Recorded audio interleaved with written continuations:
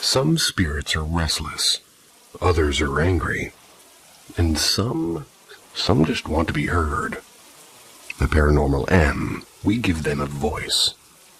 Subscribe and listen closely. I was never alone. When my grandma died, I inherited her old farmhouse. It's a beat-up place, way out in the middle of nowhere, creepily quiet. My parents moved us out when I was like 5. They never really said why, and honestly, I barely remember anything about it. So when I went back there alone to start cleaning it up, first night I swear I heard footsteps above me in the attic. I checked and nothing there. Second night I heard whispering, like actual whispering. It stopped the second I opened the attic door. Third night I found this old photo tucked behind a dresser. It was my family. Me, Mom and Dad. And some other person standing behind us, pale-faced and with a weird smile. We don't have a fourth family member. I called my mom and kind of laughing at first. When I told her about the photo, she just went totally silent. Then she said real quietly, "We never locked the attic. We just never opened it." Then the call dropped, and I heard the footsteps again.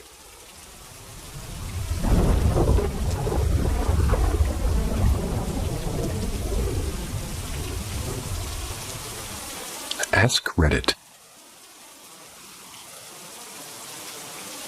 I lived in an old World War I military officer's house. I was with my family, and this house was built at the turn of the century. It was big and drafty, so it was full of creaks and groans. But I was not one to buy into the supernatural. One night I was at home alone sleeping. I woke up to a loud blast of this distorted noise coming from downstairs. I had no idea what the hell it could be. So I went downstairs and I found my dad's hi-fi system turned on to full blast on some untuned radio station.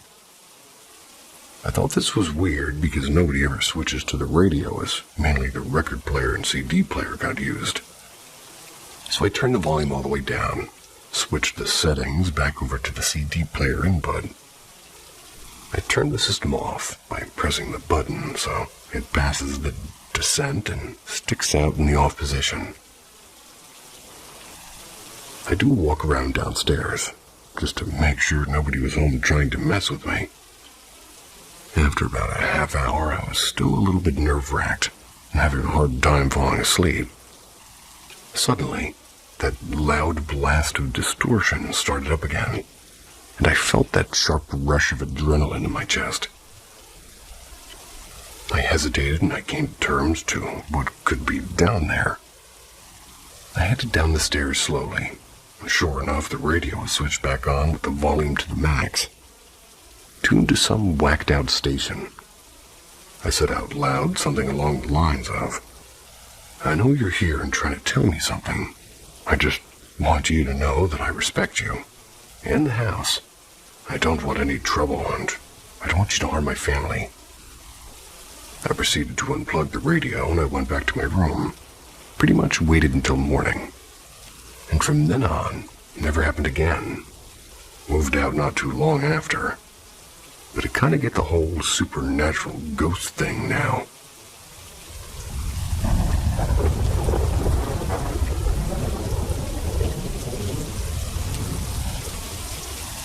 Ask Reddit.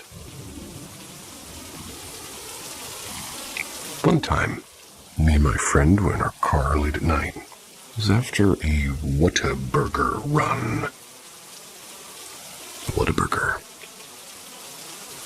It was about 3 a.m. and we're chilling, eating in the car and joking around.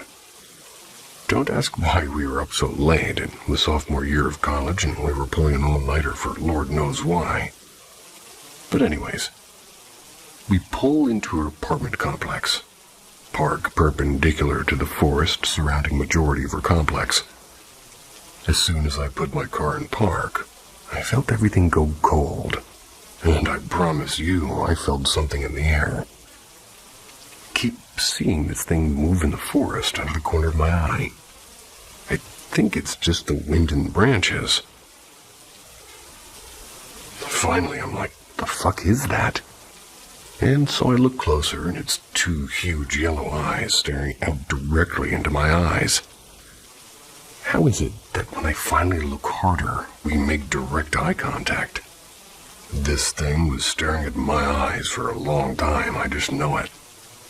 So I'm like, oh crap, there's a man in the forest, my friend. And we both think it's a police officer at first. I don't know why we thought that, but once it showed itself, we knew it was no police officer. But then as soon as I made eye contact with it, this thing starts walking out very quickly, coming straight for my car. Keep in mind, my car was on, so my lights were on too. So this thing knew that I would see it coming. It steps out, and its arms and legs were way too long. Looked like a creature trying to be human, but just wasn't quite pulling it off. The proportions and speed of the movements was all just too wrong and off. I believe fully this wasn't a human with its huge and hollow yellow eyes. It never broke eye contact with me, ever, and I drove a small Volkswagen Bug at the time, which I know is a small car, but this creature was towering above my car. It was literally the boogeyman. The closer I looked at him, the more scary it got. The more scared I got, the bigger it grew. Its face was covered by what looked like, and I'm not kidding, a mask of a human face. But the thing's eyes were definitely its own.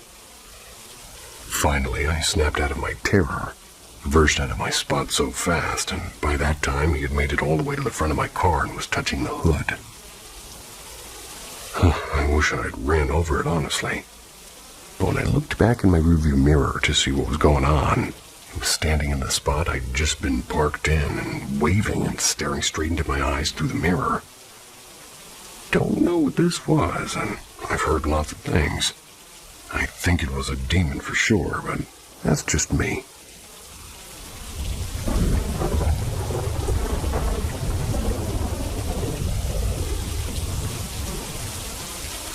Something really odd happened outside my backyard window. I don't know what just happened. I was staying home with my younger brother today. My parents went out to get some groceries, and my cousin, who also lives with us, left for the gym. I rent the room downstairs. It's the only room on the first floor, and it's super close to the kitchen. I'm not very into religion or ghosts, but I definitely believe in them. However, today I just felt very uneasy and uncomfortable and on edge. I was pretty weirded out by the house. Didn't feel very safe either. I tried to play it cool by thinking it was all in my imagination, and nothing was actually there. But I was especially uneasy going into the kitchen. And I was getting thirsty, and I got the courage to finally go get something. Now, my kitchen has a big rectangular window right on top of the sink, which happens to be in front of the fridge, and this window has no curtains, so at night you really can't see outside, but outside can see you. I felt very uncomfortable. I couldn't take my eyes off of the window. I think that was because I felt like something was staring at me. Told myself I was just being silly and paranoid by being so scared, and turned my back to grab some ice. As soon as I did, I heard the loudest bang outside the wall and window. It sounded like somebody had took both their fists and punched the wall super hard. I immediately froze. Yelled my brother's name because I was afraid somebody was trying to break into the house. And he's 8 years old, so I ran to his room and locked the door so I could protect us, somehow, I guess, if we were getting robbed. I noticed the lock wasn't working, and I was barely breathing at this point. pretty much having a panic attack. I was terrified and immediately told him to call her mom and his iPad. I'd left my phone downstairs and I was freaking out. And here's where it gets creepier. We have a camera security system, 4 cameras in total. And one of them is outside in our little backyard, which is fenced in, by the way. And that was the only camera that wasn't letting them see the previous footage. And at this point, I told my brother to go with me. We hid in my room, which has a double lock, till my mom got back. I wasn't sure if this was someone or something, but because of the way I felt all day, I feel like something was trying to scare me.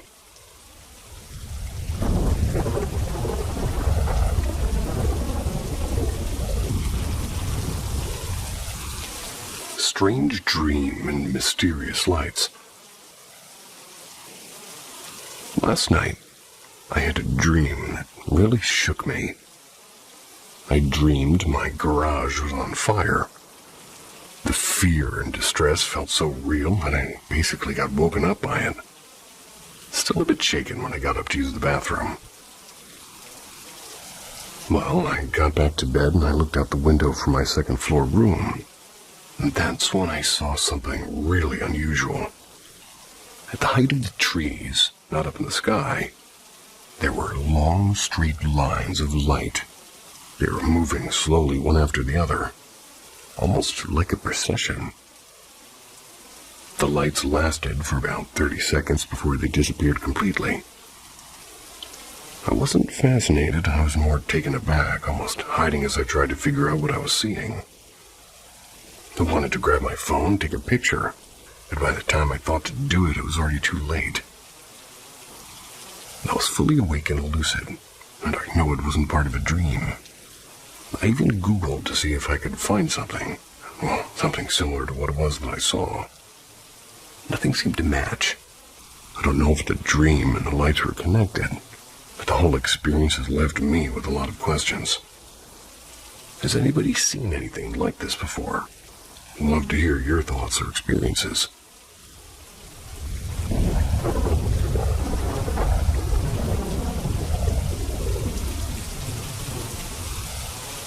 I used to have a friend as a child, but it wasn't really a friend. When I was around 6 or 7 years old, I had what most people would probably call an imaginary friend. But looking back, it didn't really feel like that at all. She wasn't somebody I played with. I didn't feed her pretend meals or make her part of games. She didn't even have a name. I just called her Girl. I don't remember what she looked like exactly. I think she was just white, like a white figure. Not really detailed. So I do remember clearly, just like the feeling of her presence. She was always there, and sometimes she would watch me while I played. Sometimes it felt like she was talking to me, but not in a way I can recall specific words or messages. It was more like a quiet awareness that somebody was near me. But it wasn't scary, not at all. I never felt afraid of her. I stopped seeing her around the age of 10. I don't remember a moment when she left. She just wasn't there anymore. And interestingly, I never missed her. I didn't feel sad or confused, and it was like she had quietly come and quietly gone. I only recently told a friend about this. She suggested it could have been a ghost or a spirit, which honestly kind of shook me. I never thought about it that way. It's weird now to realize that she didn't feel like somebody I created in my head. I just accepted her being there like she belonged there. The strangest part to me is that she had no name and no made-up personality. I've also always been the kind of person that animals are drawn to. People have even told me I give off witchy vibes, or that I have a strong energy, whatever that means. Has anybody else experienced something like this, or a presence in childhood that didn't feel like a game or a creation of imagination, but more like someone who was quietly with you? If you're lucky, that's your animal.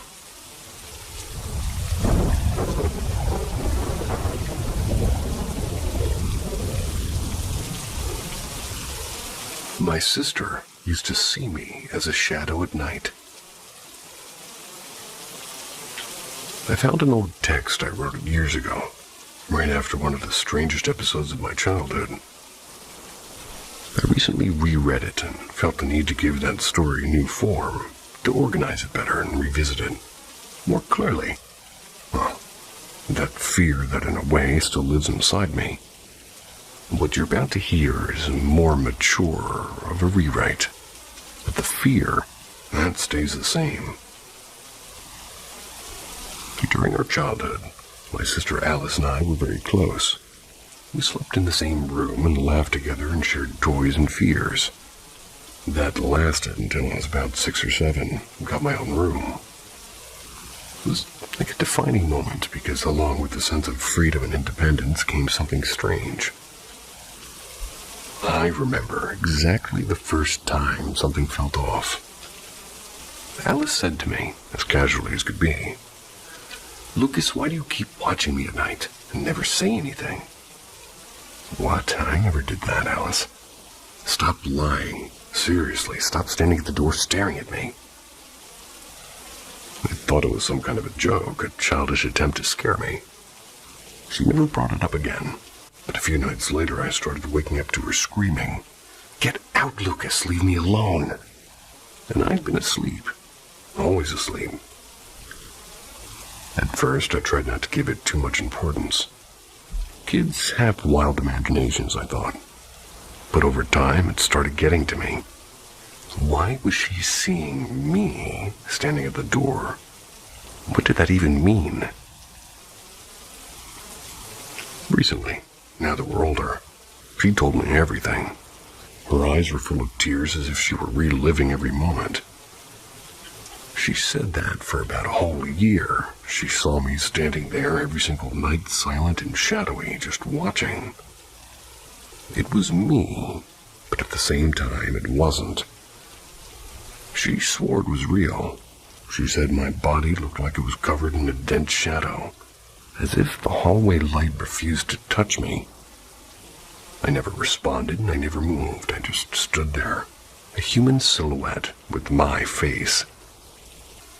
The last appearance was the worst. "Get away, Lucas." "Nothing." "Seriously, stop it." Silence. "Get out." And the figure started walking towards her. She screamed for help and my dad rushed into the room and she was begging, "Dad, get Lucas out of here. He tried to attack me." And then came the sentences that chilled me to the bone. "Alice, Lucas is asleep with me." After that, the figure never appeared again. But Alice was never the same. She started sleeping with the light on, or in our parents' room. She said she developed a technique to turn the light off with her eyes closed, just so she wouldn't have to see me standing there. Even now, years later, she still says a prayer every night. And mind you, we're agnostic. But she doesn't sleep without praying, whether it's for caution or fear or trauma. And me, well, I still wonder what that was. I never saw anything. I never felt anything. But knowing that someone or something used my face to terrify my sister, and it leaves me with an unease I carry to this day. Was something trying to pretend to be me, or did something inside me leave at night without my knowing? I don't have any answers, just chills. Some call it a doppelganger. Others talk about skinwalkers. Maybe it's just a child's imagination, but if so, why am I still afraid to look in the mirror at night? I just hope it was her imagination playing tricks on her.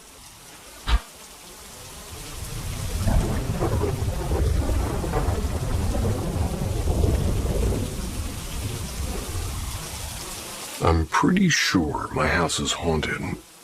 Here's some things that have happened within a week from each other, after probably a year of no activity. So around a week ago, sitting on my bed playing Overwatch, how my room works is that my bed is right in front of my door. There's about a 3 or 4 foot gap between my door and my bed.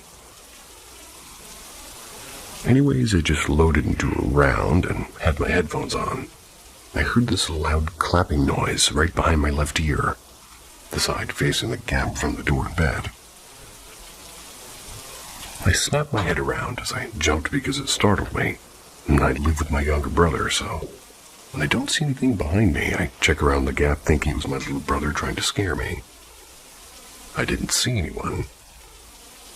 He wasn't anywhere in my room. I never once saw the door open and close, or even heard it open.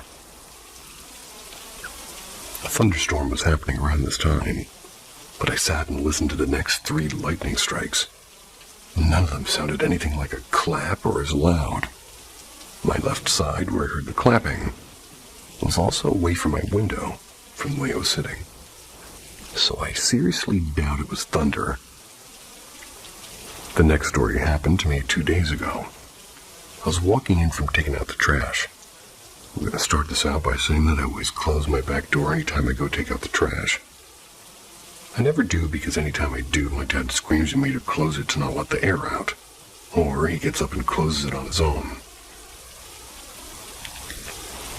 Anyways, I'm walking back up and down.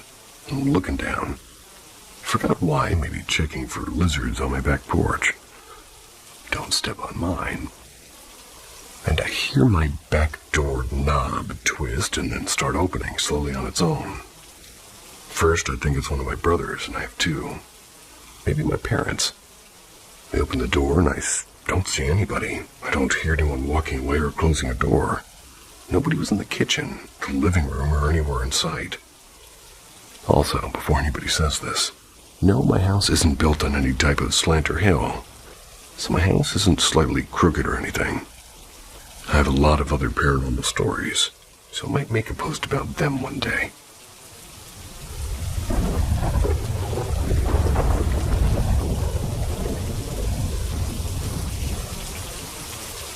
Weird walk. I'm an 18-year-old male, and I live in a small suburban city close to Warsaw. Today, after I finished studying, my dad advised me to go on a walk so I could sleep better. I'm a very active person, so I listened to him and went out. It was around 8:30 when I left my home. I wanted to go by my basic route, how I do it always, and did. Right after I closed the gate, I took out my AirPods, and they were dead. Thought that it's a sign that I should go and listen to sounds of trees and wind. When I was walking, I had a weird feeling like someone or something was watching me. So I was looking behind me every time I heard something. It's really strange because I never fear like anything, but it was different. Went by my local church and I saw a priest. We both exchanged a few words. My walk after was completely normal. However, I still felt a bit anxious. When I turned into the main street of my town, I saw 2 people walking in front of me. They were walking as straight as I was. I was about 200, 300 meters behind them. I then cut the distance. I think I was about 30 or 40 feet behind them. That's when the whole situation gets creepy. I don't understand it. Suddenly I heard a dog barking behind me. I turned my head to see the dog, and right after I turned my head in the previous position, I didn't see these 2 people. There was a turn to the right, but I didn't see them as I walked past it. They couldn't have gone straight because I would have seen them. Another theoretical option was that they went by the gate, but the weirdest thing is that there is no sound of closing. Does anybody have any idea what might I have encountered? I'm going to pray today so that whatever it was won't try to find me.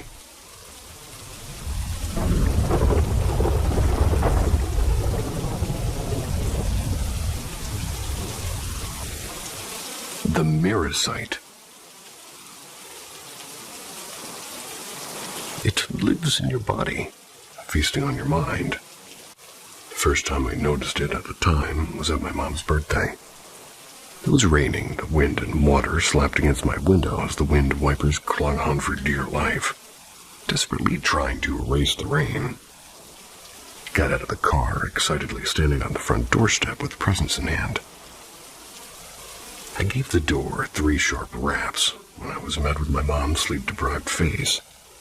Eye bags hung below her baby blue eyes, and her matted blonde grayish hair hung sorrowfully down her shoulders. "Hi, son, why are you here?" I cut her off with an excited yell. "Happy birthday, Mom." She stared at me in confusion, as if somebody had just told her that I wasn't her son. "What do you mean?" she exclaimed. A tinge of worry stained her words. "Isn't it your birthday?" I questioned, pretty perplexed. "No, don't tell me you forgot my birthday. Did you hit your head?" "No, it's your birthday today, isn't it?" I said. Annoyance flushed my brain. "No, it's not. Go home. It's pouring down. What are you, insane?" I accepted my losses. I walked back to my car. It was her birthday today. I was sure of it. I felt wrong, and something was definitely wrong. Deep inside my body, I chalked it up to a simple mistake, but deep down I knew something was wrong. The same night I sat down on my couch. I listened to the now gentle rain patter against the glass panes. I felt myself dozing off to sleep. I knew nothing. I couldn't walk or talk or even speak. I stumbled around in a daze, clueless of where I was or who I even was. I don't know anything, but I knew what I felt, and it was true fear. I clung on to anything I'd get my hands on. I didn't know how to use them. Dishes clattered to the floor. I slipped and fell, and I woke drenched in sweat. I clutched my heart as if it would burrow out of my chest. Stumbled up off the couch when I spotted something. It was me. It wasn't me, but it looked like me. Copied my movements, but it wasn't me. I watched my double. My mouth became intensely dry and the blood drained from my face. I raised a hand and it copied. I darted to my bedroom and slammed the door behind me, nearly knocking it off of its hinges. I hastily shut the deadlock. I breathed a sigh of relief. I lay in my bed completely still, too scared to move or make any sound. I tossed and turned for the rest of the night. The rest of the week went as normal, other than the dates and work I had oddly forgotten about. I'd arrived home from work one night. The golden sunlight poured through my windows, while I noticed somebody pulling up in my driveway. I stared in confusion as I watched a person get out of the car. They looked familiar, but I couldn't place who it was that they were. I watched as they speedily walked up my garden path. I watched in horror as the woman pulled out a key and unlocked my front door. How did they have my house key? As the door unlocked, I hastily snatched a kitchen knife from my counter, stepped back as the intruder entered my house, my safe place. "Get away, who are you? Get out of my house," I frantically yelled. My voice quivered as fear engulfed my body. "Honey, calm down, it's me." They replied pretty calmly, too calmly. They spoke as if they knew me personally. I'd never met her in my life. No, I'm not your honey, go away," I yelled, fear stinging my throat. The woman stepped forward and I stepped back, and in disbelief. Primal instincts flooded my brain as my fight-or-flight responses came into action. I felt the knife plunge into her abdomen as shrieks of terror rose from the intruder. She kept screaming, "Oh my God, help me!" I listened as her voice grew fainter and gargled, and her breath became shallower. It was soon replaced with frantic wheezing as she violently convulsed. I stabbed and stabbed and stabbed. Blood splattered on my white shirt and my carpet, dyeing it bright red. She was completely still. My hand shook violently as I'd realized what I'd just done. I sprinted to my room, not looking back, and a metallic tang of blood covered the air. And just as I reached my room, I felt my legs give way. I tried to stand, but I couldn't, and it was as if I couldn't remember how to do it at all, really, and I dragged like myself, and my useless legs went to bed where I lay, processing what I had just done. I stared at my wall when I noticed a small framed photograph. It was of me and the woman. She was in a beautiful white dress with thin cloth covering her face, and I was standing next to her in a black blazer. My attention quickly diverted as I listened to my horrified whisper quickly turn into murmurs. I couldn't speak, and I tried to call for help, but I couldn't remember my password. When I eventually logged on, I couldn't remember the emergency number. I dragged my body over to my laptop, desperately tried to log on. I frantically searched for answers as more of my memory fell slightly out of grasp. And that's where I learned about the marasite. It's a type of species that's ingested by the host, where it then feasts on the mind and memories. When you eventually thirst to death, it lays eggs which gnaw through your tissues and spread like wildfire.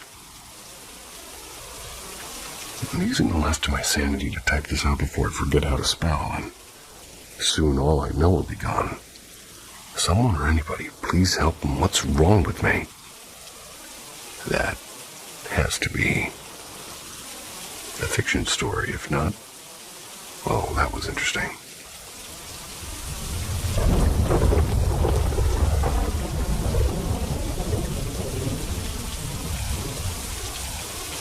Am I overthinking, or is there a spirit in my house?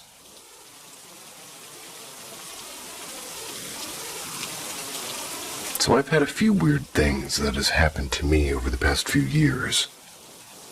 My house was remodeled before we moved in. I don't know much about the history. We moved in when I was in 3rd grade. I'm 18, almost 19 now. My brother passed away in 2013. I don't know if it's him, but I never noticed anything happening before that, well, but I was a child at the time. He didn't pass away in the house, but we have all of his belongings and his ashes in the house, if that means anything. Anyways, I've had a canvas fall off of my dresser with my boyfriend around. We're just sitting there and didn't dump the dresser at all. It's never fallen before or after that. My boyfriend instantly said my house was haunted after it fell, which made me pretty uneasy. I was out of town. My dad said that he walked into my room, and my Alexa was playing music. Which is weird because I don't have the app on my phone, and I've never used it to play music. My Alexa also will sometimes randomly switch to day mode in the middle of the night sometimes. Could be a programming error, though. My mom and I heard whistling in the house. It was when no one else was home. None of the windows were open, but I think we might have just been paranoid, but it really freaked us out. I was home alone and thought I saw a tall, dark figure in the corner of my eye. I legitimately thought it was someone standing there. I might have just been seeing stuff. And this one is the weirdest one. I used to wear 2 rings all the time. Took them off and set them on my dresser. I left to go take a shower for maybe 20 minutes. I walked back in and they were gone. I took everything out of my drawers and looked through everything one by one. I even moved my dresser away from the wall, and there was nothing. Then a month ago, my mom was cleaning off a shelf that had animal fur on it. She felt something buried in the fur. It was one of my rings. But I lost those rings years ago, and that shelf has only been up for a few months. Never had that shelf nor the animal fur in my room. I asked my mom to be real with me. Tell me if she took my rings. She said no and was genuinely freaked out about it. I looked at my dresser again and I can't find my other ring. And this one happened a few days ago. I was cleaning my room and I had a spinning holder for my makeup brushes. At the corner of my eye, it was spinning slowly. I froze and was instantly freaked out. And the spinner sticks, so it's kind of hard to spin it. I was testing it out after I saw it. It takes a bit of effort to move it. Couldn't have just touched it without realizing it, but I don't think I did.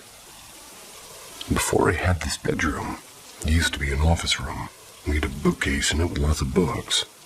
My mom said that same book would always fall off the bookcase and always face up. Never saw this happen, but it happened while she was standing in the room. I don't feel any negative energy, but I also don't think it's my brother if it is a spirit. And if it is a spirit, how do I find out who it is and what they want? And why are most of my occurrences with me and in my room?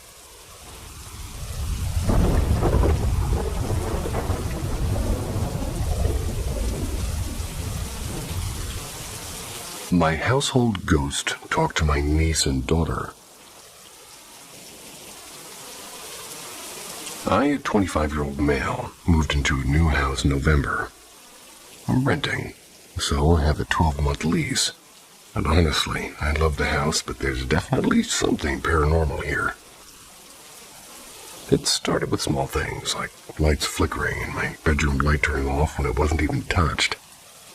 I chalked it up to electrical problems.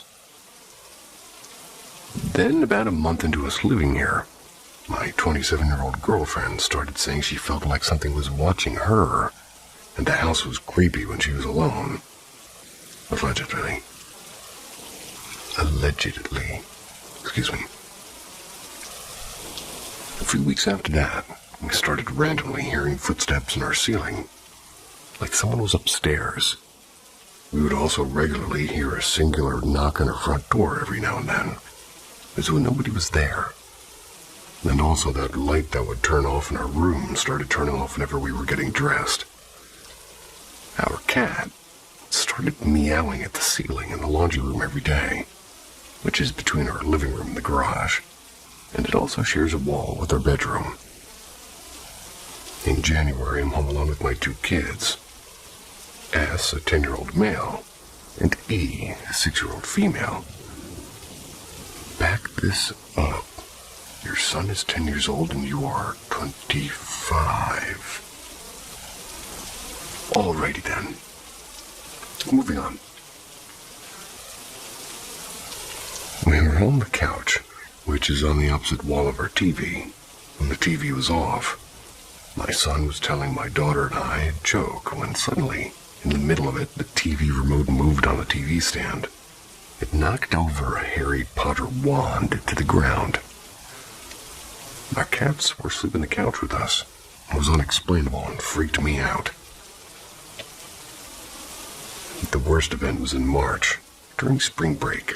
I had my niece, or a 6-year-old female, over spending the night. And her and my daughter E were in the garage, which we've converted to a playroom. They were playing games. I was on the couch inside the living room. My girlfriend was outside smoking. My son was at his grandma's house. Suddenly I heard my daughter yell, "Yeah?" I didn't respond because I didn't say anything to her, so I thought she was talking to R. Then my daughter and niece both ran into the room and asked what I needed because they heard somebody call to them. My niece said it sounded like my mom. From her perspective, you know. I told them I didn't say anything. Nobody said anything, and they both explained to me that they definitely heard someone say both of their names, and to tell them to come here. They said it sounded like a whisper, but they were convinced it was my sister's voice, R's mom. I immediately called my sister and explained this to her because I was shocked, and these 2 little girls were both so sure of what they heard and were so scared that they wouldn't go back into the garage, or even go to get their shoes and toys. This is not the first time these girls have talked to the paranormal, unfortunately. My sister and I moved very close to each other in 2021, and I moved into my house first. The girls were 2 at the time, and my daughter didn't speak for the first 3 years of her life. but I caught her on the baby monitor talking to her ceiling in babble talk almost nightly. My niece spoke perfect words, and when they moved into their house, I watched my niece at my house while they moved their things in. A few days later, my niece told my sister and I that the demon that lives in my house came with her home to her new house. She explained that he got into the car with her and came home with her. This whole thing freaks me out.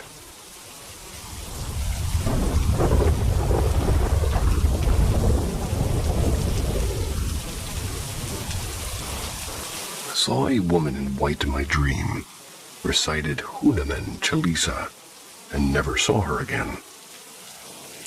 Has anyone else experienced this?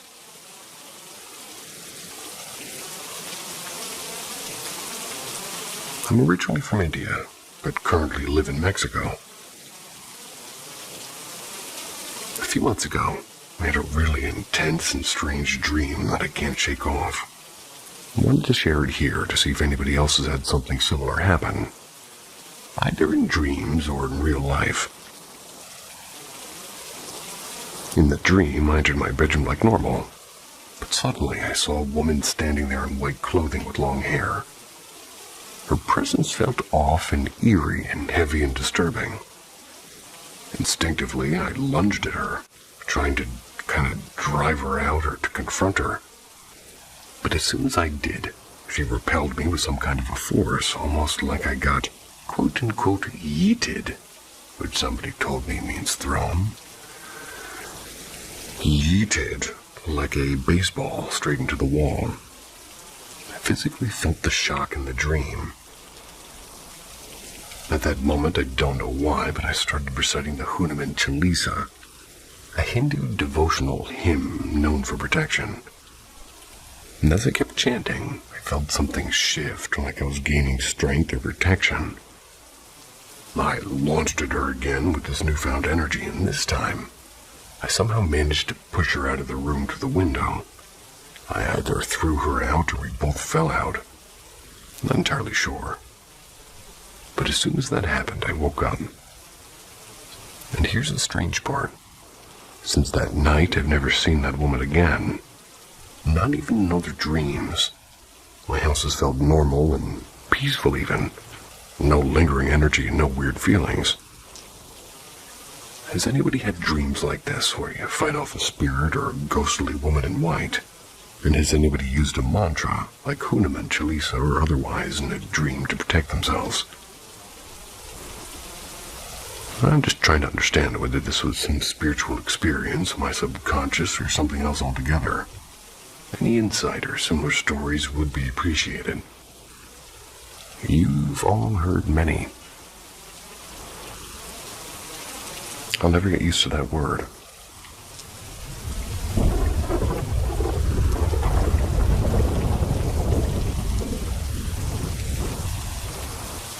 The Lady in Black.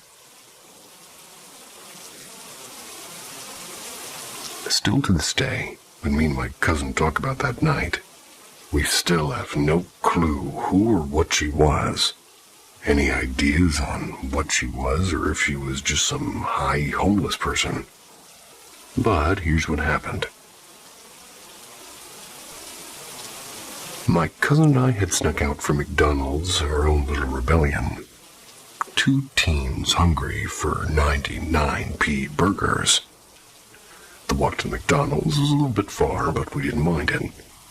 The night was warm and beautiful, so we just walked. We were talking and laughing, and after we arrived at the McDonald's, finished our burgers, we decided to leave and head home. Walking the near empty streets just after 4 a.m., our voices low, feet scuffing along the pavement. That's when we crossed the road toward the tunnel walkway near Tesco. We were about to step forward into the mouth of the walkway when we both stopped at the exact same time. There is a house just off the path. A narrow, crooked walkway led up to it, and in the front window, a cat sat staring out, perfectly still. We had seen this cat many times before. He would always approach us on our late-night walks around this area. This was the first night that he didn't approach us, though. So when we saw him in the window, it made sense. He's just in his home, I thought. His eyes caught the streetlight just right, glinting gold like coins. Something about it felt odd, not wrong exactly, but not right either. We noticed only one streetlight on. He thought that it was weird, but it was a dodgy town, so he didn't think much of it. And when we saw her below the streetlight, a woman in black standing at the bottom of the house or flat. She was tall and unnaturally tall, lanky, like her limbs didn't quite belong to her. Her clothes hung off her like smoke, loose and shapeless. Her head was tilted slightly forward, as if she was watching the cat too.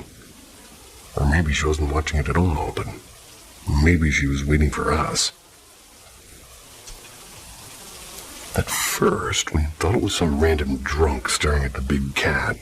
She hadn't moved, not even a twitch. And then she did.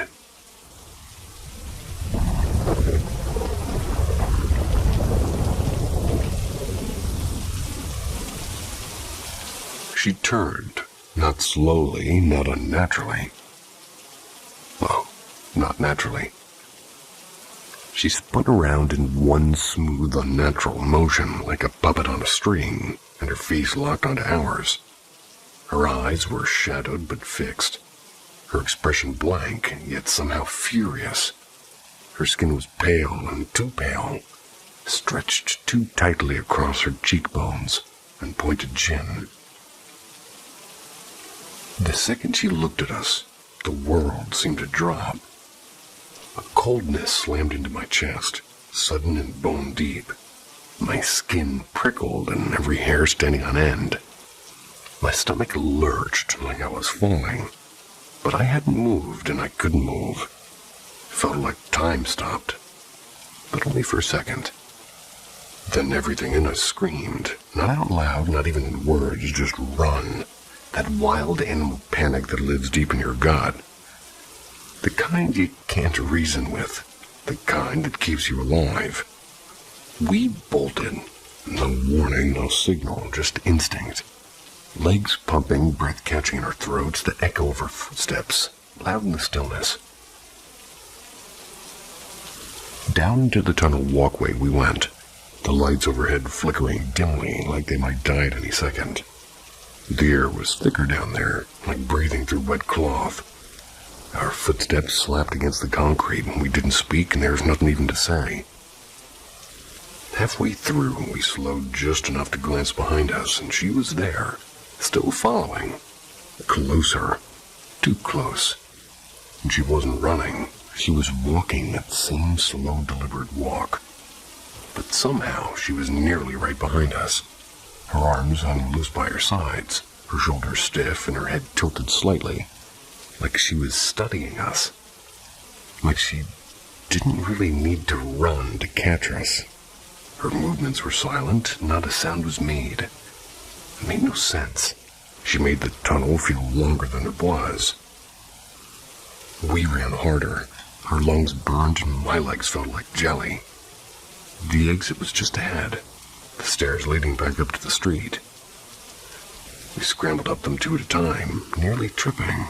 Hearts thudding like drums in her ears, and I turned, and she was there on the steps, still walking, still gaining. I didn't understand it, like how.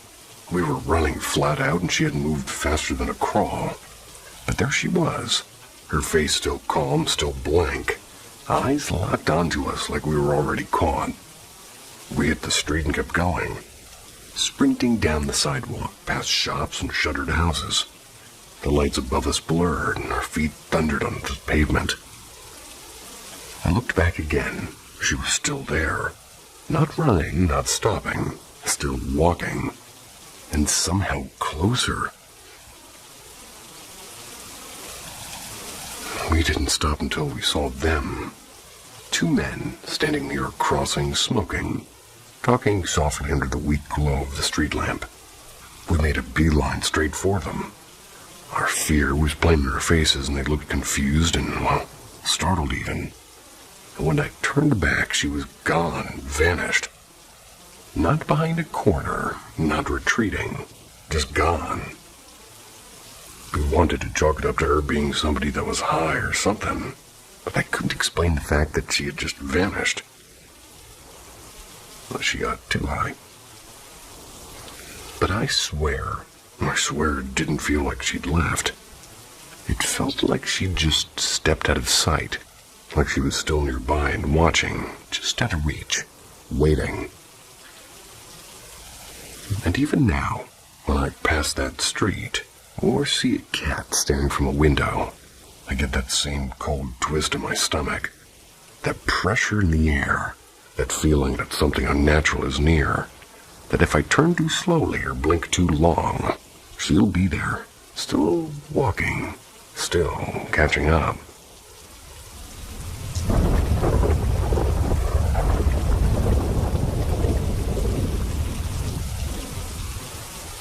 Possible mimic.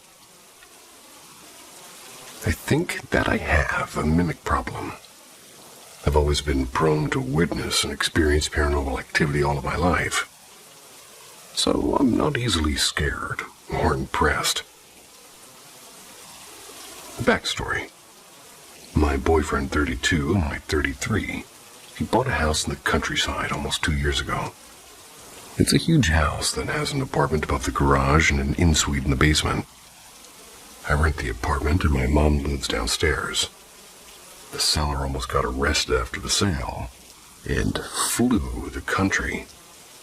Well, that takes a lot of lift. The family that rented the whole house lost everything and got evicted before the sale. My mother and I get sicker every year since moving in, have the same problems. Herniated disc on the same area on our back and chronic pain that put us almost out every day. Nerves problem in the same leg and so forth. My boyfriend got anger issues big time. Now everybody take antidepressant. Also, every tenant who lived above my garage moved out in a way worse state than when they signed the lease. The first one got drug problem and got all messed up. Broken bones and all by ambulance. Broken bones given to you by an ambulance. Well, that's counterintuitive. Never came back. The second was a couple and the guy got violent. I just had news, and since they moved out, he sees a therapist and they've never been happier. Well, that's good. The latest became a friend and she moved out yesterday. It's not a real apartment, it's just 2 rooms with a private entry and complete bathroom. Close enough. Usually, tenants take the room that's right above the garage as their bedroom because of the toilet that is annexed to it. Fancy. Well, my friend took the one that is more on the backyard side. She's scared of the other one as she heard things and just didn't felt right. Once she went to this room to open the closet and fell just pure rage. It ended up with the police, and if it wasn't for me, she would have ended up in the psych ward and the baby taken by CPS. She almost beat up her boyfriend, !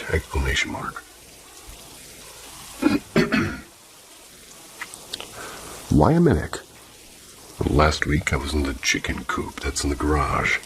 I heard my mom calling me my boyfriend's names. It was as if she was right beside me. She was on the other side of the backyard in the garden. She was confused when I asked her what she wanted because she never called me. I already did 2 cleansing in the entire house. Every spell jars I make don't work and just broke or get moldy. I practice witchcraft and I've been for many years. I think whatever haunts my house has been there long before me. I think it eats the people, housing of hill house style, that we are less touched by it when there are tenants renting the rooms above the garage. Want to get rid of it. I tried speaking to it and it didn't do anything. I have a new tenant and this one is an old boomer that had a rough life. think he's going to cause many issues. Or the opposite. Might be the opposite.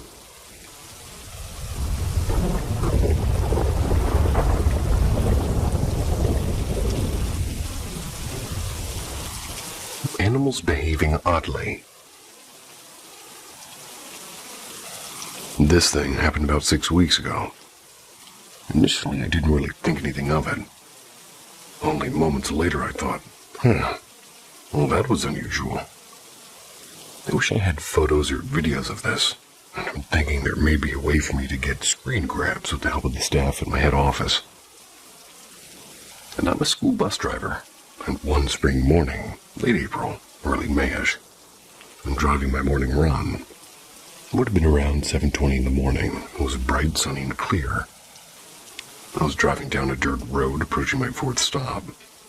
I noticed in the road just before my stop was a congregation of animals. A cat and her kitten, 2 rabbits, and 3 crows.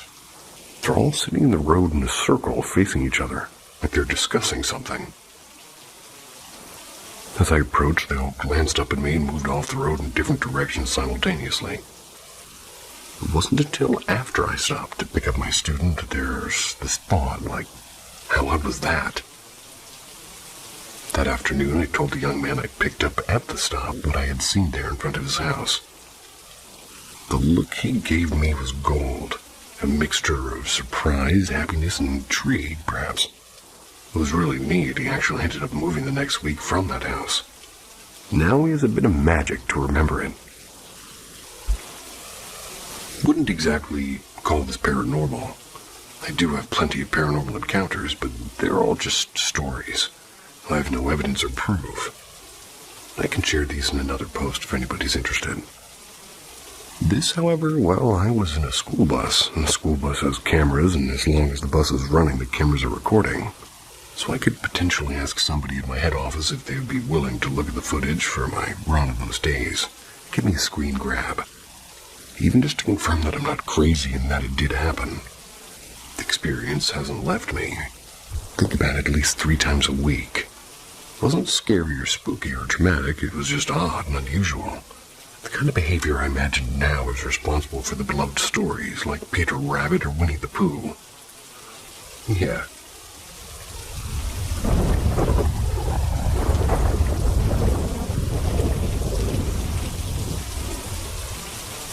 I got summoned to purgatory last night as a guide. I don't normally dream. I usually go to sleep and wake up with no recollection of any dream whatsoever. Occasionally I'll get a nonsensical dream about my daily experiences. Last night was different. My dream was so vivid and cohesive, and I truly felt like I was serving a purpose there. I was brought to purgatory to be a guide to people that had trials there. All of these people were attempting suicide or on the brink of suicide. They were between life and death and were faced with different trials. If they passed their specific trial, they got a second chance at life. If they failed, then they passed on. My job was to give hints to them about how to pass their test. They had to realize what in their life could help them out of their situation. I was able to save 2 people, but I lost 1. The first person I helped was a teenage girl. Her specific trial was an obstacle course set in a bog type of thing. The water wasn't water, but was a slime that could cling to your skin, slow you down if you touched it. She was being chased by a shadowy being. Her only goal was to not be caught. I was helping her, though, and this going over and over again until she realized that she was able to face the monster with the help of her friends. She woke up from her attempt in her bathtub with a pill bottle in her lap. She tried to OD, but earned her second chance at life. I could only speculate, but the monster was either her mom or bullies at school. I think it uttered the phrase, "commit to gun mouth," at one point, making me think bullies. Never heard that sentence in my life. The second person was a man, mid-30s, and very obviously had a manual labor job by his build. He was digging in a mine, but kept getting buried by cave-ins. In this one, I told an anecdotal story about how family is one of the pillars of healthy life. He was able to realize that he could use his family, spirituality, and other aspects of his life to lean on, just to kind of help him out of the trouble. In his case, for everything he realized, he could rely on it, physically manifested as a pillar to help hold up the mine. The strongest being his wife and daughter. She was about 3 and cute as a button. He woke up in his recliner with an empty bottle of Jack at his feet and a revolver in his hand. He cried for a bit and he went to hold his family, and I'm guessing his trial represented all the things in his life he's trying to deal with and felt overwhelmed. The last guy in the room was suffocating. Literally darkness. I was there trying to get him to realize that even the smallest of things could be the light of your life. He had a tuxedo cat that adored him. He was supposed to realize that even small things could light up his darkness and provide warmth. Would have literally spawned a light, then he could see the way out. But he didn't listen. The darkness got him and snuffed him out. I saw him jump off the top of a building, and he passed on. His trial was supposed to represent his struggle with depression. Well, pretty sure anyways. It was a surreal experience to have something like that. And if you were one of the people that I helped above, well, keep it up and I believe in you.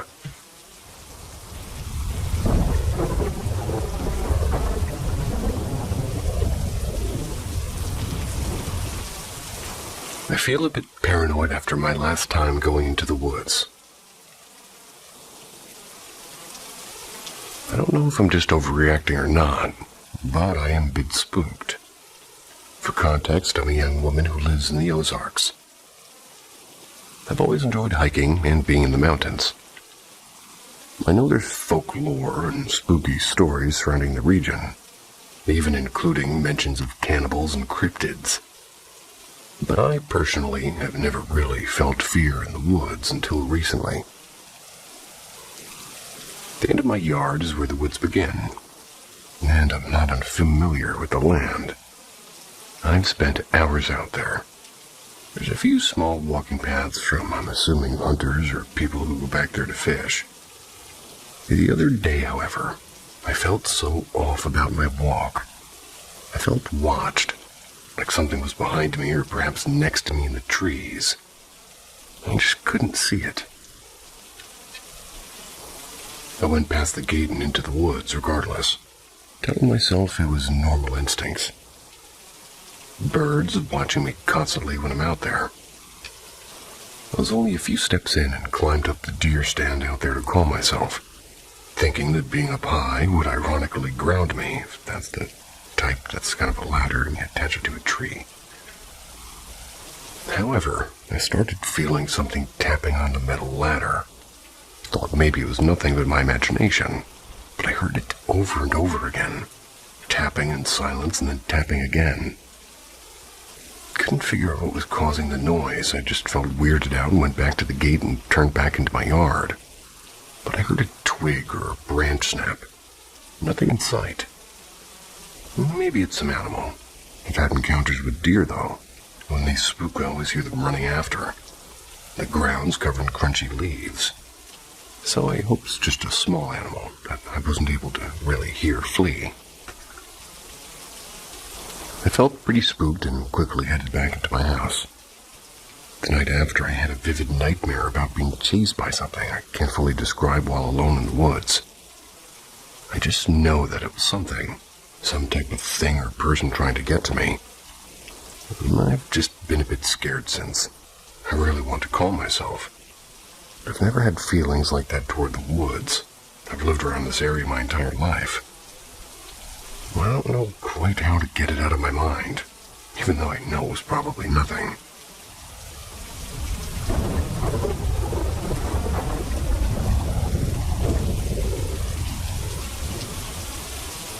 It's been a year. A little backstory. I've always been a bit sensitive when it comes to paranormal things, but mainly it's dreams. Over the last year, I've become scared to walk around the house at 3 a.m. I know it sounds cliche, but that's when most of it starts and ends at 4 a.m. My family moved into the home 7 years ago. And within the past year, I've had the most encounters ever. Nothing harmful has happened, but it's more of a I'm here type of thing. It first started when both me and my husband heard something talking. Nothing was on, and we assumed it was one of the kiddos' iPads. We went back to sleep and were wakened by a loud boom, assuming something fell. Ow. There was nothing. So it's been months at this point. I have an art studio downstairs, not fully a basement due to the design, but I take a break to use the half bath. Out of habit, I close the door. And then I heard 3 knocks at the door. Assuming it was somebody, I opened it quickly. Nothing was there and everyone was asleep. Maybe I shouldn't have opened it. And my house was built in the 70s, so you can hear creaks on both sets of stairs. No evidence because you would have to run fairly quickly. Weeks later, you can hear voices and sounds like 2 people are talking, but not loud enough for you to make out what they're saying. When approaching, it goes away, and again, nothing that could have done that. My husband said it sounds like a video game playing on an iPad. You can hear it, but not make it out. No iPad or electronics were on to even play something. My son has heard the man as well. I've had small things go back and forth, like an unplugged wire or a single leaf on a fake plant. And this week, Monday actually, 3 a.m., my senior dog began walking back and forth on the ottoman, like he's following something. He usually jumps on it when he's playing or excited. No tail wag, just going from end to end and calling his name. Still did it, so I decided to get up and let him out, and he didn't potty, so we went back in. He then laid with me, and by that time it was close to 4 a.m. I'm not sure who or what it is and why, and I believe it's a man and a woman. I sense a woman, while the man is only felt when they're talking to each other. My husband's childhood home was haunted, but he chose to ignore it. I can't. I don't want to make things worse, but it does freak me out at times.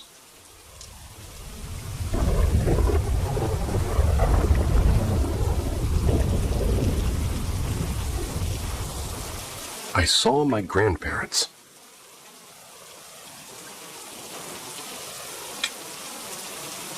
All right, here it goes. So far, I've only told a few people because I was around 11 when I had this dream. A little backstory for my grandfather on my dad's side. His dad got sick and passed when I was 5. Now, fast forward back to age 11. I had a very vivid dream, standing outside of my grandparents' house. The front door opened and it was bright and, well, unnaturally bright. In the door frame, I see my grandfather and grandmother. They look at me and then embrace each other. After the embrace, they walked further into their home and the brightness was gone. I woke up and my mom's sensitive to these types of things, so I told her my dream and explaining details and what they wore and hairstyles and facial expressions. They were younger, I'm guessing around the age that they moved in that house. They had 10 kids. Yeah, 10. But it was the 50s and 60s, east side of Detroit. My mom believed me and I just went to school. I'm a little shaken up about the dream. Like, why did I have this dream? Unfortunately, I found out after school. My dad called me and his voice was cracking, telling me my grandmother passed. I could almost drop the phone, but I knew my dad needed me. So we talked for a few more minutes and exchanged I love yous and hung up. At the funeral, portraits for her throughout her life were all over the room. Pictures I've never seen. Spent time with my grandma, but not that much at her house. The one that stood out to me was the picture of my grandfather and grandmother. They were wearing the same clothing as in my dream. I was questioning myself. Maybe I remember seeing a picture or how my grandfather looked. I couldn't describe him before that dream, yet after I could name all very detailed features. Even then, Why did I have that dream that night? And why were they both in it? All the same details as a picture I'd never seen.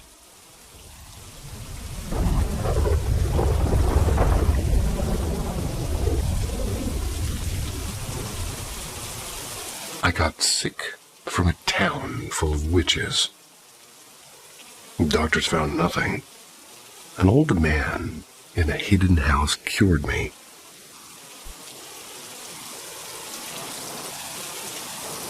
My stepdad's side of the family is from a province I won't name for obvious reasons. People there are different. The place has a reputation. Locals say that there are Mankukulam living there. Folk witches, both good and bad. Everyone in the area is careful about how they act, and what they say and who they look at. Even my stepdad warned me. Always be respectful and never let your guard down. Anyway, we went there for a short visit. One afternoon, I bought a sealed bag of chips and was walking and snacking when I felt somebody behind me blow air directly at the back of my neck. It wasn't just wind, it was like somebody exhaled on me. I turned around, no one was there, and just a few old houses and quiet streets. I brushed it off. A few hours later, I started feeling really weird and dizzy and heavy. I lost my appetite completely. My sense of taste disappeared. I couldn't enjoy food and couldn't sleep well. Just felt drained. My chest was tight, but no fever. We went to a hospital the next day for blood tests and vitals, and everything came back as normal. Doctors told me I was fine. Maybe just stressed or tired. But I knew something was wrong, and I felt off, and I wasn't the only one who thought so. My stepdad immediately took me to somebody he knew. An old man who lived in a hidden house far from the center of town. No signs, no lights, just a path the locals apparently already knew. And this guy was quiet and calm. Didn't ask questions, just told me to sit. Placed his hands on my head and muttered something in a language I didn't recognize, then blew gently over the top of my hair. And he handed me a small shot of some kind. Some bland-tasting oil, and told me to drink it. I don't even know what was in it, but I followed along. Nothing happened instantly, but about a day later I started feeling normal again. Appetite came back and taste returned, and the fog in my head lifted. Whatever that old man did, spelled prayer or placebo, well, I don't know, but it worked. I'm not saying I believe in kulam or spirits. I can't explain what happened either. I just know that something invisible messed with me, and science didn't catch it. Be careful out there, especially if you're visiting places with deep-rooted traditions. Some things can't be explained, and sometimes the old ways still have power, whether you believe or not. I'd let that guy blow on my head. Just wouldn't be any hair.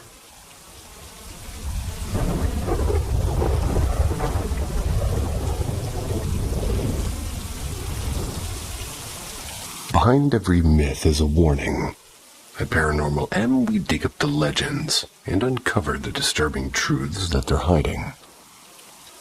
Subscribe if you want to know what really happened. What is the weirdest or most paranormal thing that has ever happened to you?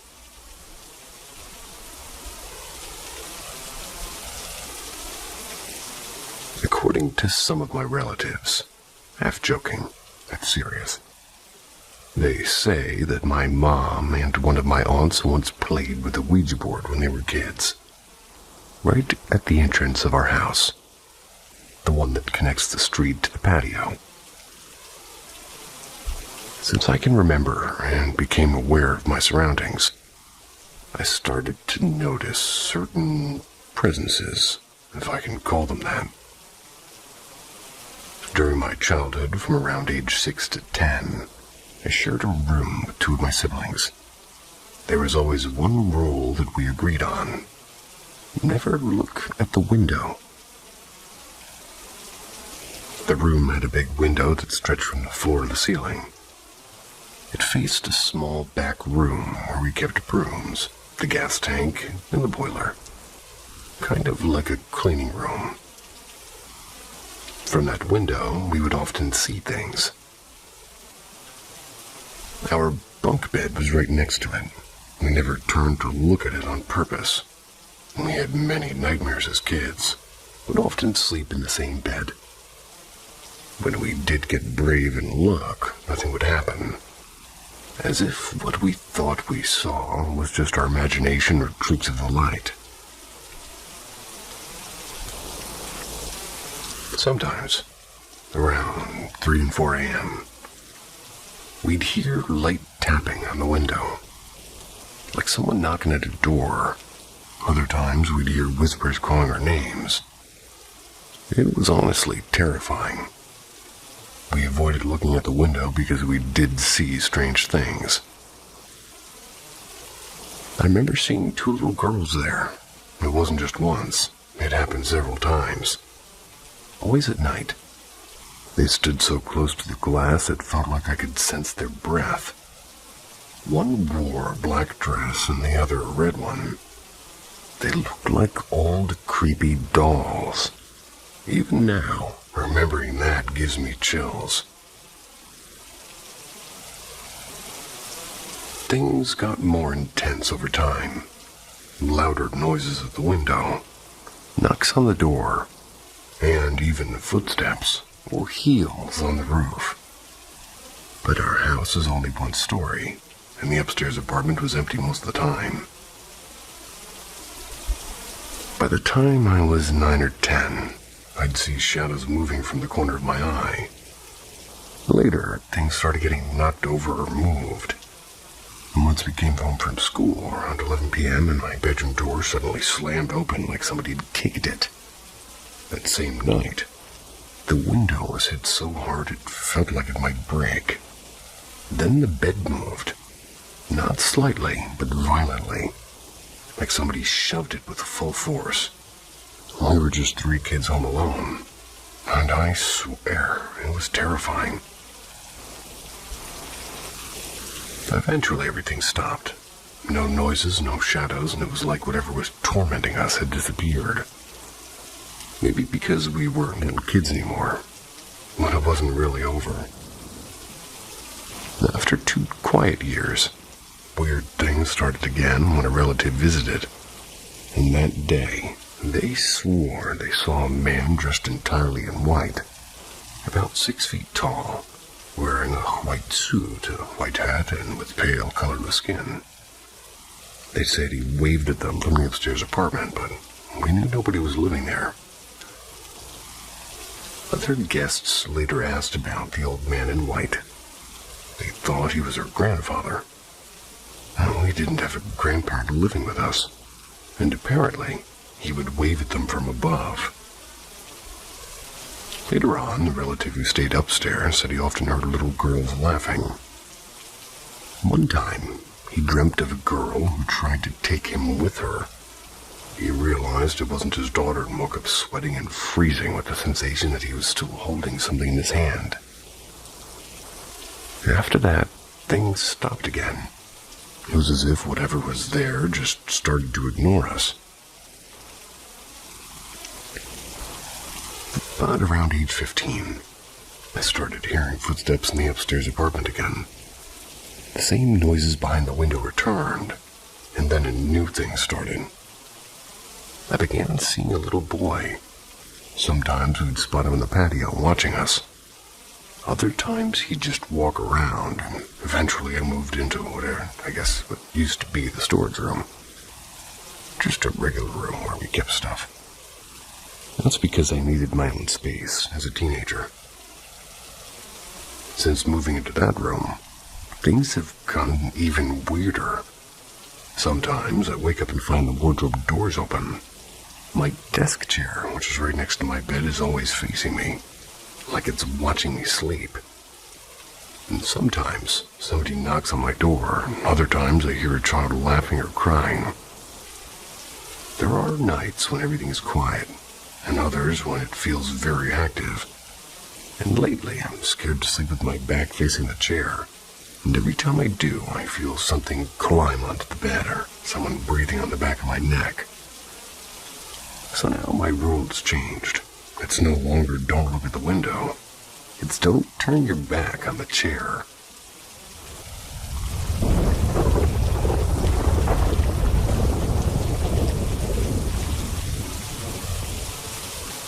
After 2 decades from my own memory, I finally wrote down my experience.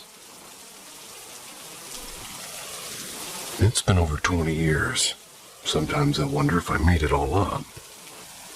Like maybe my mind filled in the gaps over time, reshaped the past into something stranger.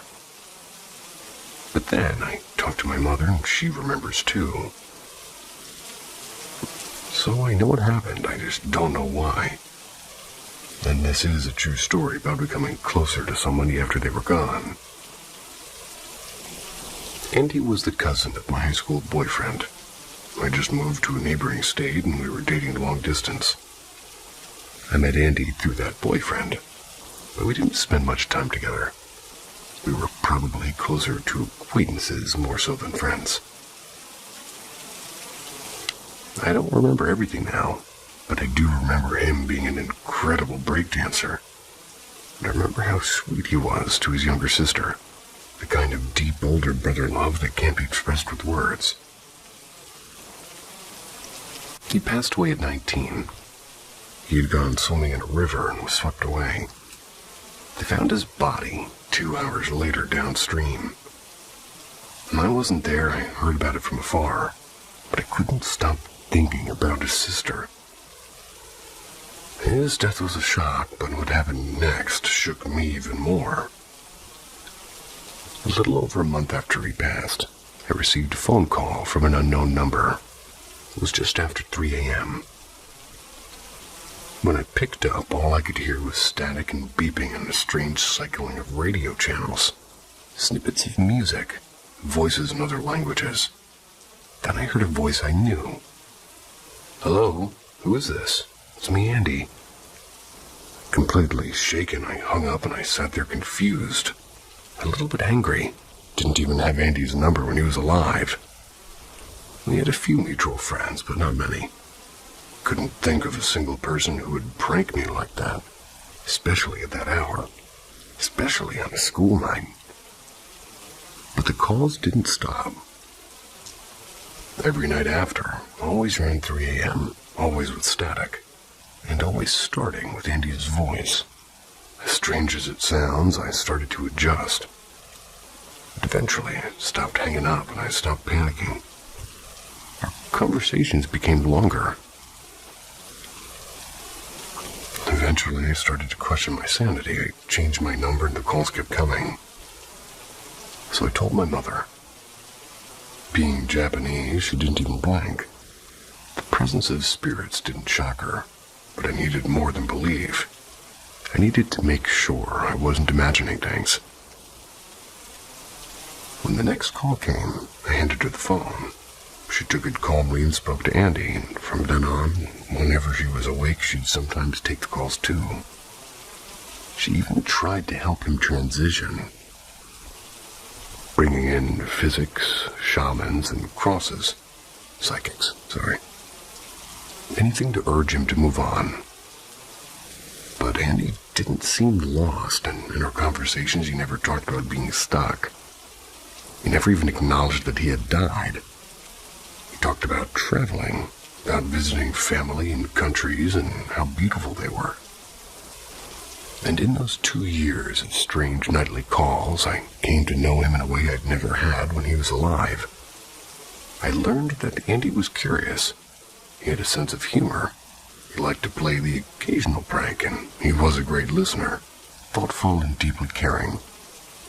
Sometimes a little stubborn. The strange truth is I spent more time with him after he passed than I ever did while he was alive. Toward the end of those 2 years, the static became heavier. Andy's voice got harder to hear, and our calls grew shorter. And then one day they stopped. I like to think that was him transitioning, or I guess maybe not. Maybe he's still traveling. It took me over 2 decades to write this, and for years I kept it to myself.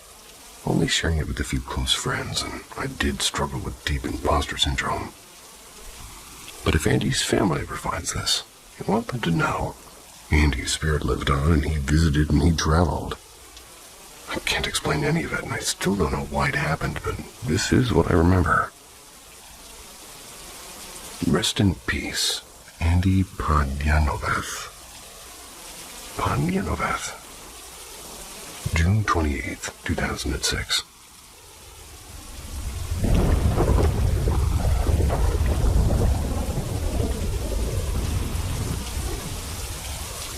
Was this a fairy trap? My husband, a 30-year-old male, and I, a 25-year-old female, entered into a different reality through some mystic tunnels. The story begins with my husband and I going by our lonesome to some haunted train tracks our friend group had showed us. The train tracks themselves had a weird vibe, and when a ritual was performed, you could see a ghost train. I put haunted and ghost in parentheses because I'm very skeptical in general. But after our last trip, I may be a bit of a believer. The ritual would be for all of us to be in a single car, go through two very small, identical tunnels. These went underneath the tracks, with maybe half of a mile between the two. When I say small, please understand it was only room for one car at a time on a dirt road, and passing through you could reach your arms out the windows and touch the sides of the tunnels. Upon passing through the second tunnel, you'd make a U-turn passing back underneath the second tunnel. You'd park before passing back under the first tunnel and wait. Upon waiting, a ghostly bluish tinted train would come. And if you tried to throw something at the train, it would always end abruptly before whatever was thrown could make it up.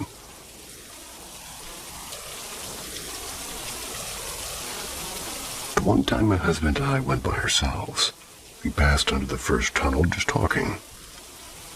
We had kept laughing and chatting until we realized that we hadn't passed the second tunnel yet, and had been driving for about 10 minutes. The tunnels were extremely tiny, and in fact it would cause a weird feeling of dread as you passed through them. Noticing we hadn't passed it yet when we should have, we got quiet and turned off the radio. We drove for another 5-ish minutes when all of a sudden we have a weird feeling that we should turn around. We both decided that we should turn around and that maybe we had just spooked ourselves. Nothing particularly interesting had happened, and we just felt overwhelmed. Upon turning around, we come across a tunnel within what felt like 2 minutes, even though we'd been driving for at least 15 minutes. We had laughed when we saw the tunnel, thinking we scared ourselves and were just kooky idiots. We decided to leave instead of wait for the train, since we thought that we hadn't done the ritual. However, after we passed underneath that tunnel, we came across the true first tunnel again on the way out. Both of our blood ran cold. This was when we were seeing that first tunnel being the second tunnel on the way out. We'd only entered in one coming in, passed through two on the way out. We spent 15 minutes traveling, but only 5-ish going out. To this day, we still don't know what happened, or really what would have happened if we kept driving.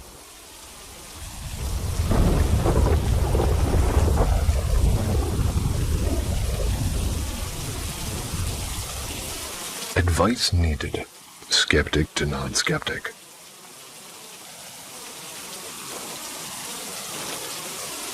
My partner and I got our first apartment together in May. It was an emergency move, but I adore our place.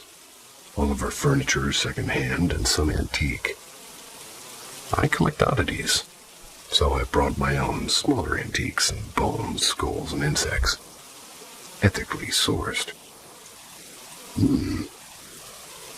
I also brought things I'd inherited from my neighbor after she had passed. My first experience was when I was home alone in bed. The entire weight of my bed shifted like somebody sat down on it. No biggie, I'll sit in the living room. creaks from upstairs and other rooms. Maybe the AC or maybe the freezer being noisy. Well, one night around 3 or 4 a.m., I could hear cups sliding on the counters, a plastic one falling on the floor, and cups getting picked up and plopped back down. Plop. I hadn't said anything before because, well, it felt minor and my partner doesn't believe in the paranormal. So of course he found it silly when I told him the next morning.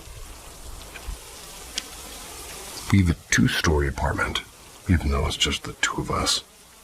While I used our master bathroom, my partner used the one upstairs. He came down after and accused me of pranking him. I was still doing my business in the bathroom, and he said somebody whispered into his ear, but incoherently. It freaked him out, but he was still skeptical. Meanwhile, I was and am staying home alone 11 hours a day, 5 days a week to take college classes, while my job's on summer break.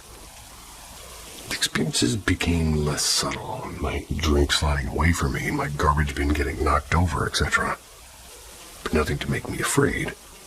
Nothing bad had happened, just creepy and mildly inconveniencing at times. A little over a week ago, we were able to bring my cat to live here, and he's an ESA. ESA.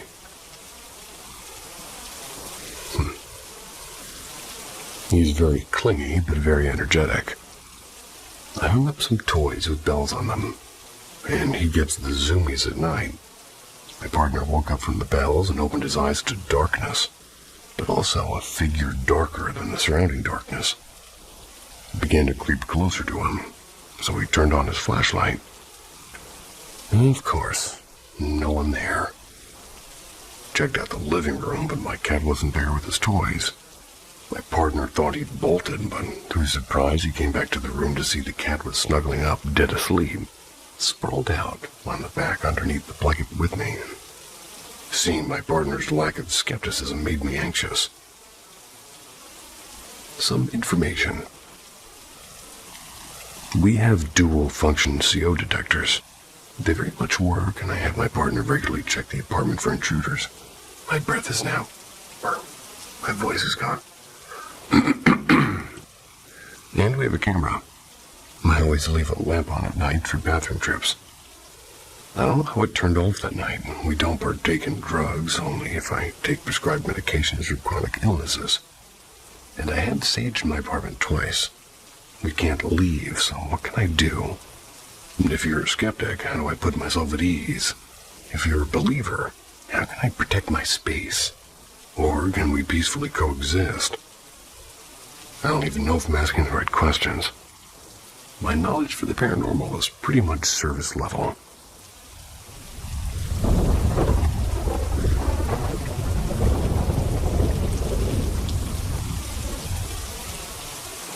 The Devil's Triangle. This happened to me when I was younger. It is a true story. I was maybe officially in my double digits, but still around that age where the only scary stuff you know and believe, it's the cliched things like zombies and vampires and werewolves and the devil and things like that. Those are classic things people believe in, huh? I had and still have best friends who happen to be twins. We lived in New Jersey at the time, and I was maybe 15 minutes away from their house. The area I lived in was nothing but houses, but they lived in the middle of nowhere.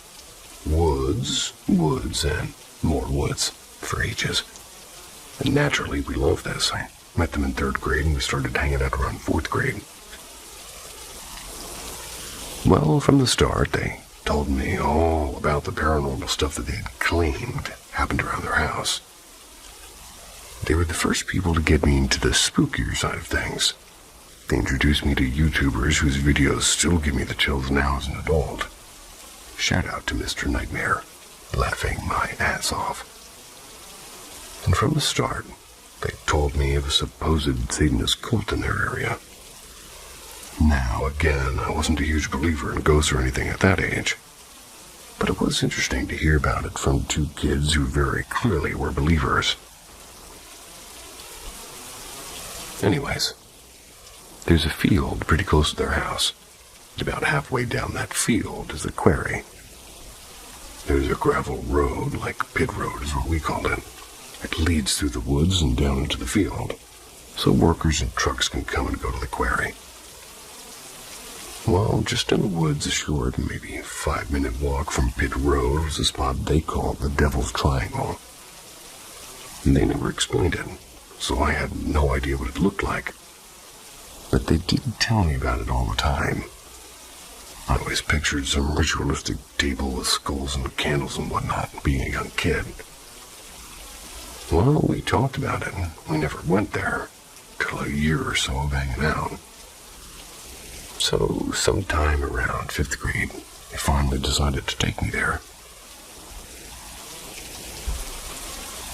So we made the short walk to the field, then along the tree line surrounding it, and eventually onto Putt Road. We avoided the passing trucks, as people, especially children, weren't allowed back there. And eventually, they pointed and told me we needed to step off the trail and into the woods to continue. The second, and I mean the exact second, my foot hit this grass and leads off the trail, it hit me like the burning, spine-tingling sensation of being watched, of eyes burning to the back of your neck. It was also accompanied by this horrendous butterfly feeling in my stomach, like any second I would throw up. I kept quiet and I didn't want to chicken out. They'd think I was a wimp. So we carried on. Eventually, I saw it. Absolutely fuck all. Nothing.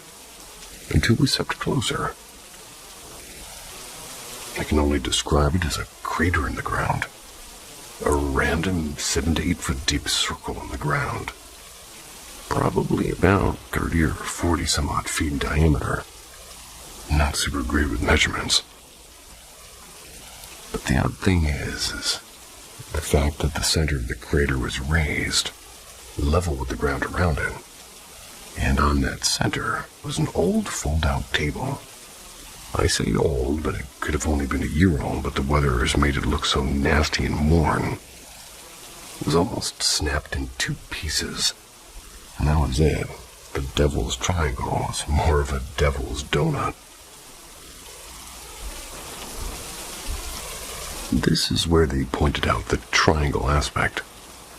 There were 3 trees, the only sign of life in a forest filled with it.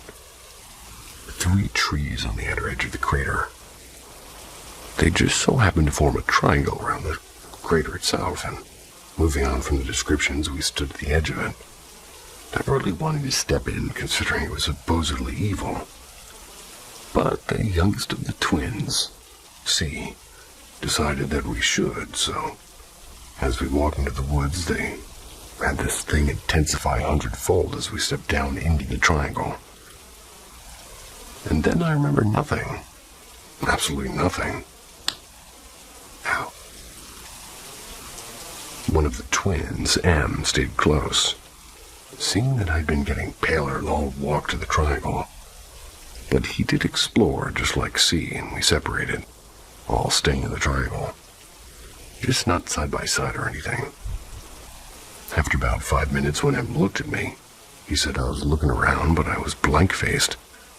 He apparently said, "You looked really bored, P." My response to him was, "M, come here." "I'm right here, dude." "No, I mean come here now." He said I didn't shout and I wasn't angry. It wasn't anything. But something made him come over to me, and the second he stood beside me, one of those 3 trees fell. A perfectly healthy, intact, living, quite large tree collapsed. Exactly where he was standing not 3 seconds ago. C looked over, asked what happened, and M responded and explained the situation. C looked at me and asked, "Why did you call M over?" I knew. They asked me about 59 times what I knew meant, before I suggested we leave. So we ran. After 5 minutes of running, they said we stopped to catch our breath. And that's where my memory kicks in. I remember stopping to breathe, but that's it. I don't remember going into the triangle. I don't remember calling M to me, and I don't remember the tree. I don't even remember leaving the triangle and running. I remember catching my breath, and then I was fine. Trying to play it off to act like I hadn't just lost crucial moments of our lives. I asked them to repeat what happened to make sure I remembered them correctly. And they did word for word, and they both swear the same things happened. And they still, to this day, don't know that I don't remember it, but I have no idea what made me say those things. And I don't know what to make of it. I don't know what to say if it was a demon because it saved my friend. But it did happen. I can't remember a goddamn thing. And that story is one of 2 times I had. It's like some sort of connection with the paranormal. Knowing someone else and something else was there with us. Or apparently speaking through me. Naturally, I haven't told many people. It's because I think they'd assume I'm batshit crazy. So I figured I'd share through here.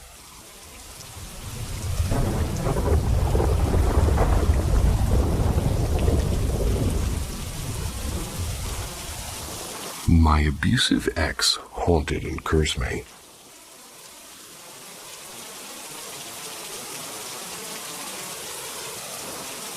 So about 6 months ago, I got out of an abusive relationship. TWDV.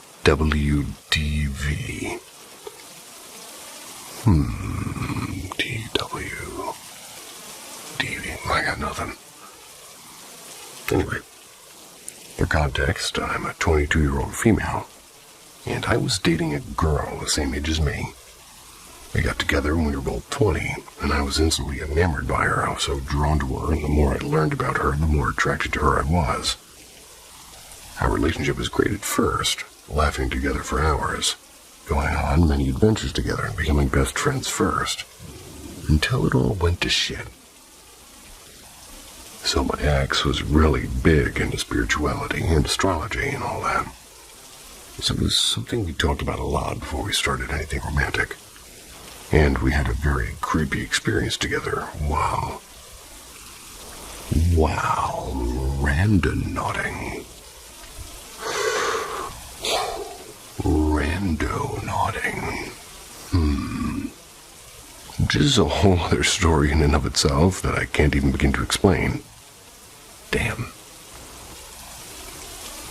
She eventually told me that she was a practicing witch, and had been since high school.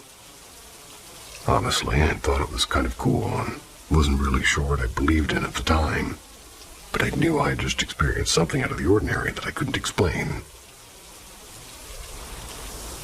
So as the months went on, my ex and I grew closer.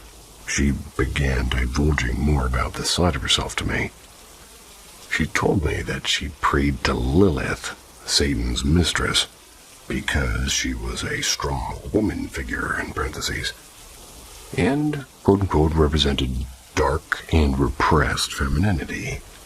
At the time, I really thought nothing of this. I thought she was just like being a feminist, you know. Honestly, I didn't like the idea of religion because of the corruption of it all historically, and even presently. So I hope you understand that these blaring red flags weren't so loud to me. But after a while, our relationship started to turn sour. Arguments got more and more volatile and eventually led to her putting her hands on me. The first time it happened, she looked into my eyes and smiled at me while she did it. It was the most disturbing, terrifying smile I've ever seen in my life. It wasn't anything like that Smile movie. It was like a side smirk, almost like I finally have the chance to do this. Like she'd been waiting. Like she was excited. Safe to say, I was terrified and confused. And at the time, I knew my ex had a temper, but I didn't know she was capable of putting her hands on me. Especially not to the extent that she did. She didn't just put her hands on me. She dragged me through the house and beat me in every room, banged my head against walls and glass doors and left me bloody and bruised. I tried to leave, but she refused to give me my phone or keys. So I had to say fuck it, make a run to the near 7-Eleven where I called the police. They took me to, or rather, they took one look at my injuries, heard my story, and took me back to my house and arrested her. Watched her get dragged away in handcuffs, screaming and crying that she loved me and was sorry and just wanted to talk to me, and I was gutted. And unfortunately, that wasn't the end of her story. I picked her up from jail that day, and she told me that there was a restraining order in place and that we weren't allowed to be seeing each other. I was devastated, and it seemed that she was too, and she expressed that she wanted things to work with us. She wanted to make it work no matter what she had to do, and we talked about it and came to the conclusion that the only way to continue was if I got the charges dropped. That way she, well, rather, it was all a little bit confusing. Because she couldn't bear to be with me if she had assault charges on her name because of what she did to me. Again, I see how big of a red flag this is now, but I was so entangled in the manipulation I didn't see it before, and so I did everything I could to get them dropped. I told the police I'd lied, hired, paid for her lawyer, all while she wasn't working. And she never had a real job, our entire relationship, by the way. But to nobody's surprise, the hitting didn't stop that day. It only got worse and more frequent. But I wasn't going to risk calling the police again, because I knew what happened last time, and how mad she got when she saw the discovery and watched the body cam footage of me telling the police what happened. So I endured it. Months of living in a complete silent hell. She would physically restrain me and spit on me and not let me leave and threaten to rape me. Put her knees into my abdomen, and mind you, I'm 5'2" on a good day, and she's 5'8" and pretty significantly bigger than me. And threatened to kill me constantly. Jesus. She verbally abused me severely, and I honestly thought I deserved all of it. Not only did the beatings get worse, but the worse they got, the more she enjoyed them. One time in particular, I started to have an asthma attack during the beating. Jesus. She just sat back and smiled at me, waiting for me to die. And then she suddenly started to panic and called 911, freaking out on the phone with them and crying. This didn't just happen once either. Sorry, I'm not laughing because it's funny. I'm laughing because it's absurd. I came to terms with my fate. I was terrified, but I didn't know how to leave, and I knew I was going to end up dead. Until one day, we had a fight, and she ended up manipulating me into saying I wanted to die after telling me numerous times for months that I'd be better off dead. And everybody else would be too, and she had admitted, or had me admitted into a psychiatric unit. Backwards land. Why, I was livid at first, and I thought she deserved to be locked up in there, not me. Yeah, but I didn't know that this would end up saving my life. Being away for a week and being surrounded by people who saw me, who told me I wasn't worthless and I was actually pretty cool, gave me the strength to leave, and it was one of the hardest things I had to do. And she continued to harass me for weeks after I ceased communication, refused to leave my house, and completely destroyed it before she did. Oh. And completely destroyed it, before she did. Took a lot of my belongings. But at least I got out with my life intact. In the next few months, I got a restraining order against her, but the terror never faded. I still felt her presence, and I felt her haunting me, whispering into my ear, and it felt like she was still there. And then I remembered what she had told me.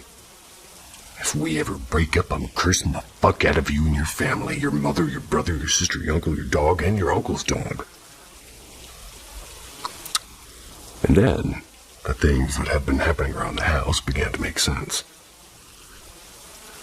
You don't say. 2 weeks after we broke up, I'm sitting in the house with my friends. It's after she'd left.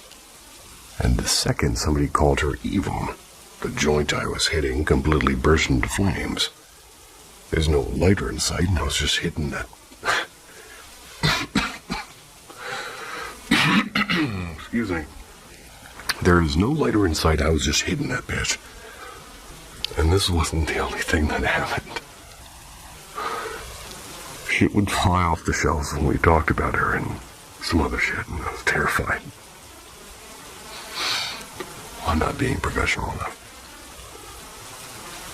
So I started asking around and talking to people I knew that knew about this shit, until I found somebody that could help, and she told me everything. She basically explained back our entire relationship.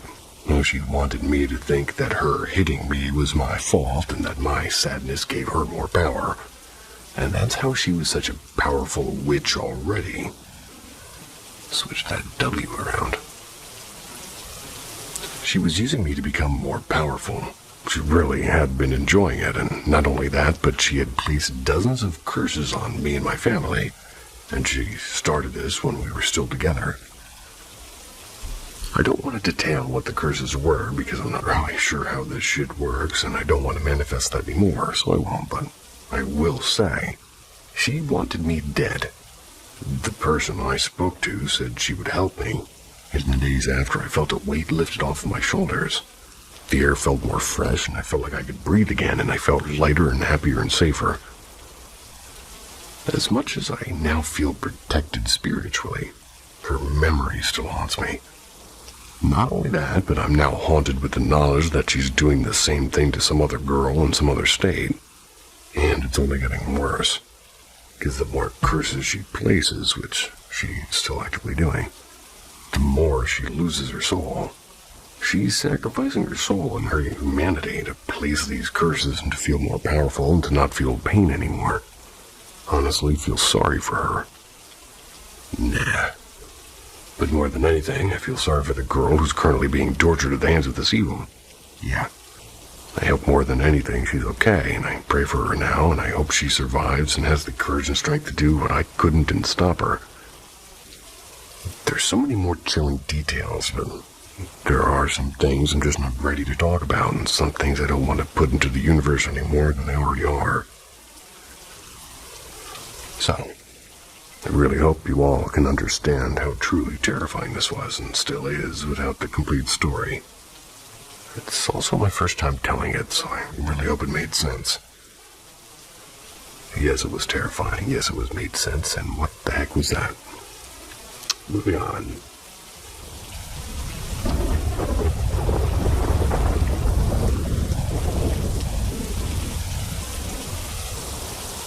Something explodes in my head when I try to sleep. And it's not a dream.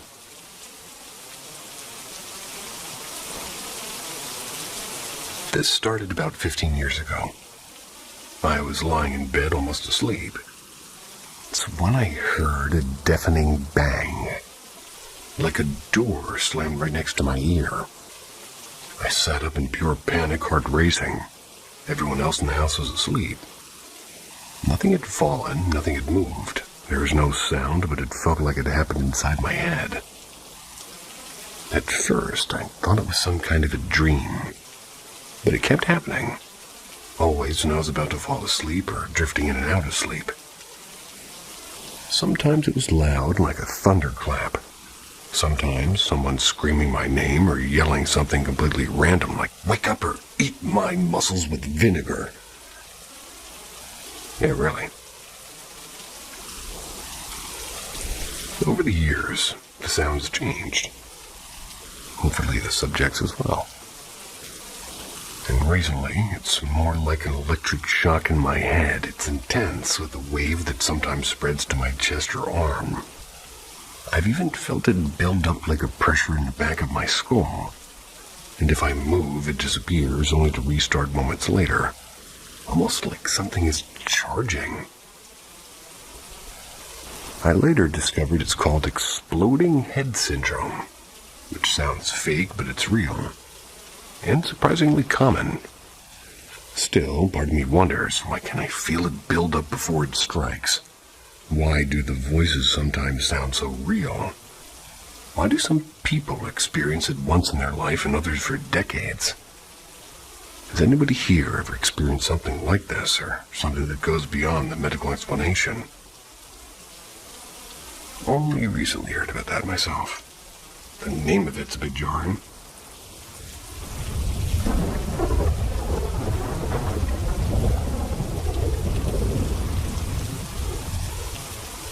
We wonder if our son sees my grandmother. I was always skeptical about things like this, but I also hear a lot of stories about small babies seeing things. So yesterday I got a call from my mom with an information that my grandmother passed away in the evening. Different country.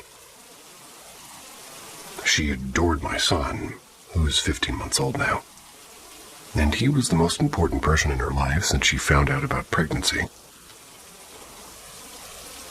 Well, your pregnancy, I bet. I went to work this morning, came back before 6 p.m.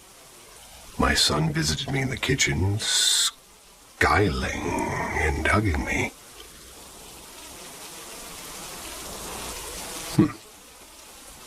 Then looked behind me and started waving, saying, "Papa," which means bye-bye. I turned around and asked what he's doing, and my wife said he's doing this since I left this morning. Looking at the corners of the rooms, waving and saying "Papa," and just to note, till now he was waving with Papa only when he was waving for goodbye. He was even doing this in the garden when we were playing outside. He even stopped once before in her bedroom, looked inside, and ran straight to my wife being scared. She said he's constantly running to her, wants to behold, and then he waves again to X point and says "Papa." Even if I'm not fully convinced, as I never believed in stuff like that, I have a feeling somehow my grandmother came to visit him for the last time, as he was very important to her in life in the last 2 years.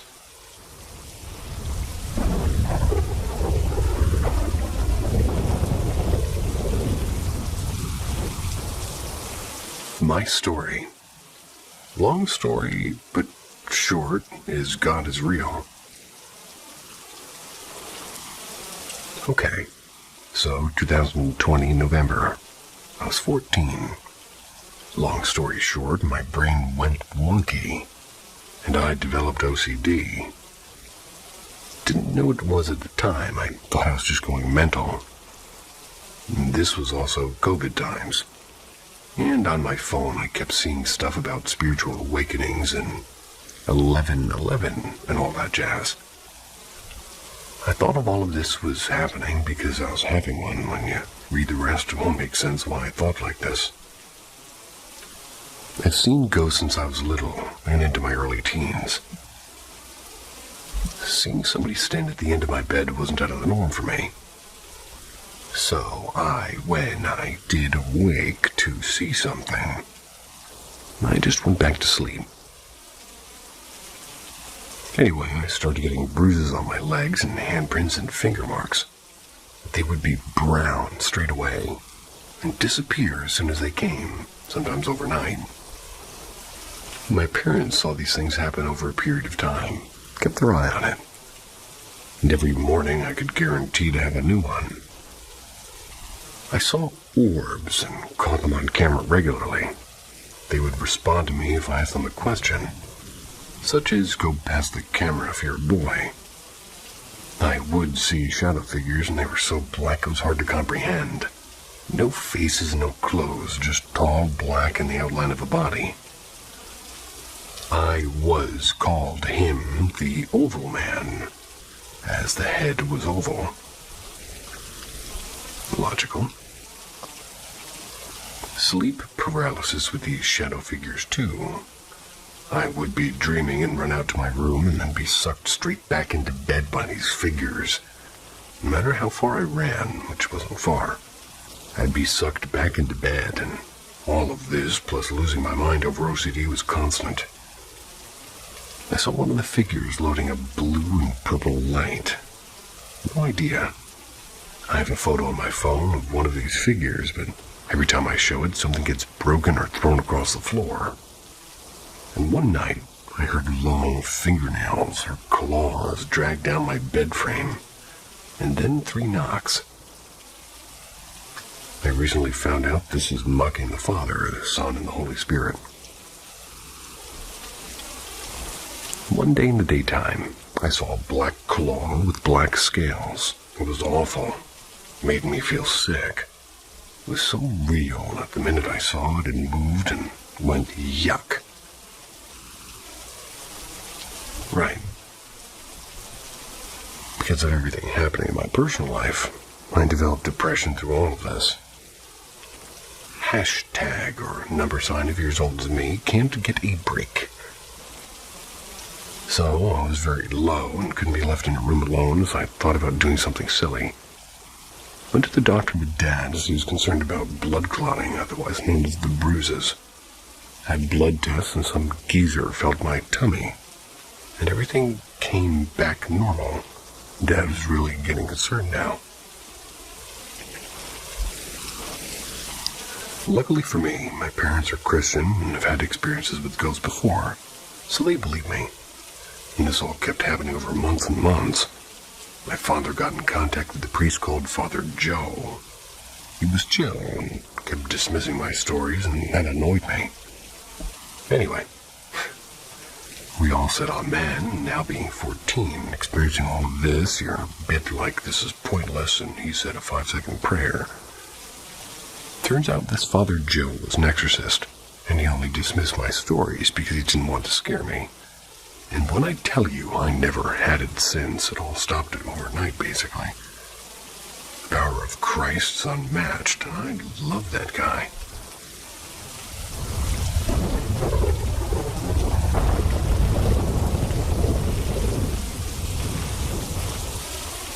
I'm unsure if we're having paranormal encounters in our neighborhood. I live in the outskirts of Santa Lucia in Honduras, in the borders of a national reserve called La Tigra. We have dense forestry around, and beauty is overwhelming. Birds of all sorts come to our window to eat, and the weather is always fresh. Everyone around seems to enjoy this, but there are instances where this place doesn't feel as peaceful as it appears to be. For years, the main road right by the side of this area has been known for countless car accidents. I've seen like 20 throughout my life. Most of them causing death, sadly, and it's all because of a dangerous curve right down and by the side of my house.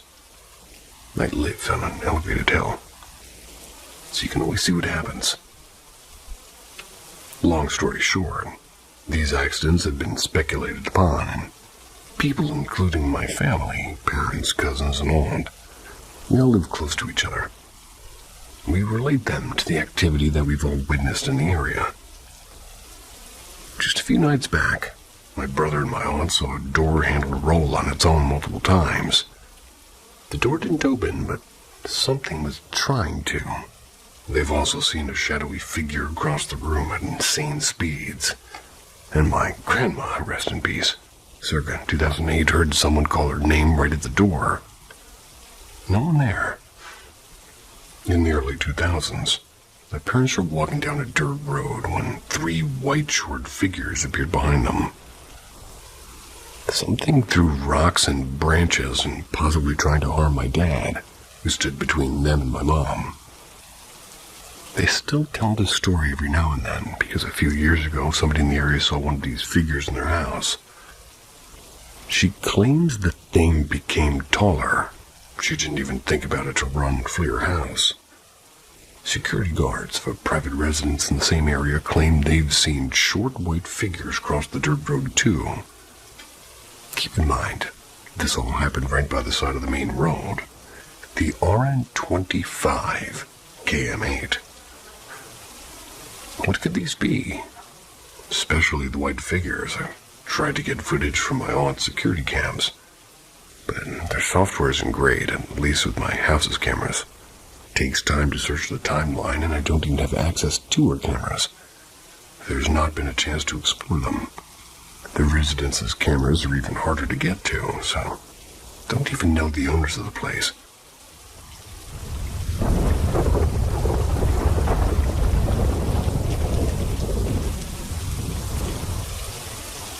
I never shared publicly, but here is my demonic experience. If you want real for you, careful what you seek. With those things out of the way, I present my experience with the demonic. Background. I grew up raised on Christian values, even attending Catholic private school for a couple of years. And despite this, I was a standout problem child and never really believed any of it at all. I found some of the stories from the Bible interesting, but overall detested going to church. Nobody in my family really forced the religion on me. I just happened to be within a family that held mild Christian values. With that said, none of them were really devout Christians themselves. And this is important, because it should be understood that I was quite aware of Christian beliefs, never actually took them as truth.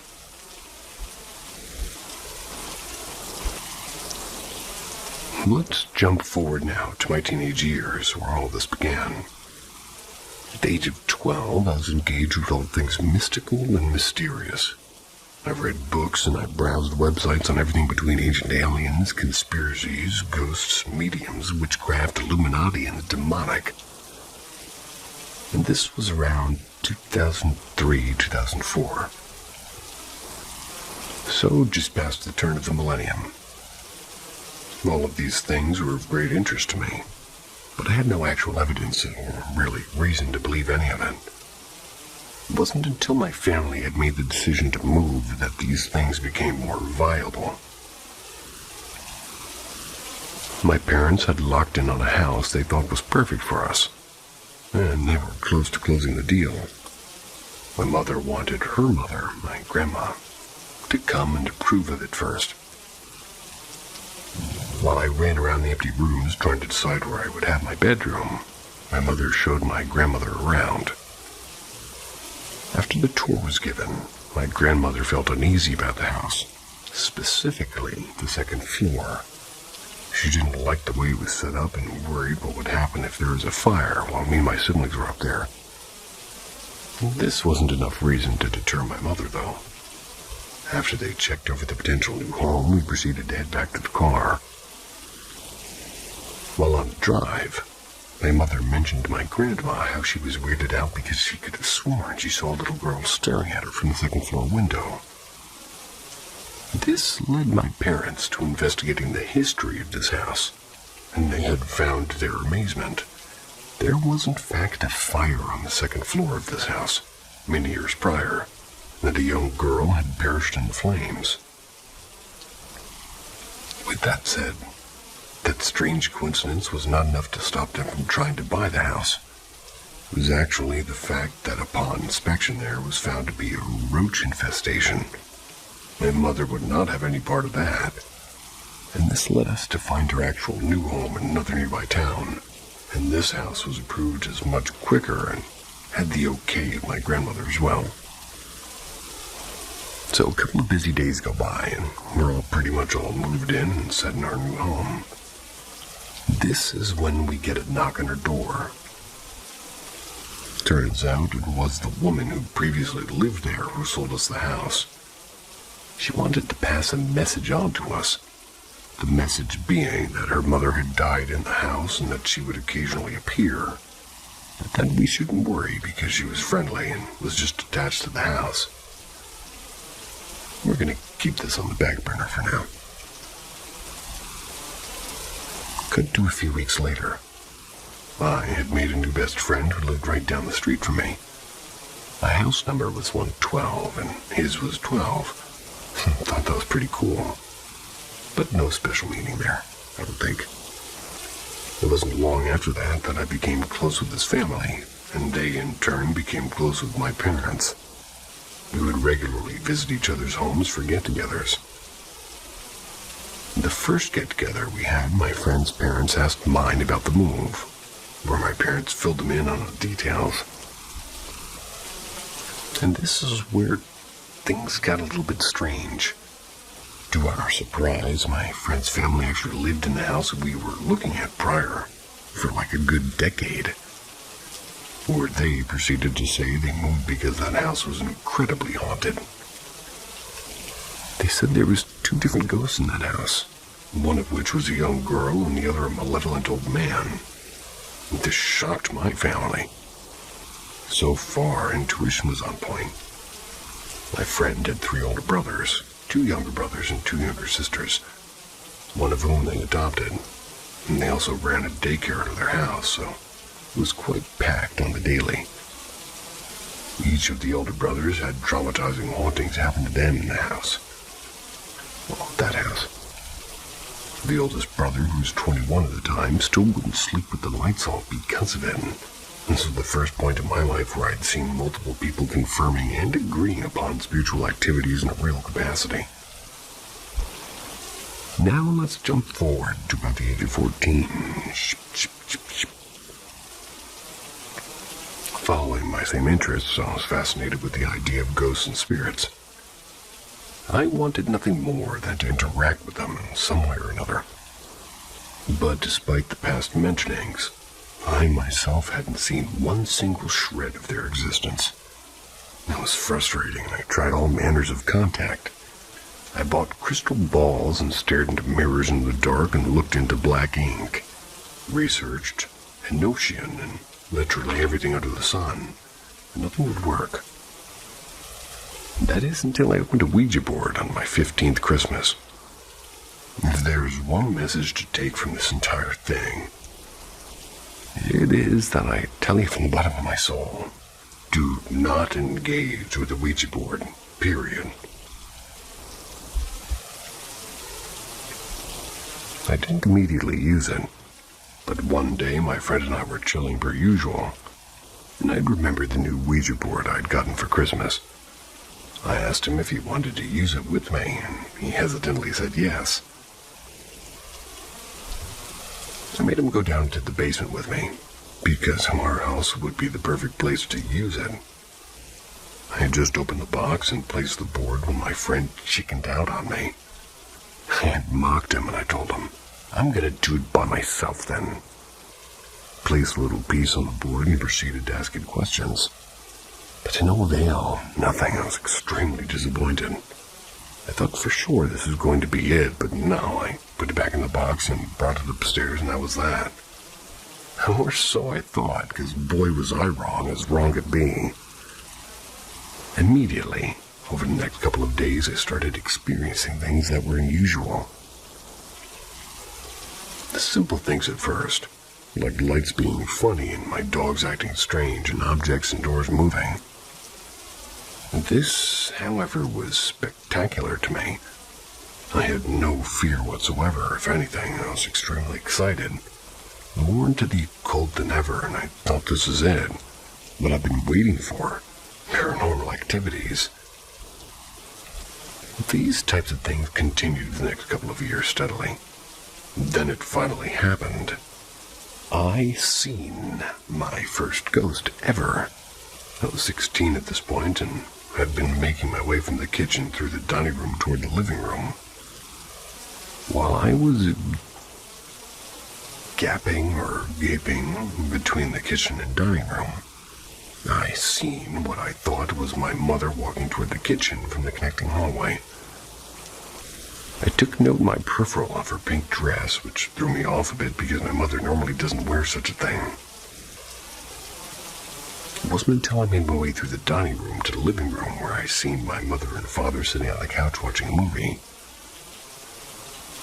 This instantly made me take 5, because I realized my mother not only was not wearing a pink dress, but was not in the hallway going to the kitchen. I proclaimed to my parents instantly of the shock and surprise I was in, but they straight up shrugged it off and continued with the movie. I didn't press the issue because I was now elated with the fact I'd actually seen a ghost, and I instantly presumed it to be the prior owner's deceased mother. I would go on to look at her as sort of a guardian spirit of the house, so to speak, though I never did see her again. This event was ultimately a bad thing, because it put me more at ease with the idea of communication with the dead. I took her spirit as an example of what all spiritual things would be like, which pushed me further into looking for such things. However, over the next 2 years, things progressed for the worst. I developed insomnia, and there would be random spots in the house that would make your blood run cold, and doors would knock over and over. Things would be thrown out of the closets and off dressers and shelves. And one of the more creepier experiences would be electronics acting without electricity. Dolls would speak their recorded sounds on cue, without batteries. I'd taken them batteries out and all such things and tried to prevent this. Lights would go on and off repeatedly. I've even had TVs go white static and start blasting max volume. I would unplug them, and it would stay on and go louder, and this scared the straight crap out of me, literally getting chills through my body reminiscing about it now. And these weren't things where I could question other possibilities. These things were seen as nothing other than what they were, like impossibilities. There was one night in particular where it clicked and the fear had taken permanently a hold of me. I had recently at the time gotten into the Harry Potter books. Big reader as a youngster. I was sitting on the couch in my basement, which was now redone as a TV room, where lots of things would happen, by the way. I had one of those little bendy lamps that you use to read books as my only illumination. I was thinking to myself how great these books are, and how I thought it was funny people at the time thought they were of the devil. And I shit you not, as I'm in this thought process, the light bulb just explodes, projecting the glass shards at me. Luckily, no harm done, but I instantly hopped up in fear and ran out of the basement to escape the dark. I flew up the basement stairs where this doll starts going off, like some bins of toys were kept under these stairs, and the fear jolted in me. I sprinted even faster and finally opened the basement door and reached for the hallway, light switch in front of me, flicking it as quick as I could, and again, I shit you not, as soon as I did, the hallway bulb exploded, and at this point I'm thinking, no fucking way is this happening right now. This happened 2 more times again in the living room, and once more on the second floor once I made my way up the stairs. 4 light bulbs exploded in total. Now again, I am quite rational despite these things. I am aware this could be very coincidental electronic wiring. But everything that ultimately happened says otherwise, and I made it to my bedroom on the second floor where things sort of normaled out and I finally had light. It was at this point in life where these experiences were taking a toll on me, really ramping up my insomnia. I was in constant fear while at home due to these things happening left and right. Some of the things so common I barely batted a lash at them.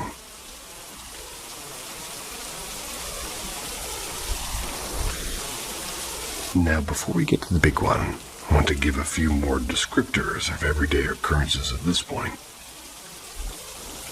While laying in bed, I would do everything in my power to avoid looking in my closet, which had a nasty habit of opening wide so I'd be gazing straight into a dark void. And before you say draft, I might add I would lock or blockade it regularly. No matter what I did, this freaking door would push itself wide open, moving whatever blocked it right out of the way.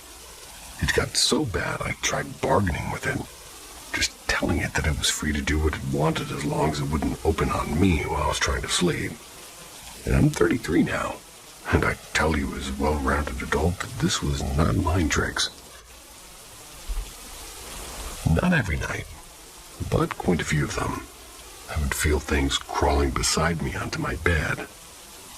Not in the general sense of where your mind is questioning if you're actually feeling or not, but in the sense the spring mattress would straight indent and compress as the invisible force crawled right beside me. Again, this scared the shit out of me, and I would freeze in fear. The last occurrence that I would see all the time affected other people. Due to my sleep problems, I always place was the last one to fall asleep. I witnessed multiple times people's arms being raised in their sleep like they were reaching for the sky. There was a day when I had a cousin and 2 friends crashing over, and I watched as one of their arms were rising in the air. It made me feel like whatever this was taunting me, showing me that it could do whatever it wanted to whoever. And the real kicker was when I was sleeping on an air mattress in my younger brother's room, 4 years younger than me.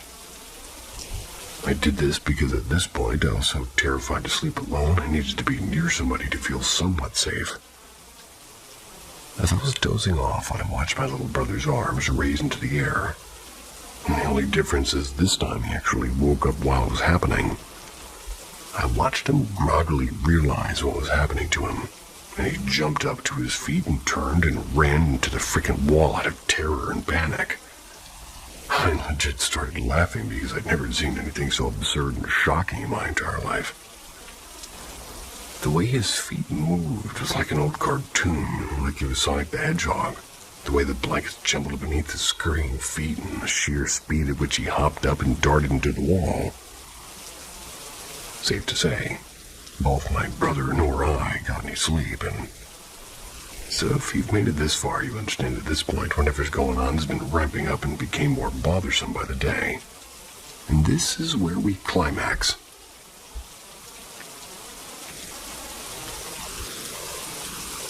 I had grown quite brave at this point. Because these things were so regular and common, I simply just became used to it. I was able to sleep solo once again. So there I am, lying down on the couch against the furthest back wall of my basement. And this was generally where I slept and hung out at this point in life. I had 3 dogs, and one of which was a little white chihuahua named Baby. I don't know why I say chihuahua like that, but I like it. But she was the most timid and docile, scaredy cat of a dog that you could really imagine. Everybody who has pets understands that you can come to learn the general behavior of them. I had just turned off the lights, popped onto my back, where my little baby jumped on to sleep in my chest like she always does. And this is where the single most terrifying thing in my life happened. Baby instantly starts going to alert and standing up and growling into the darkness. And she does not ever act like this.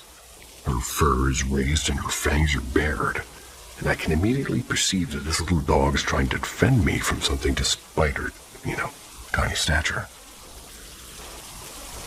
This puts me on full alert, and I sit up and also peer into the darkness while she's still standing guard in my lap. Next thing I know, she cowers. Her tail goes between her legs and she whimpers and flees. Before I can gauge what's happening, my arms were pinned straight down to my side. My back was forced straight down onto the couch. And I can see enough to tell you with 100% certainty there's nothing there. While forced down, it feels as if I was pushed 5 feet through the couch. Like my soul was straight pushed out of my body. I was so consumed by fear that there wasn't a single thought in my head other than static and panic. It seemed like forever. But in reality, it was probably 10 seconds. As soon as this force let go of me, I hopped straight up in my undies and darted through the darkness toward the stairs. And this is the part I want to make crystal clear, because this right here is the part you never want to experience. Those who think the paranormal and ghosts are cool have not experienced this sensation I'm about to describe. I tell ya, I felt a tangible hatred that was unlike anything I've ever felt. It was the feeling of something that hated every fiber of your being and wanted nothing more than to destroy every last bit of you in the most malevolent way possible. It was inhuman, the sensation. It was in this moment I understood hell is real. And this was something from there. There was no doubt in my mind. It was a sense of knowing, absolutely. It was the predator, and you were the prey. I scrambled room to room in my house, and just like before, every light bulb was shattering. I could not escape the darkness, and I made it to the second floor and burst into my parents' room screaming. And I swear on everything, they would not wake up. I shook them and yelled, and nothing. I then ran to the only person in the house at the time, my little brother. Same thing. He would not wake. It was like trying to shake somebody out of a coma. And I tell you in all honesty, I was 18. I considered myself a man at this point, and I had loads of pride, and still, this did not stop me from hopping right into my brother's bed next to him, pulling the blanket over me. Now, you would think at this point I was safe, right? Wrong. This thing repeatedly, what it did in the basement, it took hold over my body over and over. I could feel my mind breaking and my soul dying right in my very body. After the 10th time, I was completely hopeless. I'd almost given in to defeat, on the verge of being scared to death and demolished by demons. This is when I remembered something I heard many a time from my Christian upbringing. Pray to Jesus. I swear to you on my eternal soul, and all that I love and hold dear, the moment I cried out to Jesus, this shit stopped on a dime. And 15 years have passed at this point, and I've not experienced a single thing mentioned ever again. Haven't even come close to getting the feeling that something paranormal is near me. Every single bit of the experience has vanished. And for the next year straight, I started praying at night, spending at least 15 minutes per night before going to bed through all my prayers. Though I don't pray as much, I am every bit as faithful, if not more, at this point in my life. However, that's not the complete end to this saga. The very next morning, I tried my best to explain to my parents what happened. I can't say they fully believed me, but they at least listened enough to help me out. Thought about how it all seemed to start when I first used the Ouija board, which led me to doing a quick online search on how to dispose of such a thing. I didn't want that thing or portal anywhere near me again. It said online that the only way to truly close it was to burn the Ouija board. So that same day, my parents and I brought it out to the fire pit. Now I must say, I was hasty here and left the bidding to my parents because I didn't even want to look at the thing or be near it anymore. And funny enough, it was years later I was regaling the events with my mother where she gave me a bit of a surprising bit of news. She proceeded to tell me that she did in fact believe me, because that day, unbeknownst to me, the Ouija board wouldn't burn. She expressed how she and my father doused it with gasoline, and it was still unscathed. They ultimately threw it out into the trash can and watched the dump truck take it away. I figured that must be good enough because, again, nothing ever came back. I'd like to imagine that it eventually got incinerated at a junkyard at some point. That's pretty much the end of that. But I can still provide one more after happening that I found quite coincidental. When I was speaking of my mother and father, it was really my mother and stepfather. I say this because when I finally told my blood father this ordeal, he went on to tell me about how he was severely haunted in his youth, and similar to me, was a non-believer who happened to call out to Jesus for help. I can't say for certain, but this has led me to believe that there may in fact be some kind of hereditary thing going on here. Like I started out saying, I've not fabricated or embellished even one bit of this, and I have pondered the thoughts of such things as mental disorders. But to that degree, I still have two things to go against that. One, doctors have continually found my mental health to be fine. And two, no matter what the case, it stopped forever on the drop of a dime the moment I called to Jesus. There may be a few more things I'm blanking on at the moment because I have been writing this for the past 2 hours or so. Getting to that point where my brain is fizzing. But I'm more than happy to take on and answer any questions you may have.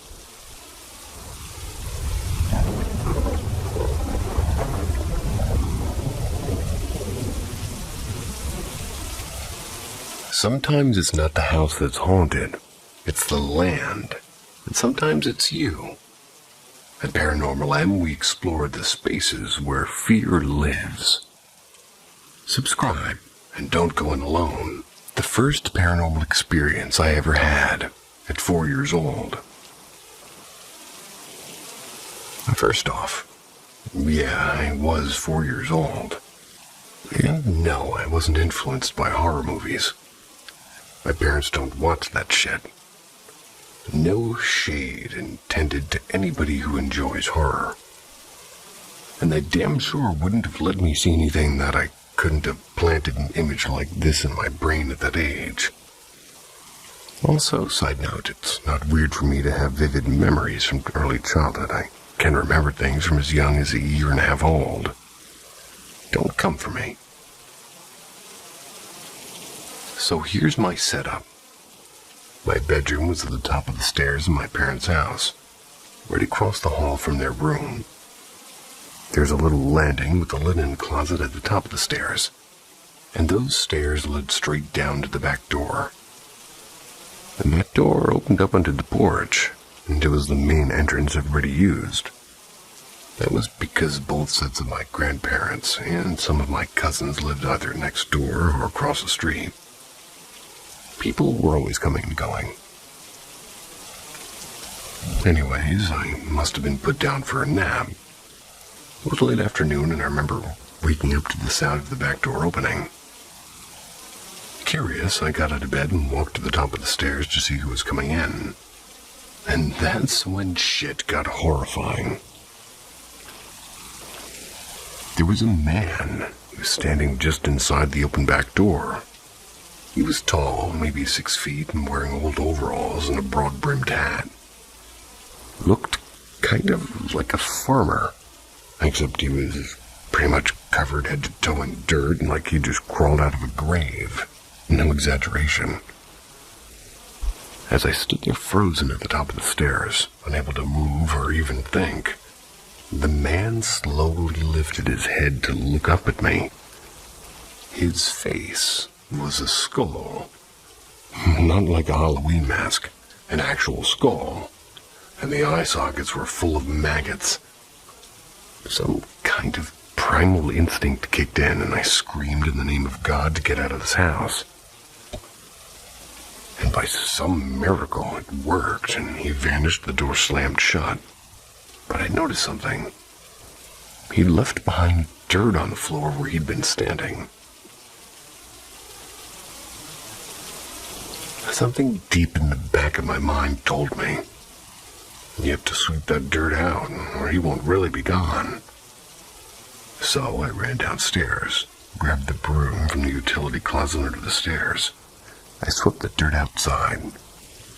As soon as it was gone, I slammed the door shut behind me. I still don't know where my parents were during all of this. Maybe out on the front porch or picking blueberries from the bushes out back. All I know is I was alone when it happened, and I knew exactly what to do without anyone telling me. For me, that was one hell of a first experience with the paranormal. Has anyone else experienced something similar, especially if you're in coastal Alabama or in the Florida Panhandle? Or maybe just the South in general, in the USA? I ask because A, I don't want to feel alone, and B, I wonder if others may have experienced the same spirit or entity or whatever it was.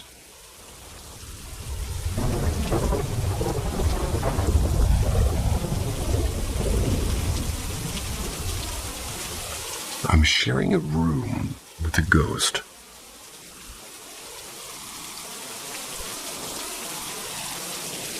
I'm a travel nurse working in Germany. I just came last week to a new contract in a retirement home that recently opened. I was given a room of a resident that passed away. I have no problems with that. Death is just a continuation of life. But my first night here, I heard breathing next to me. I brushed it off as maybe half-open window that I closed shortly after. But the breathing continued for some time before it stopped. Today, as I was getting ready for a shift, I sat down into the living room. I'm here alone. I have the master key, and the key from the other residents won't work on my door. I'm inside of my room the entire morning before this happened. There's no way I could have brought this with me. Yet I was at the table for 10 minutes drinking coffee when I got up to brush my teeth. As I came back to the room, on the table where I was sitting, there was a green medication cup that I swear to everything I hold sacred wasn't there 2 minutes earlier. It was empty and just there, like somebody just put it down after taking their pills. I was telling this to my coworker, and she interrupted me before I could even finish and asked, "Is it the cup, like the green cup?" I showed her the photo that I took, and she said that the resident that died there only had medication in the green cup. Morning is yellow cup, midday is blue cup, evening is green cup, and night is red cup. His name was Klaus. He died 2 months ago from cancer at the age of 89. His wife lives next door to me, and she's 87. They moved in together 2 years ago. But after Klaus passed, she moved to a smaller room.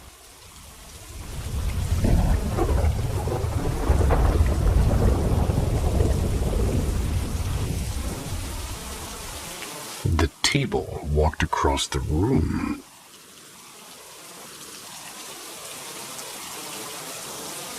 Anyhow, today I'm sitting outside with my grandparents, my mother and my sister.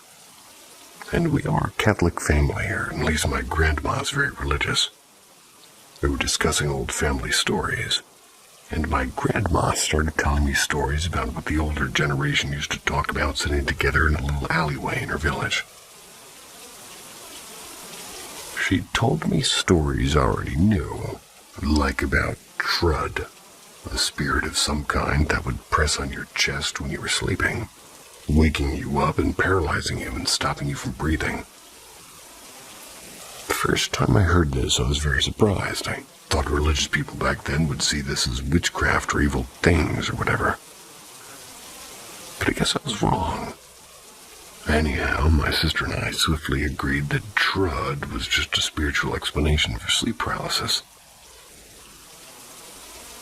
Then she told me a story about how somebody dreamed about Trud biting them in the finger, telling her to get salt. Terrified, she bought salt the next day, and in the evening, an old lady knocked on her door asking for salt, with a bandage around the same finger she got bitten in her dream.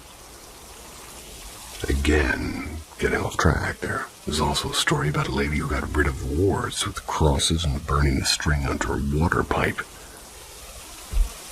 Alrighty then. But here's the thing. After those stories, my mother smiled and told my grandma, "Tell them about Aunt Mouse." And my grandpa started laughing, and my grandma, in her old-fashioned dramatic way, covered her face and laughed nervously. "Oh, God, Jesus." Well, I was immediately interested, like, what?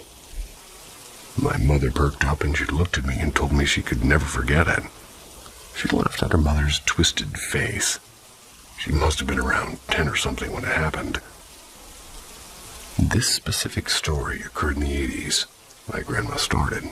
Aunt Mouse was a medium. I was damn shocked that we had a medium in the family. Like, beyond shocked. I never knew about Aunt Mouse.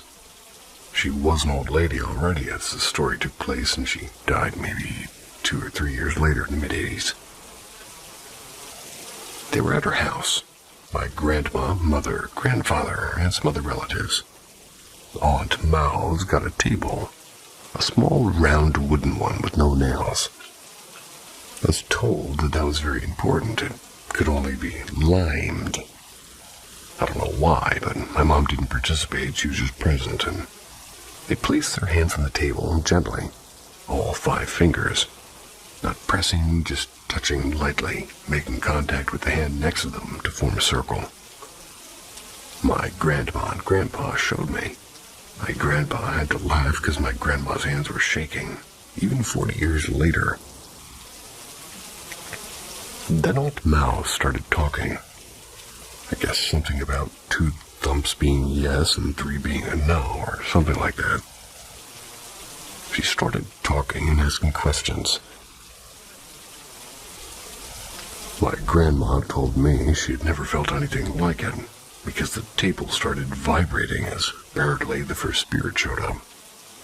With the next question, the table really thumped. My grandmother was terrified, and again, no foot under the table, no hands. The spirit was the father of my grandpa who had passed. She talked to him, and at one point she said something along the lines of, "You'd love to dance, I know, the waltz. Would you like to dance?"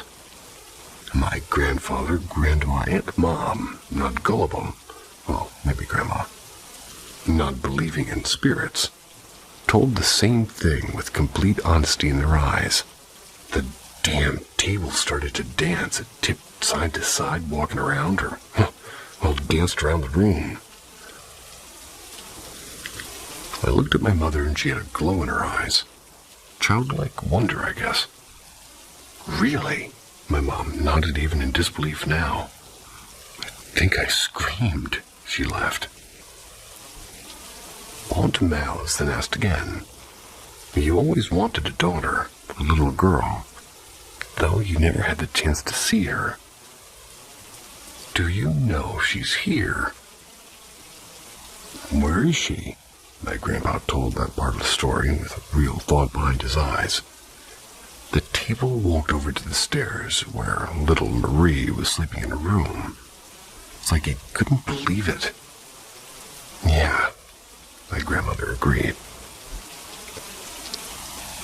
I have never, ever heard of a spirit being contacted this way, like never. And this story is insane to me. Why no nails, and why do you mean my own family saw something like this? We had a medium, and I have, thank God, never experienced something paranormal. I would shit my pants. But they would never lie about something like that. Apparently, Aunt Mouse also did this during the Second World War, where there was always like a friendly spirit of a submarine captain. I'm offended I've only been told this story now. And now that I think of it, every spiritual experience that has been told to me has come from my grandfather's side. When his uncle died, he and his mother heard an immense loud knock in the night. Apparently, at the exact time he passed away, the medium, also grandfather's side, and my mother was sleeping in the bed of her grandmother, my grandpa's mother, feeling guilty that she hadn't seen her the day before she passed when she felt a tap on her back to move over and something laying down beside her. They had a close bond. So, am I going insane? Like, I know they wouldn't lie, and I am beyond certain. I mean, a Ouija board, I get how you could fake that, but table walking? I'm questioning everything.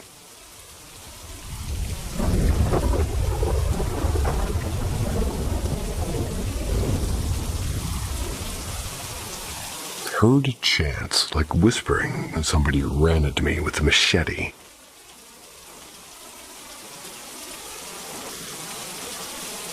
Back in the 21st December, or on the 21st of December in 2019, I was cycling to work in the early hours of the morning, 0400 hours, due to a storm in the area. I had to come off the main road and go underneath an underpass. I've come down a small back road with houses running parallel, and when I entered that road, I heard whispering and chanting. Got to the opening of the underpass, and just as I entered, what I describe as a man, large build, dark trench coat, stepped out. A crowbar type of tool in his left hand and a big blade in his right. He locked eyes and began walking fast before breaking out into a run. Before he stepped more than 10 meters, I turned that bike around and cycled as fast as I could back out into the main road. And now what I've always put down to is me having a hallucination, but maybe due to the early hours of the morning. Never had this type of thing and had been cycling to work for 3+ years at this point. Now, it is also being near Christmas, and I also thought that it was a prank or YouTube video. Speaker set up somewhere along the road, and then some clown praying a prank. This incident was logged with local police less than 5 minutes after. Within 15 minutes, they was there. This chanting was not my native language. It felt like it was warning me.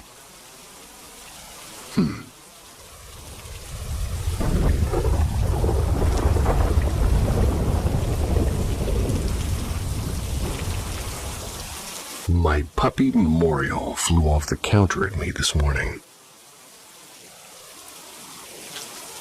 I'm not really sure which tag to use, first of all. So, my puppy passed away a few years ago due to an awful disease. Tried so hard to help her, but sadly she passed away. After she passed, I took her footprint with some ink and put the paw print into a jar of glass, and I've had that jar sitting in my dresser for some time now. This morning, the jar flew off, hit me in the back of my head. There was absolutely no way it could have fallen. This isn't the only thing that's happened. I constantly see animal and shadow-like beings, almost like a human walking like a dog in my kitchen, but they disappear rather quickly when I try to get a good look. The dog I have currently will start barking in the living room at night, and the only thing different about the paw print was last night I sat it on top of a photo of an angel that was where it was sitting when it flew off at me. Something similar happened a few years ago when a popcorn tub came flying at me. I've also seen things in this house quite often. Most of the time, it's a shadow figure with a very specific, almost cone-shaped, like, head of hair. 3 cones, one on top, one on each side. And oftentimes, I wake up feeling like I'm being watched, and sometimes I see this figure. It gives me a deep sense of fear and dread. Has anybody had experiences like this? And do they know what it could be?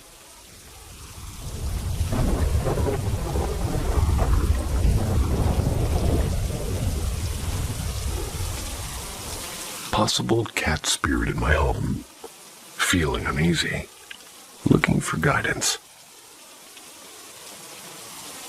Over the past few nights, I felt what seems like a small animal, like a cat, walking over my bed. It even feels like it sometimes lies down on me, but I don't know the cat.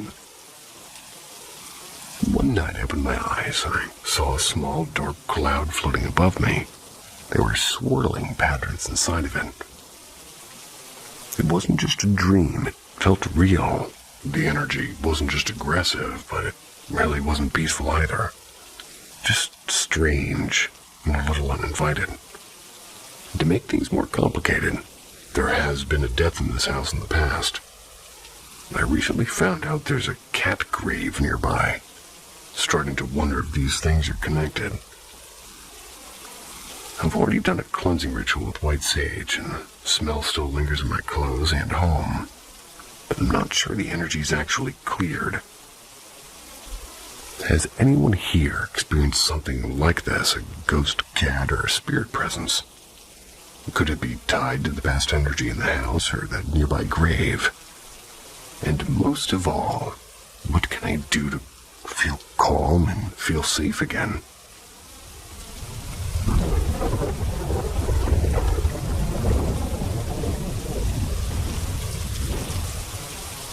It's been 15 years. I still see figures and struggle to fall asleep.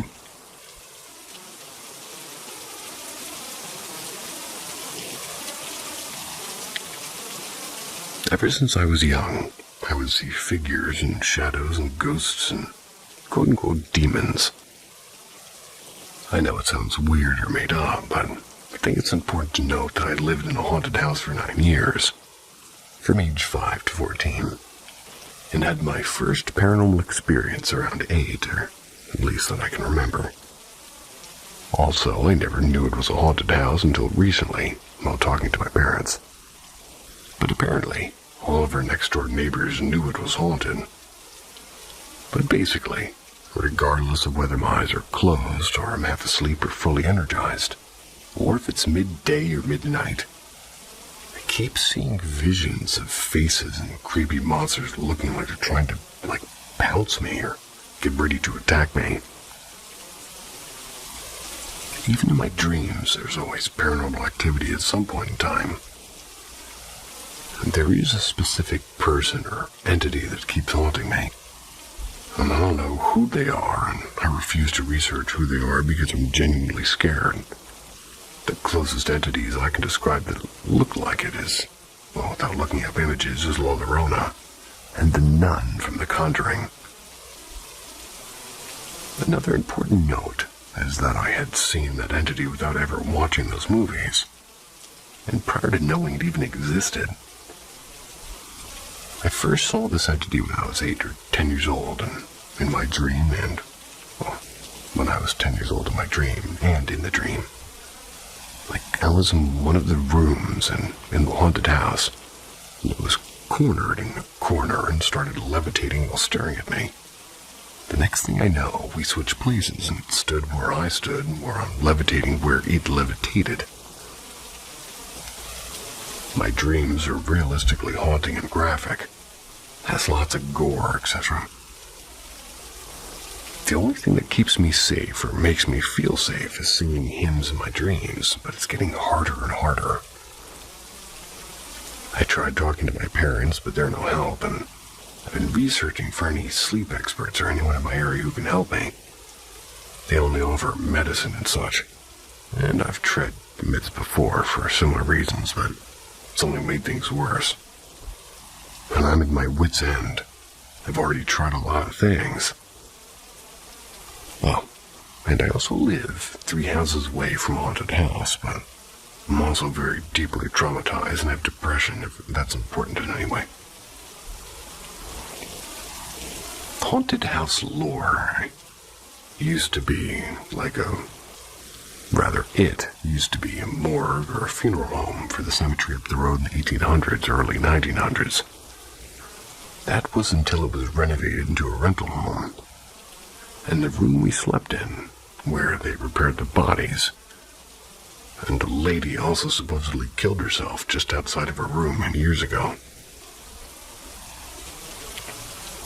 I couldn't find any official documents or information on the house on Google, but many neighbors who have never talked to each other have said the same things about seeing figures and watching them, even when they knew there was no one home, and even described them to have afros and be very tall.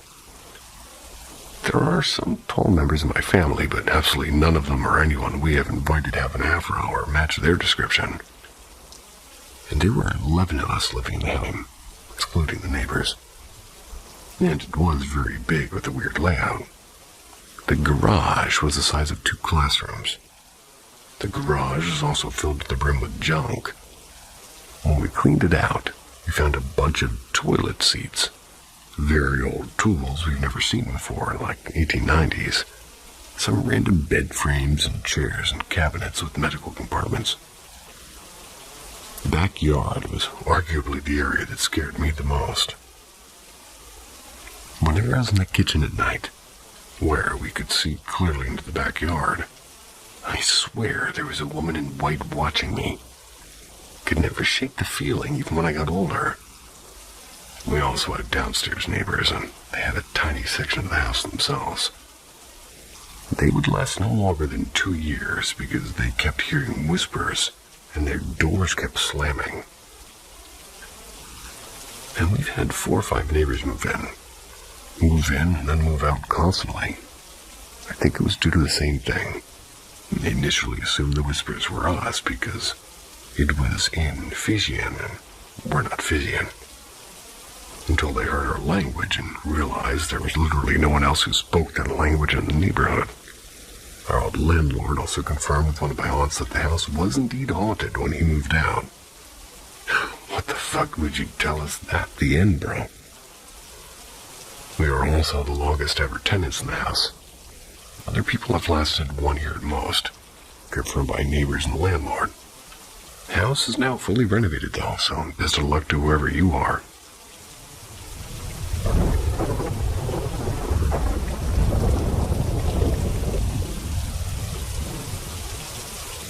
Weird reoccurring experiences at my friend's house.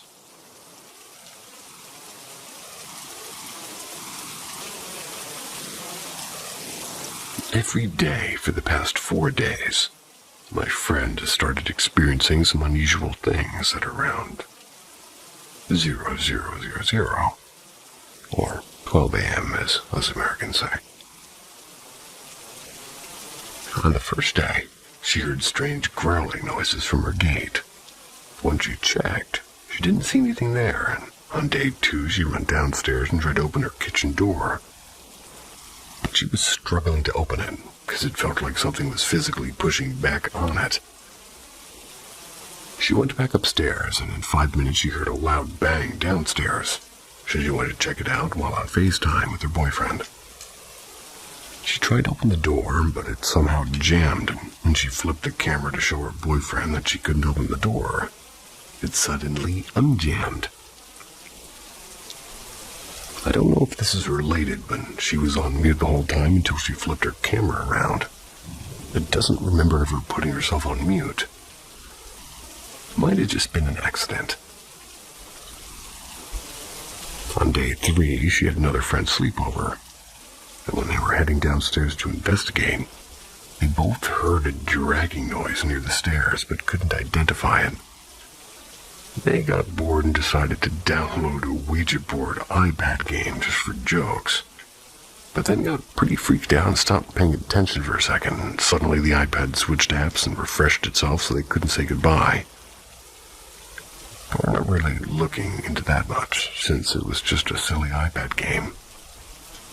Maybe it was a bad idea, but unfortunately we can't and do not know how to undo it. Today, on the 4th night, my friend's TV randomly turned off. It's not like she wasn't using it for a while. She used the remote 5 minutes before, so it could have turned off automatically. She went downstairs for a bit again since she was starting to get even more suspicious. And before she reached for the handle, it made a creaking noise. She got freaked out and called me, and the other friend, and after a few minutes we all heard a short howling noise from the phone. It was highly unlikely that it came from their surroundings, since they both claimed they heard it come directly from the phone, and they live in a pretty urban area, so most likely it wasn't some wild animal. But I'm not sure. I thought maybe it came from me, since I'm staying at a more rural area with forests nearby. But I asked my entire family, like 5 of them, if they heard anything. They all said no, and I'm also pretty certain I heard it come from the phone, so we're all pretty lost. I have to emphasize again that this all happened very close to 12 a.m. each night. So could we get some advice on what to do? Like, how could we be certain that this is paranormal? We've never experienced anything like this before. Maybe we're just being a bit dramatic, but even my old-fashioned and non-believing family all thought this was weird, so thank you for listening. Also, her dog started barking like mad at one point, for seemingly no reason. And one of her cats stared off at the door and wasn't responding when called out for. She also gets wafts of some bad smells from time to time. Not sure what days this happened on, but it's worth noting. So day 5, the dog was barking like crazy today, wanted to get out and scratching on the door. So my friend let him out, and he kept on looking and walking up at the gate, and when my friend checked it out, there was nothing there again. Later, her 2 cats arrived, and all the animals started going frantic, wanting to be let in. Also, I going crazy. When she was on FaceTime, I was looking really closely at her surroundings, particularly at her window, and I sort of saw a face. But it was super pixelated, so I might just be seeing things out of fear. But I did see it the whole time, slightly moving. And this might be a total reach, though, and I have a picture, but I'm not really sure how to upload it. Well, Any more help would be appreciated. In day 6, in case anybody was wondering, her bathroom door slammed shut randomly and it wasn't a draft. It's been a while since I updated since she started going to bed early and using earplugs, so she hasn't been looking out for paranormal activity. It got too freaky, but if anybody else can share any more advice or insight, it would help a ton. Another update. Okay, day 7. My friend's cover of the fan fell off as she was picking up and the fan fell on her, nearly sliced her finger off. Her dog was also barking again, but she didn't go down and check it out since she didn't want to really think too much into it anymore. And this is still happening at 12 every night.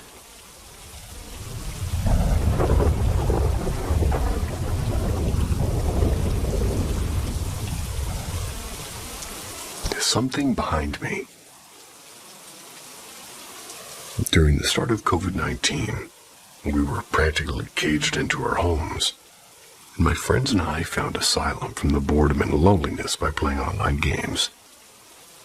We'd play from afternoon to sunrise on most days. And during this time, I lived with my mother in a small studio apartment, just a gaming laptop, a small table, and a bed behind me. Every night while I play games with the boys, I always tend to look behind me. I keep feeling how I thought somebody was calling me, like my mother, constantly throughout the night. And every night I tend to look back as I keep hearing somebody call on to me. And sometimes I'd look back because it feels like someone was behind me. And maybe I would have woken up my mother from all the noise while playing. Sometimes I'd look into the direction of the comfort room. That's where we keep the door a little bit open, as if something could be there. It was always a constant feeling, and I'd have to endure every night. I wanted to discuss this with my mother, but our family's pretty religious.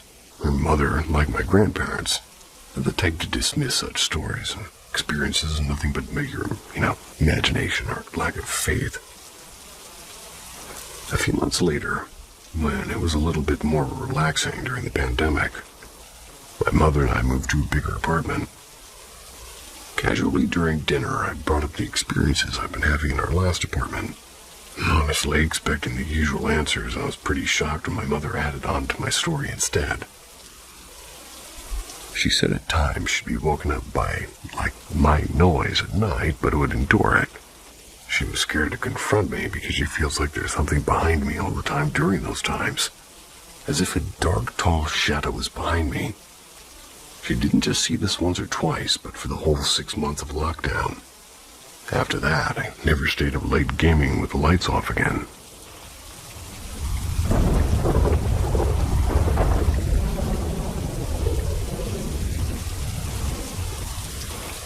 I think my dad may have attended my brother's graduation, and some other interesting tidbits. First off, I'd like to say that I consider myself a skeptic. I enjoy reading the writings of men like Isaac Asimov and Carl Sagan, Christopher Hitchens, and so on. I'm not convinced that what happens was something unexplainable or somehow unnatural, but it was interesting. You see, my dad had been going through an illness. Well, actually, multiples of them, and for some years after I'd graduated high school. My brother had gone off to join the Marines, and for a while it was just him and me. We were inseparable. And there was my mom as well, but she and him were estranged from each other. An important thing to remember here is that Dad loved coffee, and he and I would drink it whenever we were out and about, and he would drink it with his older friends too, who he would meet with on the weekends. When Keurig machines came out, he would drink many pods worth of coffee. But anyways, my family's a military family on my dad's side, and he was overjoyed to see my brother join the Marines, and very happy when he returned. But unfortunately, Dad died less than a year after my brother came home, meaning he didn't get to see him get married or graduate from university, and that fact bothered my brother. The interesting part is this. On the way to my brother's graduation ceremony, My mother and I noted at the same time that the car was saturated with the smell of coffee, specifically the smell of Starbucks coffee, my Dad's favorite. We weren't in the university town yet, which my brother offered as an explanation as there's many coffee shops there. But the windows were closed and we were in a residential area. I don't know how to explain it. I'd like to think that Dad got to see my brother graduate after all. And this was his way of saying, hey, I'm still here for you. As to the tidbits I mentioned, I've also had times when an intense smell of perfume permeated my room. Not from a brand I recognize, but definitely perfume. And at times when I was alone in that part of the house. Then there was the time my cat passed away, and a couple of nights, not around the time that she passed, mind you, that I would feel the movement of little feet and the familiar weight of a small animal settled down between my legs. Of course, nothing was there when I turned on the lights. Finally, there were a couple of times that the lights in my room would turn on by themselves. Sometime past midnight, and I thought it might be a power surge, but there was no other electronics being affected.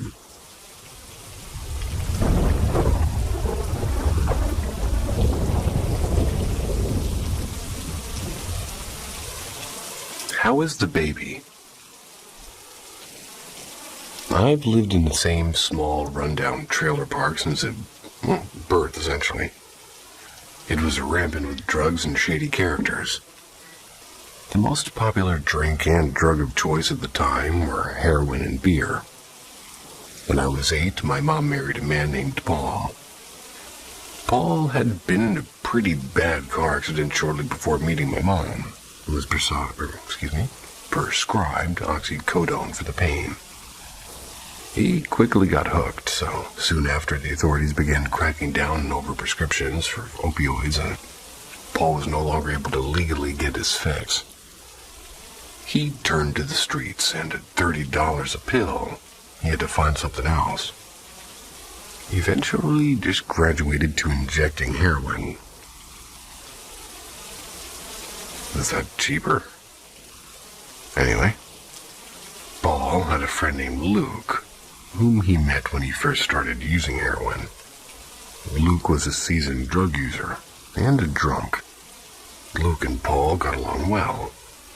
And since I grew up in this trailer park, Luke had been around just as long as I had. He knew me when I was a child, and he knew me as a teen. I'd pass by Luke often, especially when I went to check the mail. He'd be walking the opposite way, heading to a neighbor's house, and would always say, "Hey, sweetie." Luke could be drunk as a skunk and barely able to walk from being high, so he'd always straighten himself up just enough to slur out a "Hey, sweetie" when he saw me. Luke was around when I had my first child, a daughter at 16. I was still in high school. "Hey, sweetie" eventually turned into "How's the baby?" Every time I saw him, whether or not I had my daughter with me. About a year after having my daughter, I went to school, and when I came home from the bus stop, I saw tons of police near our trailer. I was still a few yards away, so I kept approaching, trying to see what was going on. There was caution tape around the house, and the back door was hanging open. And as a teenager, I brazenly started up the 3 steps that led into the trailer. But a deputy stopped me, told me I couldn't go inside. "What do you mean I can't go inside? I live here," I said. The deputy responded, "I can't let you in, it's a crime scene." When Paul appeared, much to my dismay, and by this time Paul was a full-blown addict who had broken my mom down mentally, emotionally, and financially. And if Paul was here, my mom was at work as a preschool teacher, and my daughter was at that same school, so what was going on? Paul explained that around 10 a.m., Luke had come over to hang out.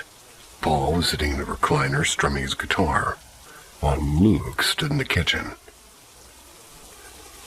The kitchen had a countertop that separated the living room from the kitchen, so Luke was out of Paul's direct line of sight.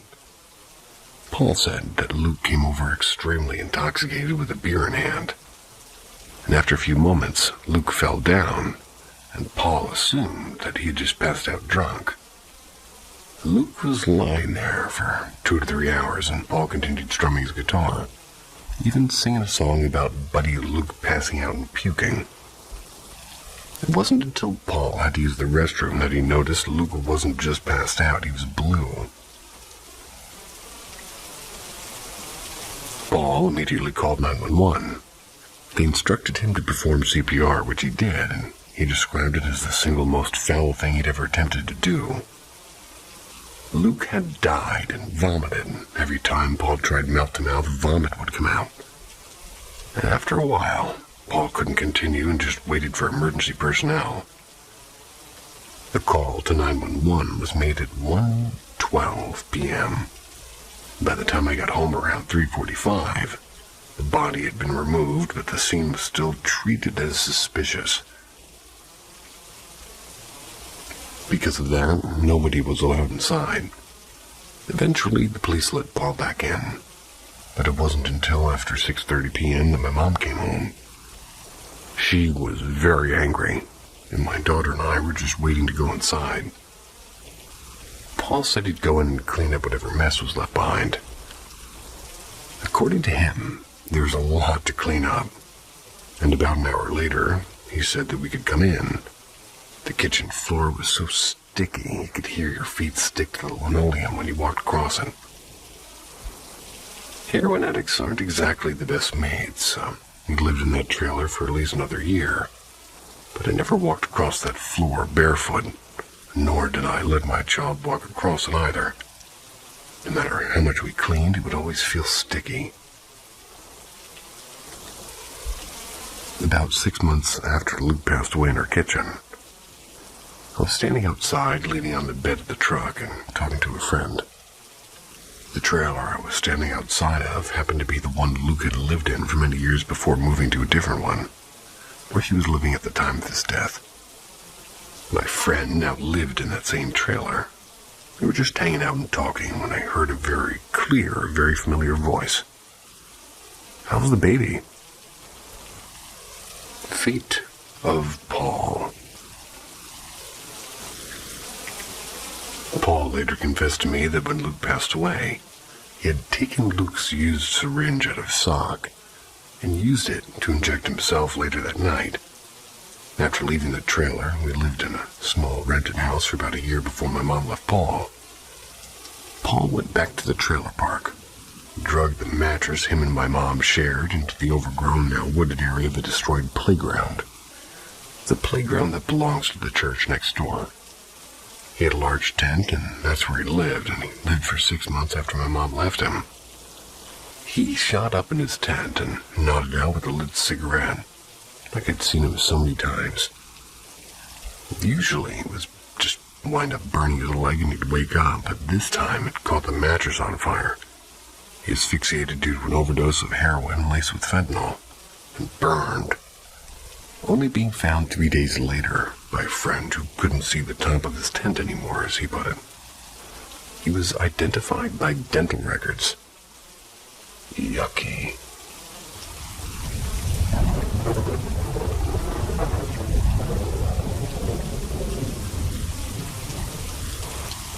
Batty blocking hag.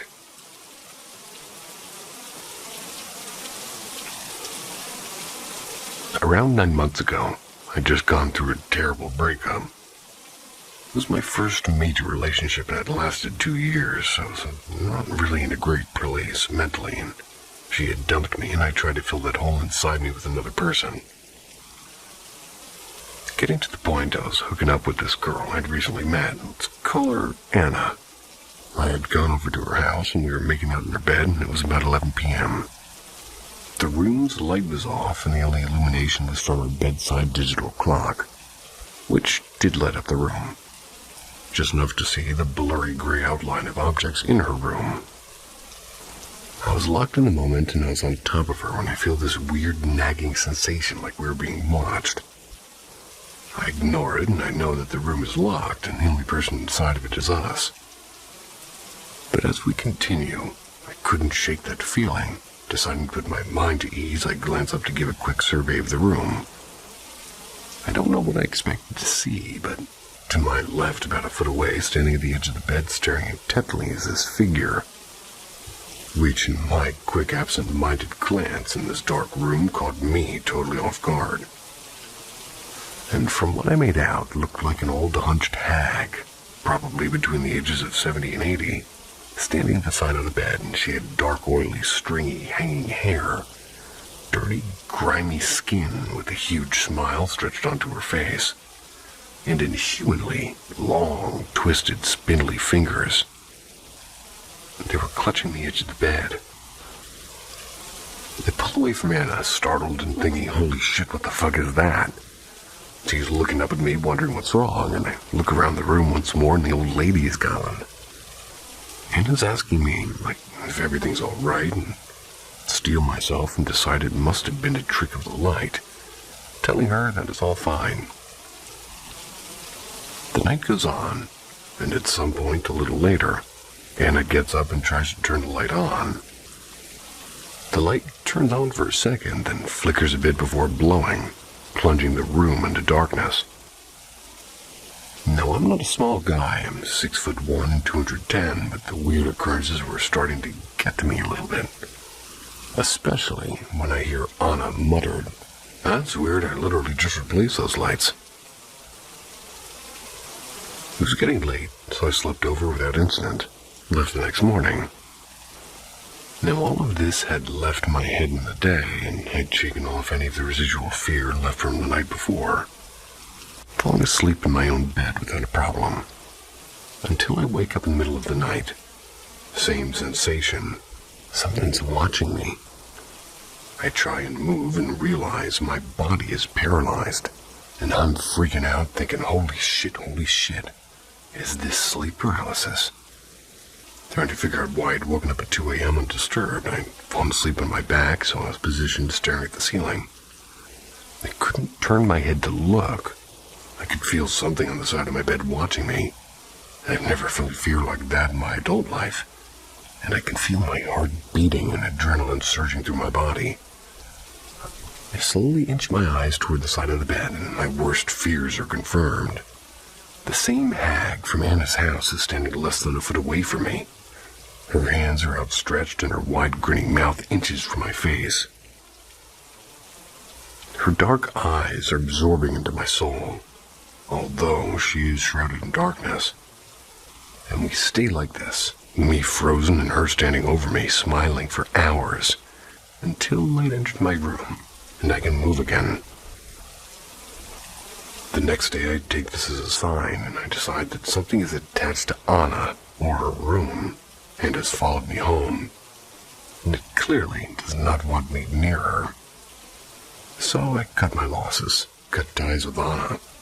And for context, I've never had sleep paralysis before, not once in my life.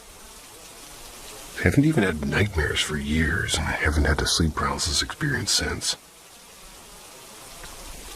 My biggest drive behind this being a supernatural event is because of the timing and the place of the haunting.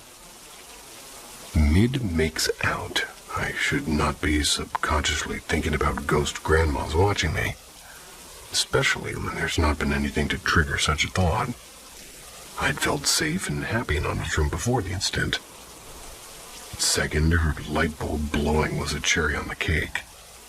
Third is its strange timing for my first ever sleep paralysis experience to happen, especially with the demon manifesting as the same hag bitch that I'd seen the night before. Fourth, as soon as I got ties, everything weird stopped. Have not seen the hag since.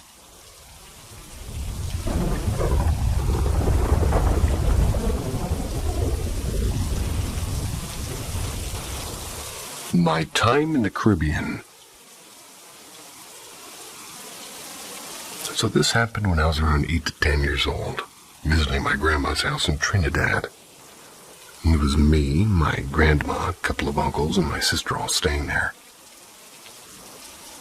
The house already had a reputation. Everybody always talked about seeing or hearing ghosts there. But I just brushed it off as family superstition. Caribbean people always talking about spirits and duppies? Dubbies? And I thought it was just old folks being dramatic. But anyway, one night I'm sleeping in the guest room while my sister's with my aunt, and I start hearing this soft crying voice like a young girl sobbing.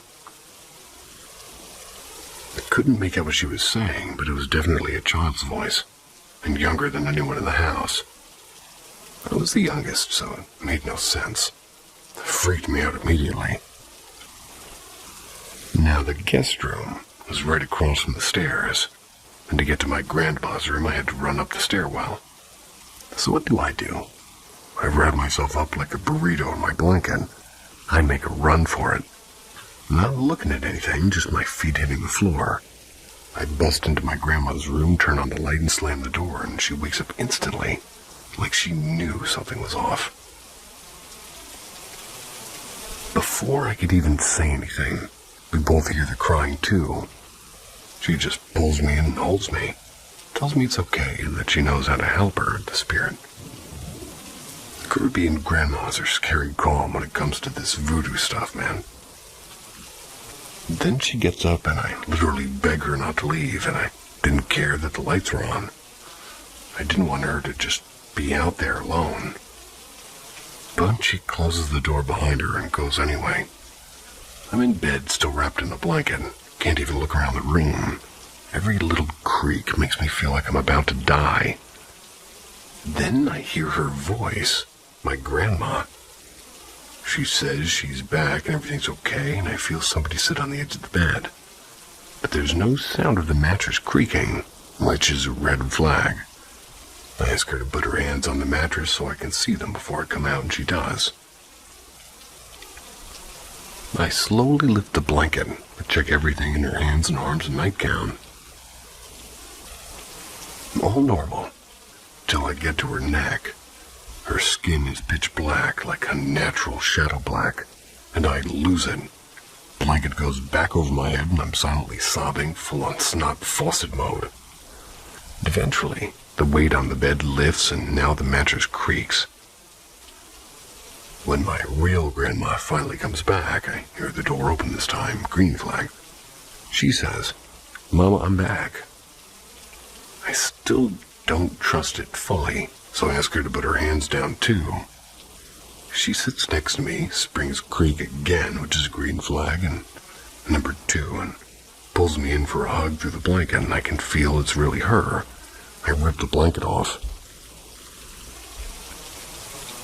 She calms me down and tells me that she helped the little girl find the light. I tell her about the fake version of her that came back while she was gone, and she hugs me tighter. She tells me to feel her chest.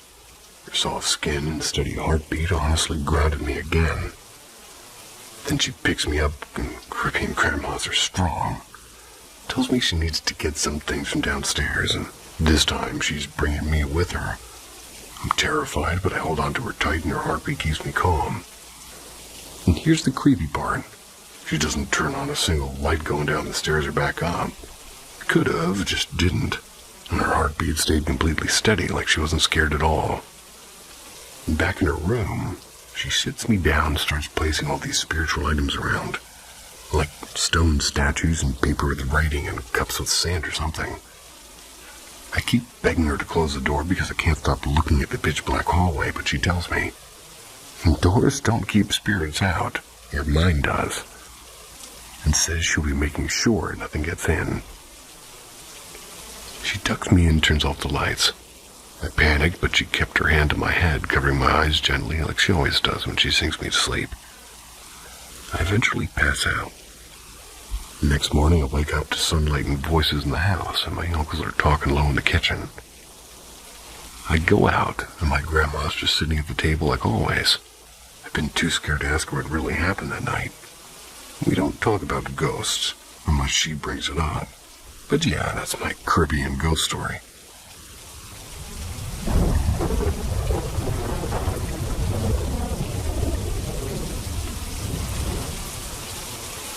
The Oz effect experience.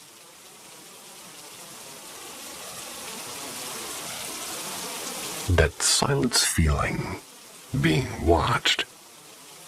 Yeah, I'd recommend you to listen to it. Last summer I had this feeling, in the middle of the woods in a spot in the Caribou goldfields. Caribou, maybe. Where a triple murder and robbery took place in the 1860s. I was on the Old North Trail in an area called Murderer's Gulch, on a secondary road into an abandoned mine.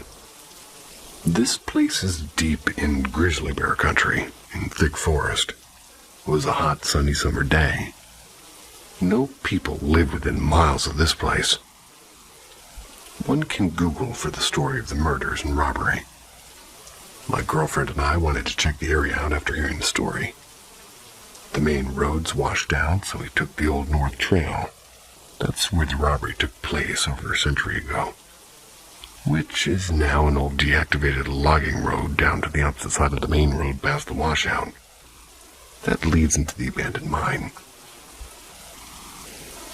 The main road had been totally washed out at Murderer's Creek several years earlier. The secondary road we took was not great, which had small washouts and was very overgrown. We spent 2 days clearing and fixing the road, and on the second day, we decided to walk the rest of the road, to get a sense of whether it was worth continuing trying to fix that road to get down to the abandoned mine in my truck. But anyway, before we went down on foot, my girlfriend wandered down the road a bit and came running back as I was digging away past a small washout in the road. She asked me if I heard that sound, in quotes. I had not heard anything as I was shoveling, just filling the small washout to a point to get my truck further down said road. We walked down to the abandoned mine to see how much work was ahead of us. I had my .45-70 lever-action guide gun with me, since we were in bear country. It was a steep grade with a cliff down to the mine site, hundreds of feet below and thick forest on the other side of the road. Basically, it's a bottleneck the whole way down for about 1.5 miles. We got down, looked around the abandoned mine for about an hour, before heading back up the steep road to my truck, and on the way back I had an off vibe. I stopped before the V onto the bypass road that we came down. And I felt something was off, like we were being watched. A big danger feeling where my hair stood up. My girlfriend asked if everything was okay, and I said, yeah, not wanting to freak her out. But I stood still listening, and I could tell she felt it too. And that's when I noticed it was silent. No sounds, no birds chirping, just silence. Then a squirrel lost its shit, chirping the danger sounds that they do. Then we heard 3 very loud knocks up the road back to the truck coming from the woods. Loud and spaced about a second apart between each knock. It was like somebody smashing a big rock on a tree not far behind the tree line. This being up the way that we had to go to get back to my truck. We kept walking toward it. There was no choice if we were to get out of there. It was hot and steep, and there was no way we could run due to the grade of the hill. Then we heard something. It was following us off to the left in the forest. Then 5 loud knocks 200 meters up the road from the last knocks. We were in the bottleneck, a steep cliff to the mine on the right, close knocks to the forest on the left. I looked at my girlfriend and said, we have to get the fuck out of here. We pushed up the steep road, me keeping an eye on the forest, ready to shoot whatever it was that was following us. It was the scariest walk of my life, but we got to the truck and got out of there. The sound my girlfriend heard prior to heading down turned out to be the same knocking sound we heard in the walk back up.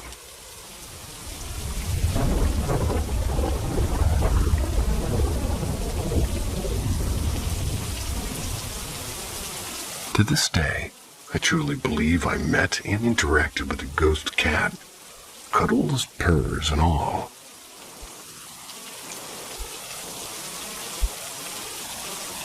This happened to me back when I was in high school. And for extra context, our home was built in the late 1860s. Quite a few people have lived in that house before we moved in. But one night I got myself prepared to go to bed as usual, and before I do, I check that there's no cats in my room. I prefer sleeping with my bedroom door closed. I don't like to be woken up in the middle of the night by one of her cats wanting to get out. I have a hard time going back to sleep a second time. Once I had confirmation that all of her cats were, well, anywhere else but my room, that I kept shut the whole time as I checked and confirmed all cats were outside my room. I shut my door, turned off my lights, and went to bed. At the time, there was a little blue light from an electronic device that I had in my room. It would create some light in the room, bright enough to get an idea of your surroundings, but not bright enough to clearly see details or patterns on furniture and surfaces, nor bright enough to disrupt or prevent sleep. At some point, as I'm settled in, I feel and see a cat jump to my bed. I couldn't see which cat it was exactly, as the room was dark enough that the bed and the cat looked like black silhouettes. But from the cat's shape and size, I believe it was one of our older male cats. Though this cat looked a bit slimmer than our cats, looking back.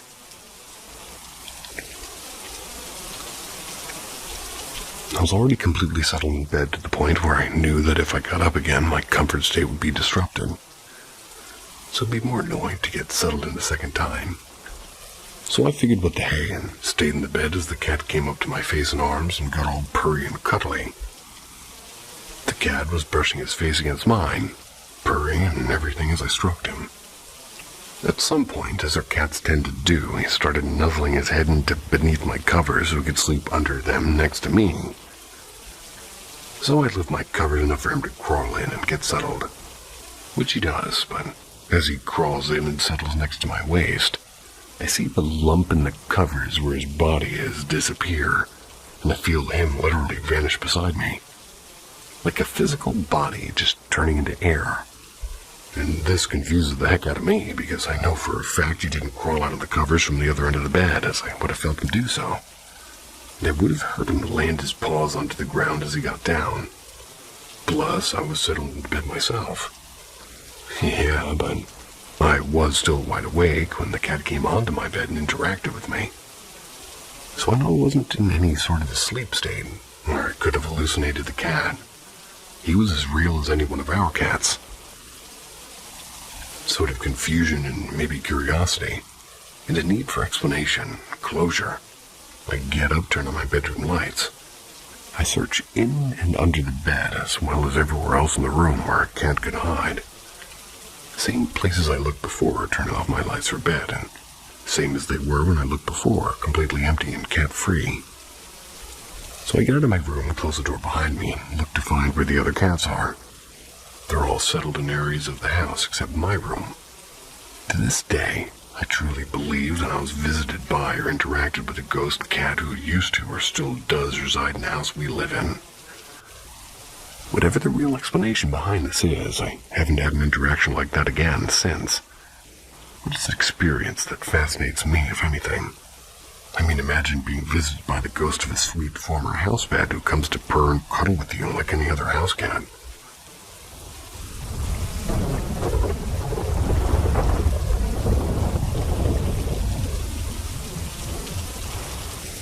My family's house is cursed.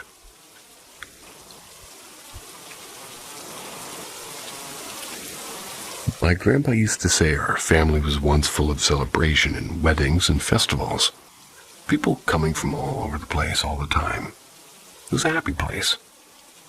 Then one day when he was a kid, they found this creepy-ass doll on the rooftop.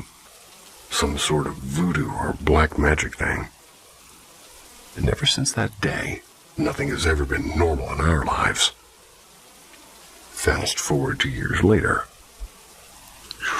and my biological grandma burned herself alive in the house. Right there in what used to be the kitchen, now the dining room. Nobody talks about it much, but we all know that that was the start of something dark. Later, a baby was born in the family. The priest said the kid was born under some bad nakshatra, or planetary condition. He warned that somebody close, either the kid's uncle or father, might die unless rituals were performed. Well, we did those rituals. Still, not long after that, my uncle, my mom's brother, died, and he was young. Just married less than a year, in his 30s. He was the only male offspring, and he was the child of my current grandma. And there's a total of 4 of them.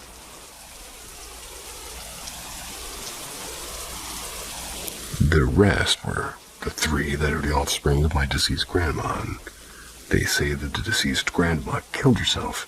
She didn't have a male child, which is pretty sad. They say she killed herself by burning herself with kerosene. And all of this was what I found in the attic, and overheard late-night conversations between the family. After that, it was like a curse exploded across the family. My grandparents separated after 40 years. The family renting the floor above us, well, 2 died and one of them hanged himself. My aunt, the kid's mom, tried to hang herself twice, and I personally stopped her both times. Even my dog dies randomly. I moved in there for a while for college and fell into deep depression, having the worst nightmares daily, and it took me more than 2 fucking years to get back on my feet. And that's not even the freakiest part. What I experienced as a kid. When I was young, I'd hear somebody whisper my name at night, like actually calling me, even when the house was dead silent. One time I woke up under the dining room table and no memory of how I got there. Guess where my grandma burned herself? Right there under the same spot. I got to know all of this when I found an old personal trunk of my grandpa that had photos of my real granny. Until that, I thought my step-grandma is my real granny, and I was flabbergasted, to be honest, and on God, I have experienced somebody whisper into my ear when I tried to sleep alone multiple times. Chills went from my ears to my toes. When I wake up like that, there's not a single person in the house, everybody was outside in the garden. It wasn't just me either. During their childbirths, years apart, both my mom and aunt saw the exact same terrifying thing, because I overheard their conversation. A woman with long black braided hair and sharp black nails lying next to them while they were frozen and couldn't move. They described it the same way, and both swear it wasn't a dream. They couldn't even scream. That one photo. There is a photo of my biological grandma in that house, and I swear to God you can't ignore it. Feels like she's staring right into you no matter where you walk. It's not even a creepy photo on purpose, just her face, but there's something wrong about it, and everybody avoids looking at it.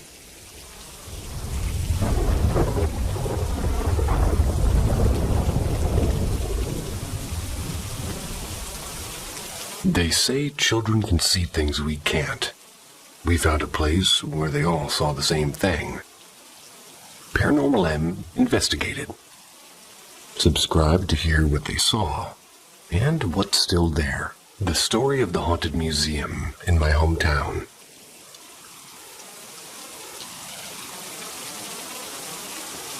In 2022, my friend and I developed an interest in ghosts. Our town and the surrounding area had 2 stories that stuck out when it came to ghosts. The first one that most people knew about was the Ghost Road. I'll not get too much into that story, although it is very interesting. But it was mostly just a tradition in our sort of town during Halloween to get people spooked out. The second story was a little bit less known, but if you were a child in school, you would have heard about it.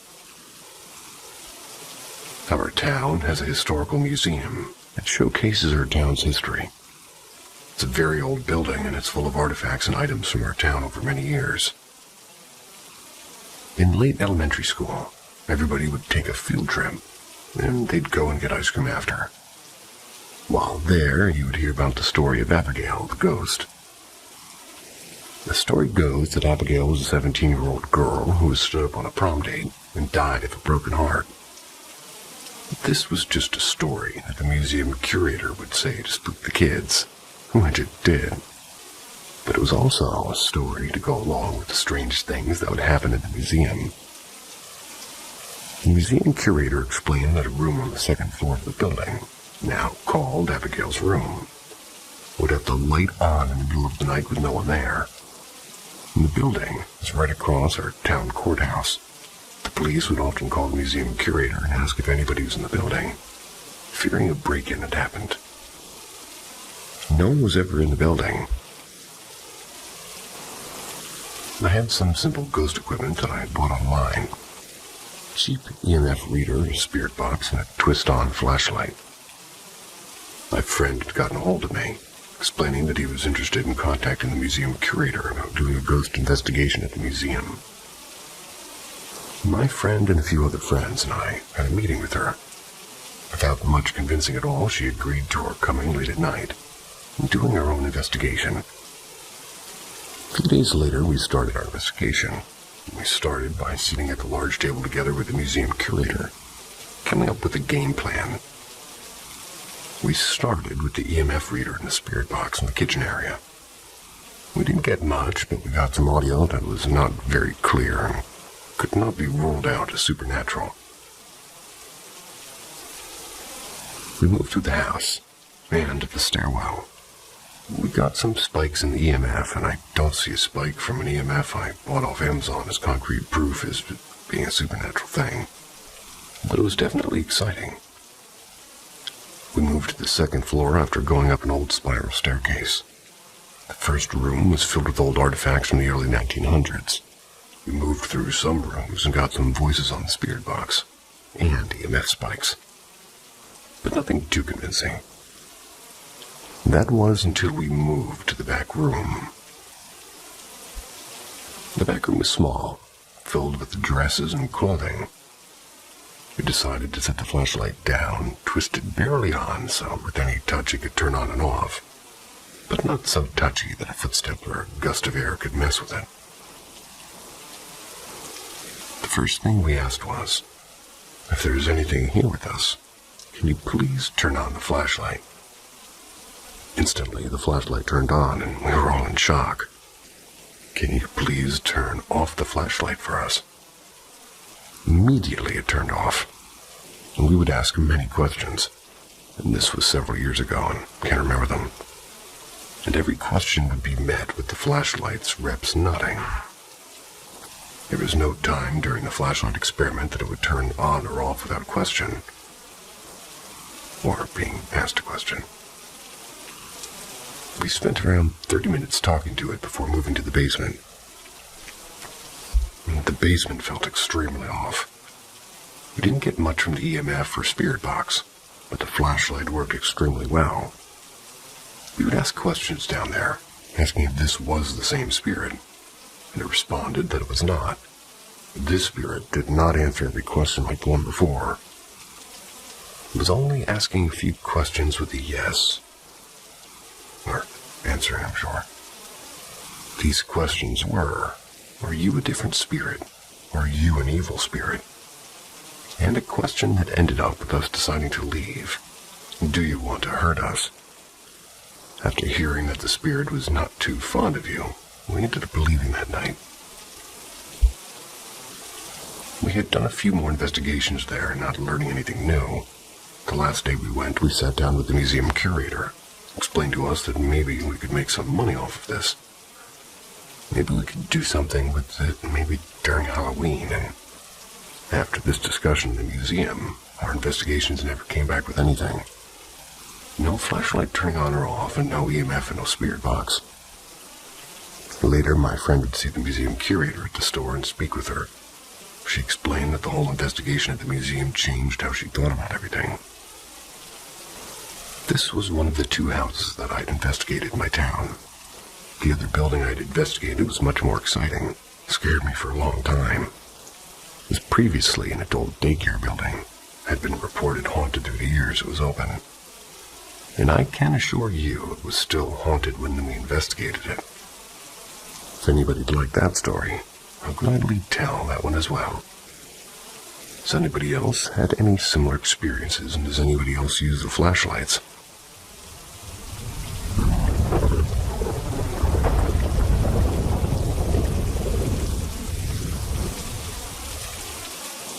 My second haunted building investigation, the adult foster care backstory. I had a close friend at the time, whose mom used to have a few houses owned for her adult foster care business. They would take care of the adults, but couldn't take care of themselves on their own. One of their buildings was a building right in my town. I'd explained to my friend and her mom that I've gone into ghost investigations. I told them about the story of my investigation at the town's museum. After telling them about my investigation, they told me some stories of their own at one of their adult foster care homes. It was now empty due to them not continuing the business. The adult foster care home they were talking about had around 7 bedrooms and a living area and a kitchen, a massive basement. There were 5 bedrooms that were used for residents that needed to be taken care of. 1 bedroom that was more of an office to keep track of records, and an attendance room where the staff would stay the night. Residents who lived there often spent their last moments of life there, became very close to some of the staff.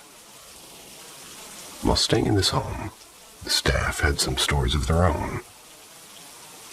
One of the most common occurrences were the sounds of steps in the hall, and when I say steps, I mean full sprinting down the hall. The staff would often be woken by the sounds of running, and at first, they assumed one of the residents was up from bed making the noise. Although it was strange that many of the residents would be running, staff would check all bedrooms and find all residents asleep. And this is when they started to be concerned. Most nights would have this heavy sprinting down the long hall that was kind of sandwiched between residents' rooms, which would again be followed up by bed checks that didn't give the slightest hint of a resident being out of bed. And this is when the staff would throw around the word ghost. My friend, who would often be around at this house, had some other stories as well. There is always a fear of walking down the steps to the basement. And that being said, who is not afraid of walking down a creepy, unfinished basement? But she always had a strange feeling going down those steps. And any time she had to, she was sure to take out her phone, then go to her camera and make sure she could see behind her. I'm sure the story from another staff member about the sound of the child crying from the basement didn't help. The staff member ended up having to call their shift early, after in the middle of the day hearing the child squeaking and crying from the basement. From the sounds of running in the halls, to the constant feeling of being watched, to children's screams coming from the basement, the staff had every reason to throw around the word ghost. After hearing all these stories, I needed to check it out myself. My friend's mom was selling the house and had it all completely cleared out, which left the perfect opportunity to investigate the place. I contacted my friend Logan. They'd been with me during the investigation of the museum. We set up a day to visit the home at night. We truly did not know how crazy this investigation would get. And from our flashlight method working, the spirit box spouting out new conversations and actual physical noise, it absolutely blew our last investigation out of the water. I appreciate the few people who read my last post. It was very nice seeing an interest in my story. I want to give some background on why we felt a need to do an investigation on this house before I wrote about the actual investigation. I ended up with 2 investigations at this home. One with my friend Logan and a few other friends who joined the last investigation, and another with my friend and her mom who owned the home. Both investigations gave incredible results. So incredible that I actually have not done an investigation in over a year now because of it. I'm very excited to tell the story of contacting residents who used to actually live there who passed, and even tell about one entity that gave me literal chills. I would like to say, if anybody has any doubts, I welcome any of them. I'll do my absolute best to show proof for my stories. In my last post, I linked a news article that my town published about the experience to show that it actually did happen. For the next story, I have some video evidence to go with it. I'll not be able to show too much of the videos out of respect for the other people in them, but I will do my best to show all the evidence that I have. Thank you very much for taking the time to read my post. You're welcome.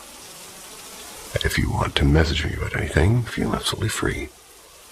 I had somebody contact me on my last post about using my story for their YouTube channel. If anybody else would like to do something similar, you absolutely have my permission to. If you could just go ahead and let me know beforehand and send me a link to whatever, that'd be awesome.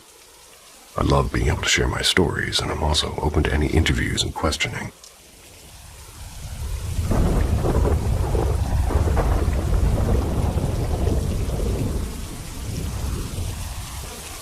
Ghost at Work. True story. This happened about 4 years ago. I was working in a popular jewelry shop in a shopping center. It was the late shift, probably 8:30 or 9. There was me and 2 other staff members on shift. A bit of background for the story. When you're in our shop, the only way to enter is the only way to enter the staff area. It's through one door. You can get to the small office through here, which has 2 doors. One that leads to a walkway to the toilet and onto the shop floor, and another that leads to the storage area. The storage area has automatic lights that can only turn on when you walk into the room. I was on the shift with 2 other women. Went out into the office to return some jewelry when I saw a woman's face looking back at me from behind the door of the storage area. And I could see about 3/4 of her face. The rest was covered with the door. Her facial expression was very still. She wasn't smiling, and she had an angry expression. She was staring at me. I looked away confused, then looked back and she was gone. The lights in the storage room were still off, which confused me, so I walked toward the room thinking it was one of my coworkers. As I started approaching the door, a loud crash sound came from behind me. I looked back at where it was coming from, thinking a tray of maybe charms had fallen or something. The tray we keep the charms and jewelry in aren't sealed. They're open at the top, and if you dropped, they could go everywhere. Trust me, I know from experience. When I looked behind me, the charms were all still on the shelf in their trays. I instantly got a sinking feeling because nothing had been moved. I then backed out of the office and went to the shop floor. That's where both my colleagues were. I know it wasn't my colleagues because if they'd come into our office, I would have seen them as the doors next to the office. And there was no explanation for what happened or who the lady I saw was, or what made the noise. So what do you guys think?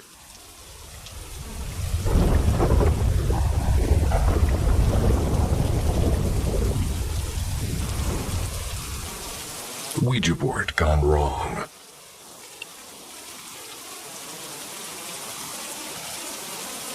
When she was about 17, she and her friends started playing with the Ouija board, as many curious and reckless teenagers do. At first, they asked silly, trivial questions, and to their surprise, the board would respond with accurate answers.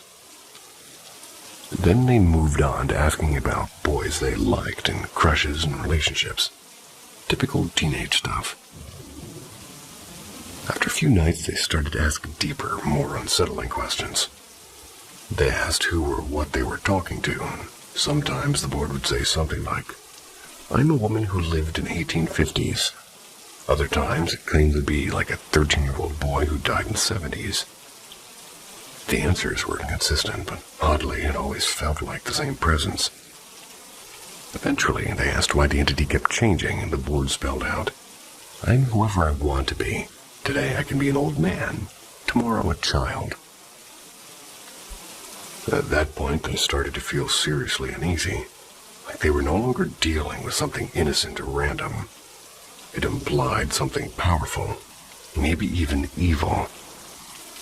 One night they asked, "How do you take people?" And the board answered, "By choking them." That's fun. Not. And that was when fear really set in. They decided to stop playing, and sometime shortly after, my ex-wife came home one evening to find that her parents and or younger brother had gone out to a party. They wouldn't be home for a few hours, and she didn't want to be alone in her room where the Ouija board was. So she stayed in her parents' bedroom instead, waiting for them to return. She turned on all the lights in the house, and this was the early 90s, so no cell phones. She lay in the bed watching TV, trying to distract herself. After a while, she noticed a hallway light turning off by itself. That had never happened in her house before. She was terrified, but got up and turned it back on. As soon as she laid back down, it turned off again. Her mom kept a Bible in the nightstand, so she grabbed it and opened up a random page and began reading out loud. Suddenly, she felt overwhelmingly tired, so much so that she could barely keep her eyes open. She tried to fight it, and she turned the TV volume up and kept reading, but eventually dozed off. She woke up minutes later to find the Bible no longer in her hands, but beside her. She grabbed it again and kept reading. I always asked her why she didn't just run outside, but she said she was too scared to leave the room to run down that dark hallway. Eventually, she fell asleep again, only to wake up to a terrifying sensation. Something was grabbing her ankles. She felt it moving slowly up her legs and over her shins and her thighs and her waist until it reached her throat. Then it began choking her. The lights were still on, but there was nothing visible in front of her. She said she started kicking and gasping and struggling, and she remembered her mom also had a crucifix in the nightstand. She wrestled her way to the drawer and found it, clutched it to her chest, and started praying. "Please, God, help me. I swear I'll never play with that thing again." And then, whatever was choking her suddenly let go. She ran out of the house and waited by the curb until her parents came home. When she told them what happened, they dismissed it as a nightmare. Still, she was so shaken she refused to sleep alone and spent the night in her parents' bed. The next day, exhausted from lack of sleep, she tried to nap in her room around 2 or 3 in the afternoon. Not long after lying down, she felt something tugging at the foot of her blanket. She assumed it was her dog until it persisted. When she looked up, she saw what she can only describe as a boy around 8 to 10 years old, but no taller than 18 inches. He had a child's face, but his body was small, proportioned like an adult in miniature. He stood at the foot of her bed just staring. No smile, no expression. His dark hair was neatly combed to the side, and he wore a one-piece garment, almost like a toga. She was so shocked she couldn't scream. Then after a few seconds, the small figure walked into her closet. She bolted from the room and ran to her parents. Again, they didn't believe her. Her dad checked the closet and there was nothing. And that night, while trying to sleep, the closet door slowly opened, just a few inches. Nothing came out, but it moved. She ran to her parents' room again, and the next day before going to bed, she tied the closet door shut with a cable. That night, she heard the door slowly tugging, then violently shaking, like something trapped inside. The following day, one of the girls that she had played the Ouija board with, she came over. She wanted to ask the board something about her boyfriend, suspecting that he was cheating. My ex told her, "No, something really bad happened. I don't want it here anymore. Please take it." But the friend begged, just one more time. Reluctantly, my ex agreed. They sat down, placed their hands on the planchette, and before they could even ask a question, the board began spelling out my ex's name. "Pamela, remember your promise to God. Don't break it, because next time I'll take you." And that was the last straw. She threw the board away. Years later, when I first met her, she still lived in that house, and she actually showed me the closet handles where she had tied the cables. You could see the wear and the scratch marks like something had been trying to force its way out. For years, she refused to watch horror movies or even hear the word Ouija. For a long time, we slept with the lamp on just in case. After she got rid of the board, nothing else ever happened, but the fear stayed with her.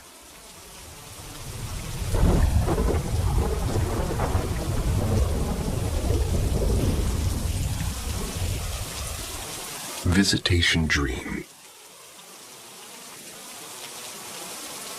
This story happened this past December 2024. But to preface the story, my husband's grandparents had a very weird relationship. They'd been together since they were 18 and were married for 50 years. They were not very lovey-dovey. My husband's grandmother had been bedridden for about 2.5 years. They were in kidney failure. We had just found out recently that she was not a candidate for dialysis. She wasn't able to do anything for herself, and my husband's grandfather had been her caregiver during this time. We set her hospital bed up in the kitchen, and she was happy to just be home. Me and my husband had been staying with his grandparents and aunt and uncle. They all lived together on their couch for about 2 weeks, after moving from the other side of the duplex after a disagreement with his great aunt who lived on the other side. And his grandfather was in the process of clearing out the spare room upstairs for us. And one day he finally did, so we got all of our stuff in there, and he had made a nice pork roast dinner. He was in a great mood that night. We all had a glass of eggnog together and went to bed. The next morning, we all wake up, and my husband goes to work, and around 12:30 that afternoon I got a call from my mother-in-law. They were saying that she had found my husband's grandfather dead in the driveway. He had had a massive heart attack while going to take her dog on a walk. Damn. The only reason that my mother-in-law had found him was because the doors to her car were locked, which he never locks. She ended up locking her keys in the car, and he had given her a spare key, but she didn't know where he was. So we left work, and my husband and most of his family went to the hospital to go deal with all of that. I was at the house with his grandmother. When everybody arrived home, we told her that he was gone and cried together, and then some of us went outside just to get some air. A tree fell in the backyard. His grandmother shared a glass of champagne with us the night in memory of his grandfather. That night was the second night that we kind of swept in the spare room, which I will assume is slept. My husband woke up the next morning. He looked at me. He said that he'd be right back, so he went to his grandfather's room. He was looking for something. He comes back empty-handed. Tells me that in the middle of the night he had a dream that his grandfather had come into our room while we were in there sleeping. Then woke him up and said, "Did you give Mima her Christmas present yet?" My husband was like, "No, we don't know where it is." And my husband's grandfather in the dream said, "Well, the hell are you waiting for? I'll show you where it is." So he goes in there and he sees the present, and it's in a blue box. It's a silver necklace with the words on the box, but fast forward to the next morning, my husband couldn't find it. He was like, "Oh, okay, maybe it was just a dream." So later that day, my mother-in-law and myself, my husband and his aunt that were all living in the same house, we're all sitting in the living room. My husband mentioned a dream he had, and his aunt says, "Wait a second," and goes upstairs. She comes downstairs with the blue box that my husband had seen in his dream and says, "Is this it?" Once we actually saw the words it said, and we were in shock. It basically says something along the lines of, "To my wife, I didn't marry you because I could live with you. It's because I can't live without you." Which had a character for him. He's never the type of person to be romantic like that. He was a sailor and spent a lot of time in a sailboat, and he was a major stoner. His aunt said that she was cleaning up his grandfather's room looking for his phone and found it and brought it into her room so he didn't get lost. So the next day, his grandmother ends up at the hospital with a severe infection. Wasn't doing great. I brought it to the hospital to give it to his grandmother, and when my husband was giving it to her and telling her about the dream, it felt like grandfather was in the room. I could visualize his grandfather standing behind my husband with his hand on his shoulder.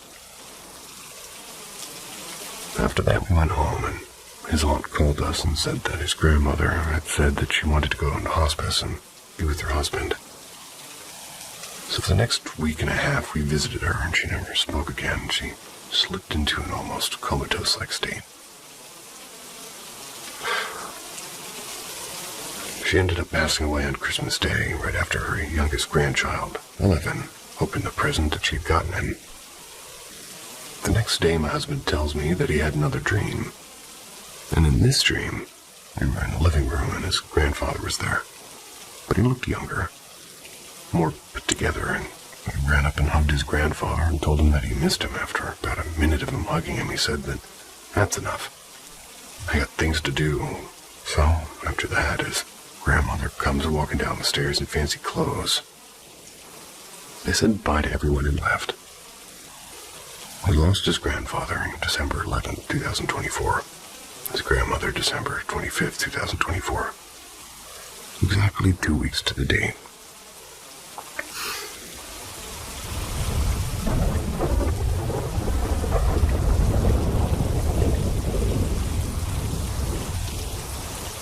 My haunted house.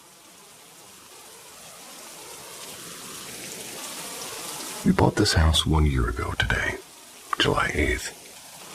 We were told when we came to see the house, the previous owner had died. But it wasn't until we were a week or two away from closing that I found the obituary and read that she had died at her home.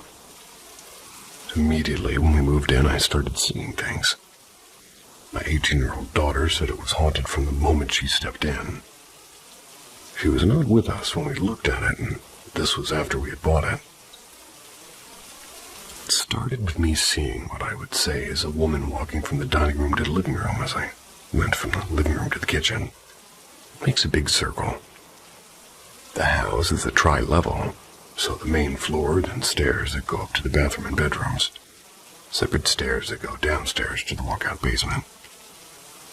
And that opens into a utility room and a second bathroom.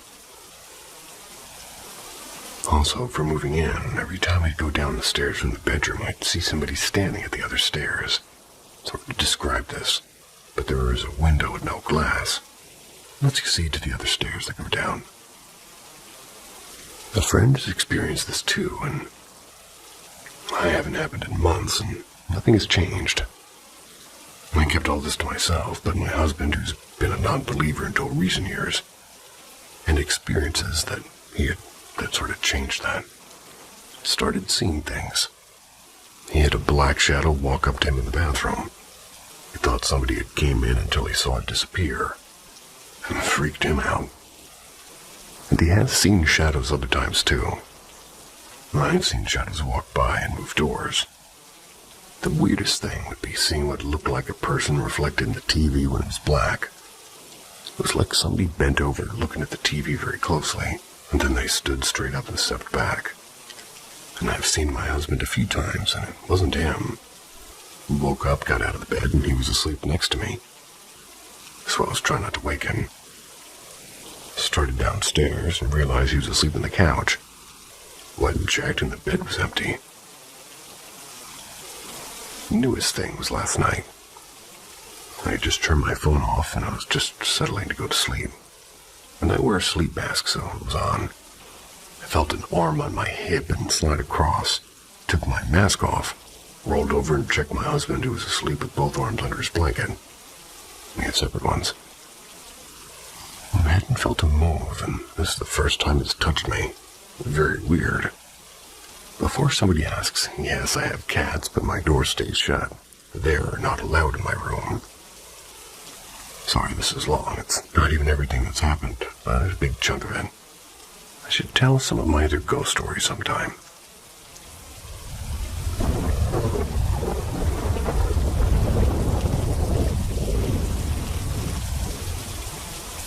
Two short happenings from my childhood home. I believe that the house I grew up in was very haunted. As far as I'm aware, there were no tragedies. It wasn't built on an old graveyard or anything. My family had a solid couple of years of difficult times. I believe that the negative energy may even let something in. or at the very least made it stronger. I've posted a few of my own stories before, but I just found out that my other family members have experienced things as well. When my brother was little, probably between 10 and 13, we heard knocking on our back door and garage door at the same time, and these doors are on the same bottom floor of the house. Probably 20 feet apart max. And the only way to get from one to the other was through the house, or all the way around it. For whatever reason, my brother was by the garage door and heard knocking behind it. He immediately assumed it was me or my parents, but when he heard a second knocking on the glass patio door just a few seconds later, he was confused. Nobody in our family would have any reason to knock on these doors. The lock in the garage door was long broken. Hardly ever locked the back door. And on top of that, it would have taken at least 15 seconds to run from the garage, open the fence, go through the yard, and knock again at the back door. When I asked him what he did, he said he just left and never investigated. When he asked me and my parents about it later, we all denied doing it. Can't help but wonder if he would have found anything on the other side of either door. My mom told me about the time her glass candy jar broke. We always had a small ornate jar we used for small candies and other treats. It would sit in our living room. It was nice if you wanted to just grab an M&M or something while hanging out. And was hit with our friends as teenagers. One day, my mom walked in the door and found the jar shattered in its spot on the table. And she always got home before my brother and I were back from school, or my dad was back from work. So it couldn't have been any of us. We had a big dog with a tail and I could easily knock it over. But if he had done it, the glass would be on the floor, if it even managed to break in the carpet. I've read about glass breaking from sitting in the sun, especially if it's already damaged, but I find it hard to believe that the spot it sat in would get nearly enough sun to do something like that. It was shaded for most of the daylight hours. My mom simply cleaned up the mess and moved on despite the strangeness of it.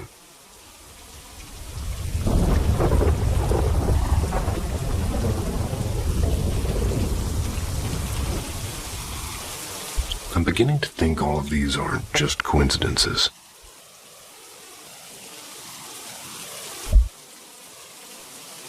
I'm visiting my parents for the summer, staying in the spare room in the basement. A couple of nights ago, me and my mom were talking pretty casually in the kitchen. That's when we suddenly heard 3 to 5 loud, spaced-out bangs coming from the hallway. These were deep, clear physical hits, like somebody pounding on the wall with their fist, like the bangs from The Haunting. My mom also heard it. I immediately walked through the house and checked every room, trying to see if something had fallen or shifted. I didn't want to overreact, but I wanted to be sure. Everything looked normal. Nothing was out of place, and the garage door was shut. After that, I headed downstairs to go to bed, and not long after I got into the room, my daughter said she saw my mom standing outside her back room door, walking back and forth. She said she heard footsteps. She assumed it was her grandma. But when I checked, my mom wasn't there. Hadn't been anywhere near that part of the house. A short while later, my dog kept just going to the door and smelling and looking at the door, tail up, like cautious. And he also, whimpered half the night, but never barked. Then, around 4 a.m., an old motion sensor alarm in the basement bathroom suddenly went off. It was plugged in upside down and hadn't been in use for years. But it let out a loud alarm like somebody had triggered it, which sent me into a spiral. Got very little sleep that night, just a heavy, scary feeling. The next morning, my dad got onto me for leaving the garage open, but I hadn't. I had just walked through the house the night before and the door was closed, so it must have opened sometime after I went to bed. Then that evening, around 8:45 p.m., my dad called down to me and said, "Something's burning in your room downstairs." Me and my mom both looked at each other, and I ran downstairs, and the entire basement was full of smoke. I called the fire department, and they confirmed the ceiling fan motor had completely burned out and heated up a wire in the ceiling, which caught fire. It wasn't in the room I was staying in, but the room next to it. and all of this happened within about 48 hours. Today is day 3. Nothing else I've noticed since last night. Added to mention, my parents have lived here for 34 years and built a home. Not on any ground worth mentioning. This is the first time my parents have ever encountered something like this, and they're definitely spooked.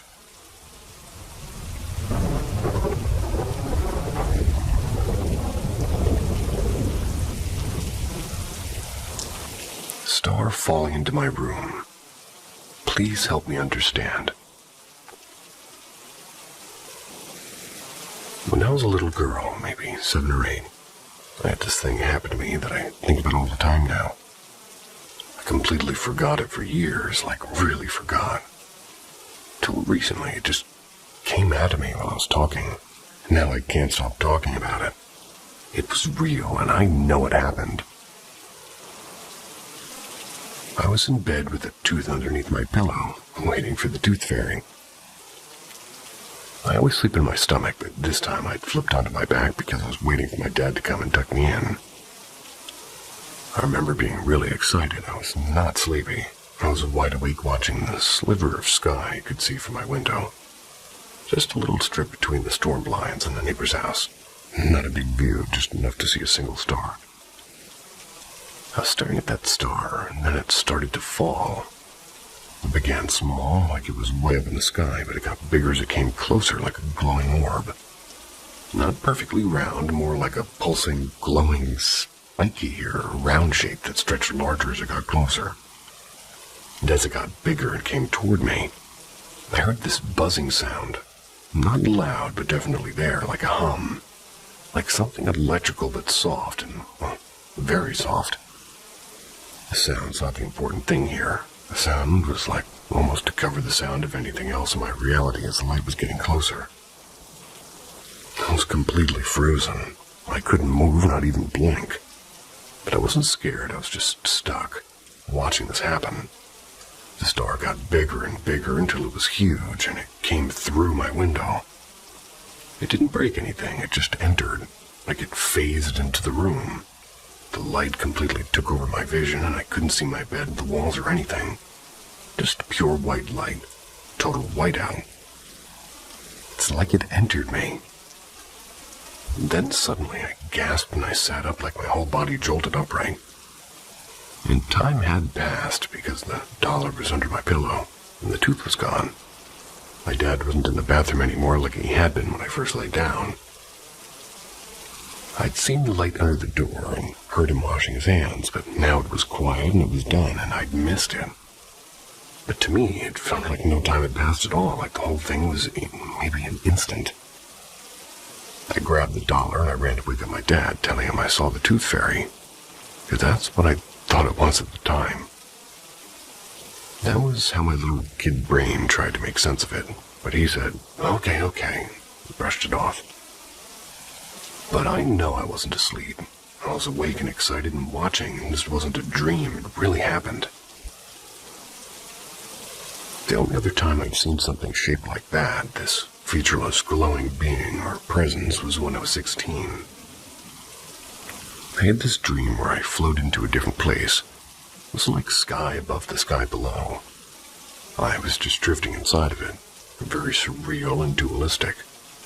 There was this massive wall of light, and from inside it something started walking toward me. It didn't have a face or arms or features, but I knew it was a being. And it just pushed me back and said, not yet.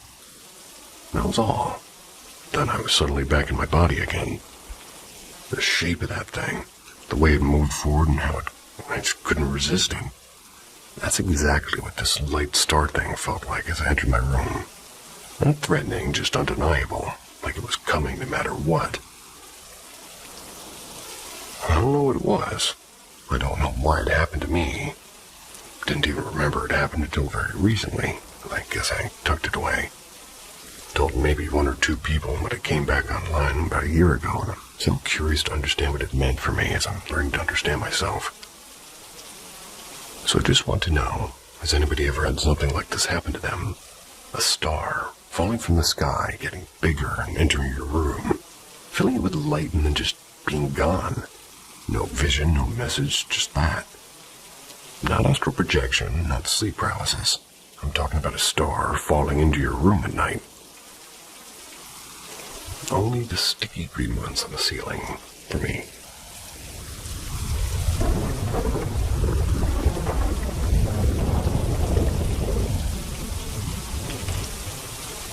The Pale Human, a personal experience. This happened in the early 2000s. I was walking up the street with my sister one day. It was when we were kids. And up our road, there used to be this karate school behind a small plaza, still there as of today.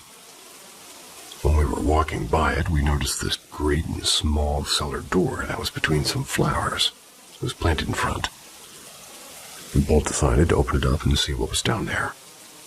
When we did, we noticed a pale person sitting down below with their head tucked between their knees. They were covered in cobwebs, and I noticed also that they were completely hairless. We called down and asked if they were okay, and when we did, the quote-unquote person looked up at us slowly. I felt my heart drop when I noticed they had no facial features whatsoever. Eyes, mouth, nose, eyebrows. I also noticed they were slowly becoming more pale and luminescent. My sister went pale and screamed as she had started running away. I closed the grate and ran as well. Eventually went back there, and when I did, I saw down there was just cobwebs and nothing else. Until this day, I still question what it was that I saw. A couple of things to add. We were young and didn't have phones at the time. It was later in the day, so nobody was around. We told her mom, but she didn't believe us, really. The hole was about maybe 10 or 11 feet deep and cave-like. Went back there years later with my best friend and uncovered the grate, and at this point the karate school was shut down, and there's no dirt covering the grate tub. When I looked down, it still looked the same, but no cobwebs or anything. The spiders got evicted. Rent was too high.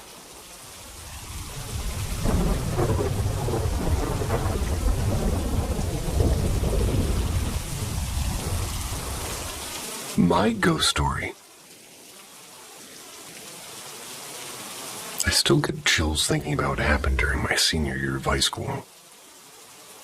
It all started with this rumor about our school theater being haunted. I know.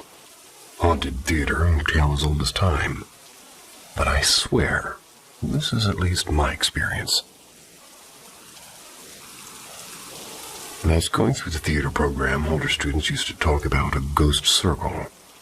A circle drawn in chalk on the backstage wall. They said it was there to bind a ghost, and everyone was warned never to break it. No one ever explained exactly what would happen if you did, but even the skeptics wouldn't mess with it. The summer before my senior year, the school started remodeling the theater. They repainted the entire place, including the wall with the ghost circle. Painted right over it, as if it never existed. And that's when the strange things began. Almost immediately, weird stuff started happening. The janitor, usually very professional, suddenly refused to clean the theater at night, wouldn't go near the prop closet anymore. She seemed genuinely spooked, and the prop closet would make banging noises like pipes clanging. But the moment somebody opened the door, the noises stopped. Props would disappear or turn up in odd places. And there was often a shadowy figure on stage, which we tried to blame on the lighting. Never felt right. I got really curious after everything creepy started and did some research about the ghost story. Found out that a former student, fatally involved in the theater program, had died in a car accident years earlier, right before a show. Out of respect, I won't share more details about him, but knowing this added a whole new layer to the weirdness. The culmination of weirdness was during the senior show I was directing that December. Tech kept glitching and lights malfunctioned and sound cues failed. Things that worked perfectly for weeks in rehearsal started suddenly breaking. On closing night, the house lights refused to work, so I gathered up the cast and crew and we respectfully asked the ghost to stop interfering. The moment we did, the lights flicked on instantly, and I said, "Thank you," out loud, thinking it was polite. But looking back, that's probably when the ghost attached to me. After the show, my stage manager gave me a bouquet of flowers. I took them home, put them in a vase or a vase, whichever wording you guys fancy. I'm going with vase today. They put them in a vase on the kitchen table. I spent the rest of my night sat at the table talking with my aunt who was visiting.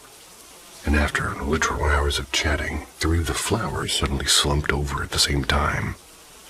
They didn't just bend. They looked like their stems had been cleanly cut, revealing the inside of the stems. I couldn't explain why or how it happened after they'd stood perfectly all evening.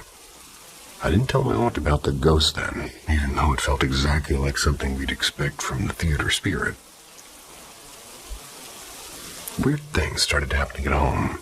I slept in the finished basement, where my bed was in the corner, and the doorways only had curtains instead of doors. Sometimes I'd wake up to see the curtains swaying and thought it was just drafts. Then one night I felt my bed tip behind me as if somebody sat down. When I turned around, no one was there. Later, my aunt stayed over again in another part of the basement. And one morning, she told me she thought the dog had jumped in bed with her.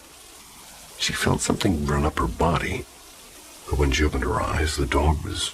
well, no dog was there. The dog had been locked upstairs all night. That's when I finally told her everything about the ghost. She suggested calmly communicating with him and asking him to leave me alone while I was sleeping. We kept it between us and didn't tell the rest of my family yet. Months later, one of my sisters had a friend sleep over. She and my sister shared a bed while my other sister slept on the ground next to them. The next morning, the friend said that the sister, who was supposed to be sleeping on the floor next to the bed, held her hand all night. She gushed about how sweet it was. But the sister denied this, saying she went back to her own bed early, didn't hold anyone's hand. The friend was so freaked out she never stayed over again. And eventually I told my family about the ghost following me home, and they shared their own experiences. One sister heard a loud bang one night and found a bag had fallen off a shelf for no reason. Another kept hearing noises from her closet that stopped whenever she opened it. But luckily, nothing was ever out of place. That was just the beginning. There were more strange incidents over the next couple of years, like noises and movements. Little things that still make me shiver. But then, almost as suddenly as it began, it all stopped, and it's been years now. I have no idea why the ghost left or what made him move on, and my family and I almost joke about him now. Like he was just some weird, invisible member of the household. Since then, nothing unusual has happened, and life's gone back to normal. There were a few other incidents that came to mind for me writing this post. I'll have to ask my family to remember the majority of them. It's not the scariest by any means, but I swear to everybody I know, we had a ghost for at least a few years.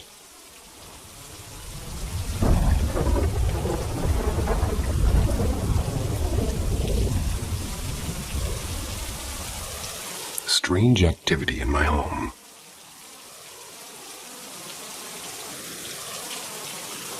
Hi. I think my house has at least one ghost.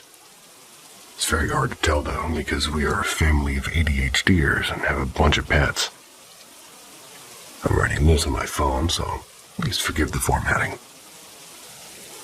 For some background, I grew up in this house.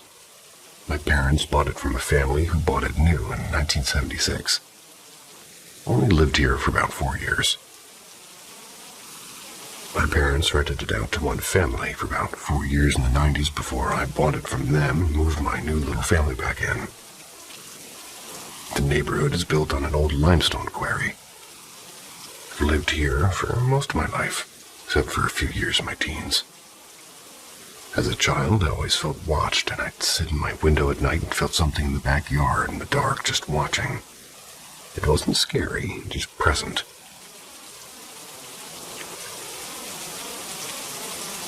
There's also a central part of the house, between the hall and the garage and laundry room, that feels spooky.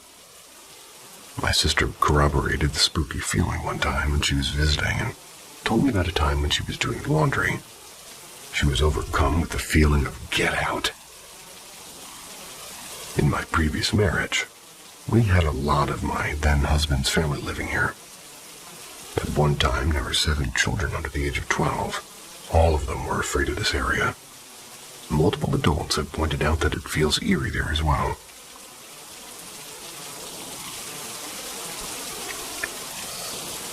Over the last couple of years, I've noticed more activity in the house. The notable things are, 1, phantom cat jumping onto the bed. I was working overnights at the time and would spend my off nights in a sleeping house.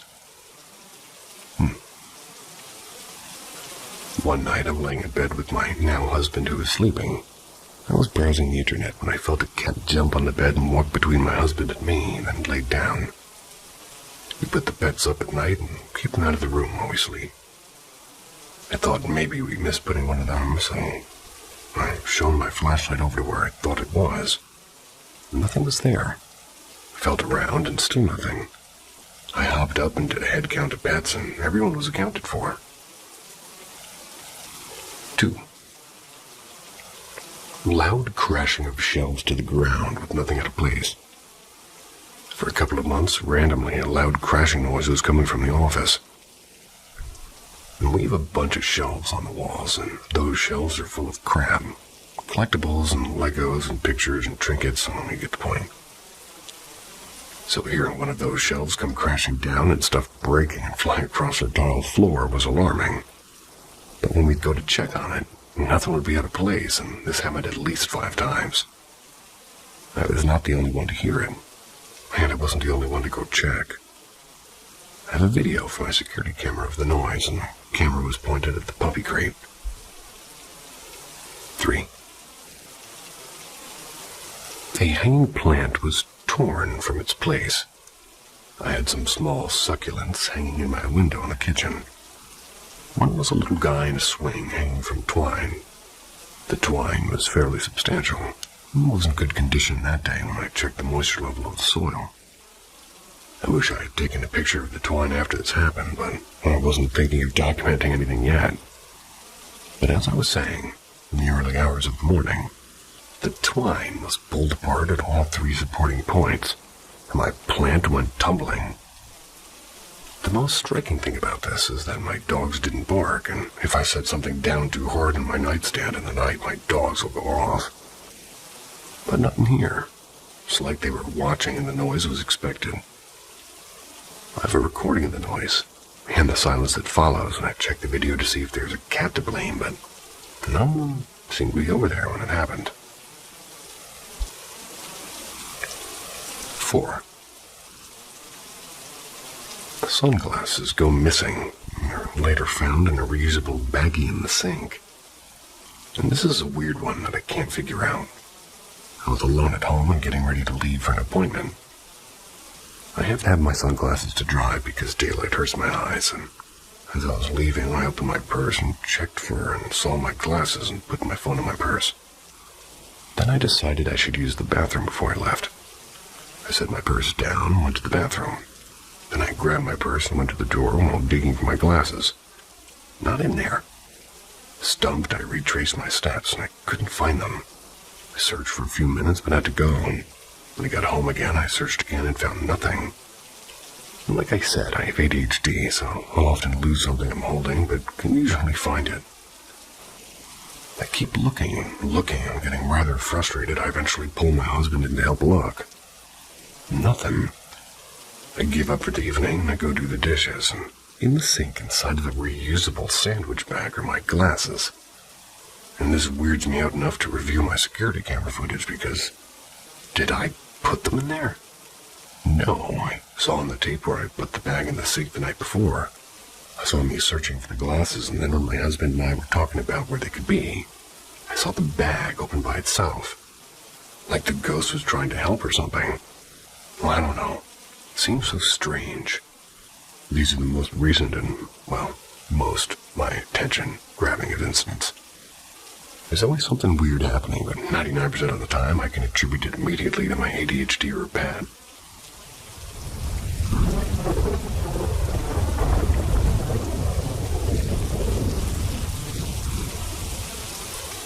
I saw things as a child, and they're happening again. I grew up in rural Ireland, in a Jehovah's home. I was a young boy, around the age of 7 to 8, when I first started seeing things that supposedly weren't there. And most of my friends and family thought I was possessed and would lock me in my room for weeks when I started to act up. The first event is very blurry in my mind, so don't take this as completely accurate.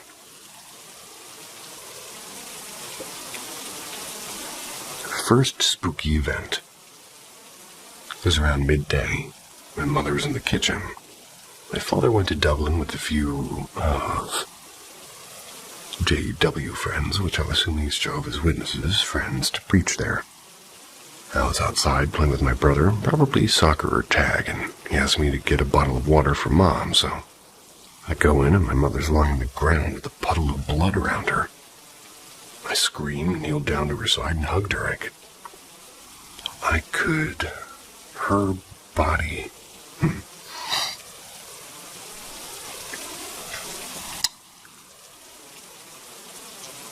Trying to figure what they wrote here. I could feel the heat from her body, the way the blood stuck to my skin, and my brother comes in panicked from the yelling. Asked what's wrong. I said something along the lines of, "Call Dad," before my mother walks into the room, confused on why I'm on my knees crying. She's asked why I'm crying. I looked her and looked back, and the body's gone, and so is the blood.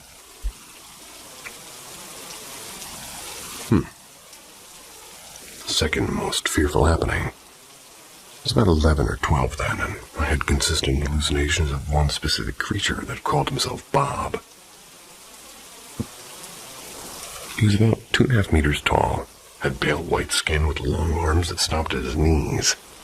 His head a light string of gray hair, but other than that he was bald. He always hand-ripped white hospital gown-looking thing. Bob mostly came in sleep paralysis, where he'd cry while facing the corner. After a few months of this consistent appearance, I was watching TV. I got a sudden feeling of dread and fear. I looked behind me, and he was standing watching. This was the first time I'd ever seen his face, and he didn't have cheeks, and his mouth filled with huge teeth with small, fully black eyes. I jumped and quickly looked back, nor waiting to freak out. My different, in parentheses, brother, and he reached and grabbed my shoulder, and I stayed silent the rest of the day.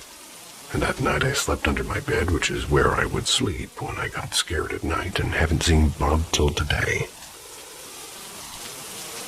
Current day, about 12 years after the last time I saw Bob, he has been watching me again. And he hasn't done anything besides stare and cry yet. But I don't know what to do to really help stop these hallucinations. I don't want to see him anymore.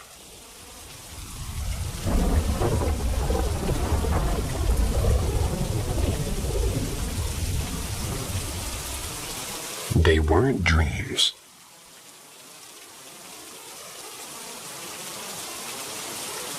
I've had what I consider to be paranormal experiences off and on my whole life. And a lot of these stories I've shared with many people offline. I might share those later here, but they'll definitely out me to people who know me in real life. In the States, you have Girl Scouts. In Canada, we have Girl Guides. Age groups are 5 to 6 Sparks and 7 to 8 Brownies, and 9 to 11 are Guides. Well, when I was a Spark in the 90s, I remember we would sell cookies and chocolates to raise money for different things. Crafts and trips and stuff.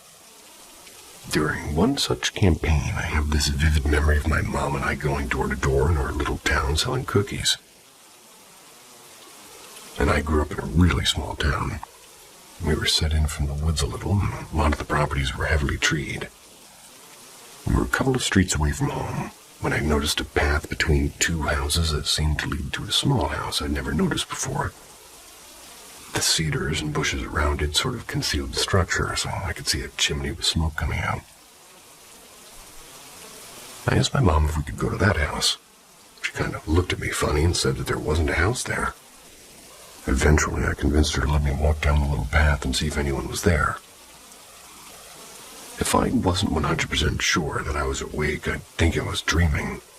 Mostly because my mom let me go down that path alone. But truthfully, as a child, it probably seemed way longer than it actually was. Probably like 10 feet. I pushed past the bushes and saw a very crudely built structure that was built with green metal and tinted glass. It was bigger than a shed, but definitely smaller than her house. And as I'd seen at the road, there was a little chimney sticking out of the top of the structure. I made my way up to the rectangle of metal that I assumed was the front door, and as I approached, I could hear the sound of metallic whirring inside, like some sort of machinery was running. The air around the house smelled weird, like an organic smell that was wrong. I don't know how to describe it, and I've only smelled it maybe one other time in my life. Reached up and I knocked on the door and listened as the knock seemed to echo around the inside of the house. After a moment, I heard something inside the house knock back. Something in my little girl brain said, "Get the fuck out." I ran down back the road where my mom was waiting. I didn't know what I'd just seen, and I just told her she was right and there was no house there. Moved on to the next property. When my brother and I were little, sometimes we'd get sick enough to run a fever and we'd hallucinate, or have really vivid dreams, and sometimes acting them out in our sleep. I remember one time I was dreaming that I was playing basketball, and I woke myself up sitting up with my hands in the air as if I'd just thrown the ball.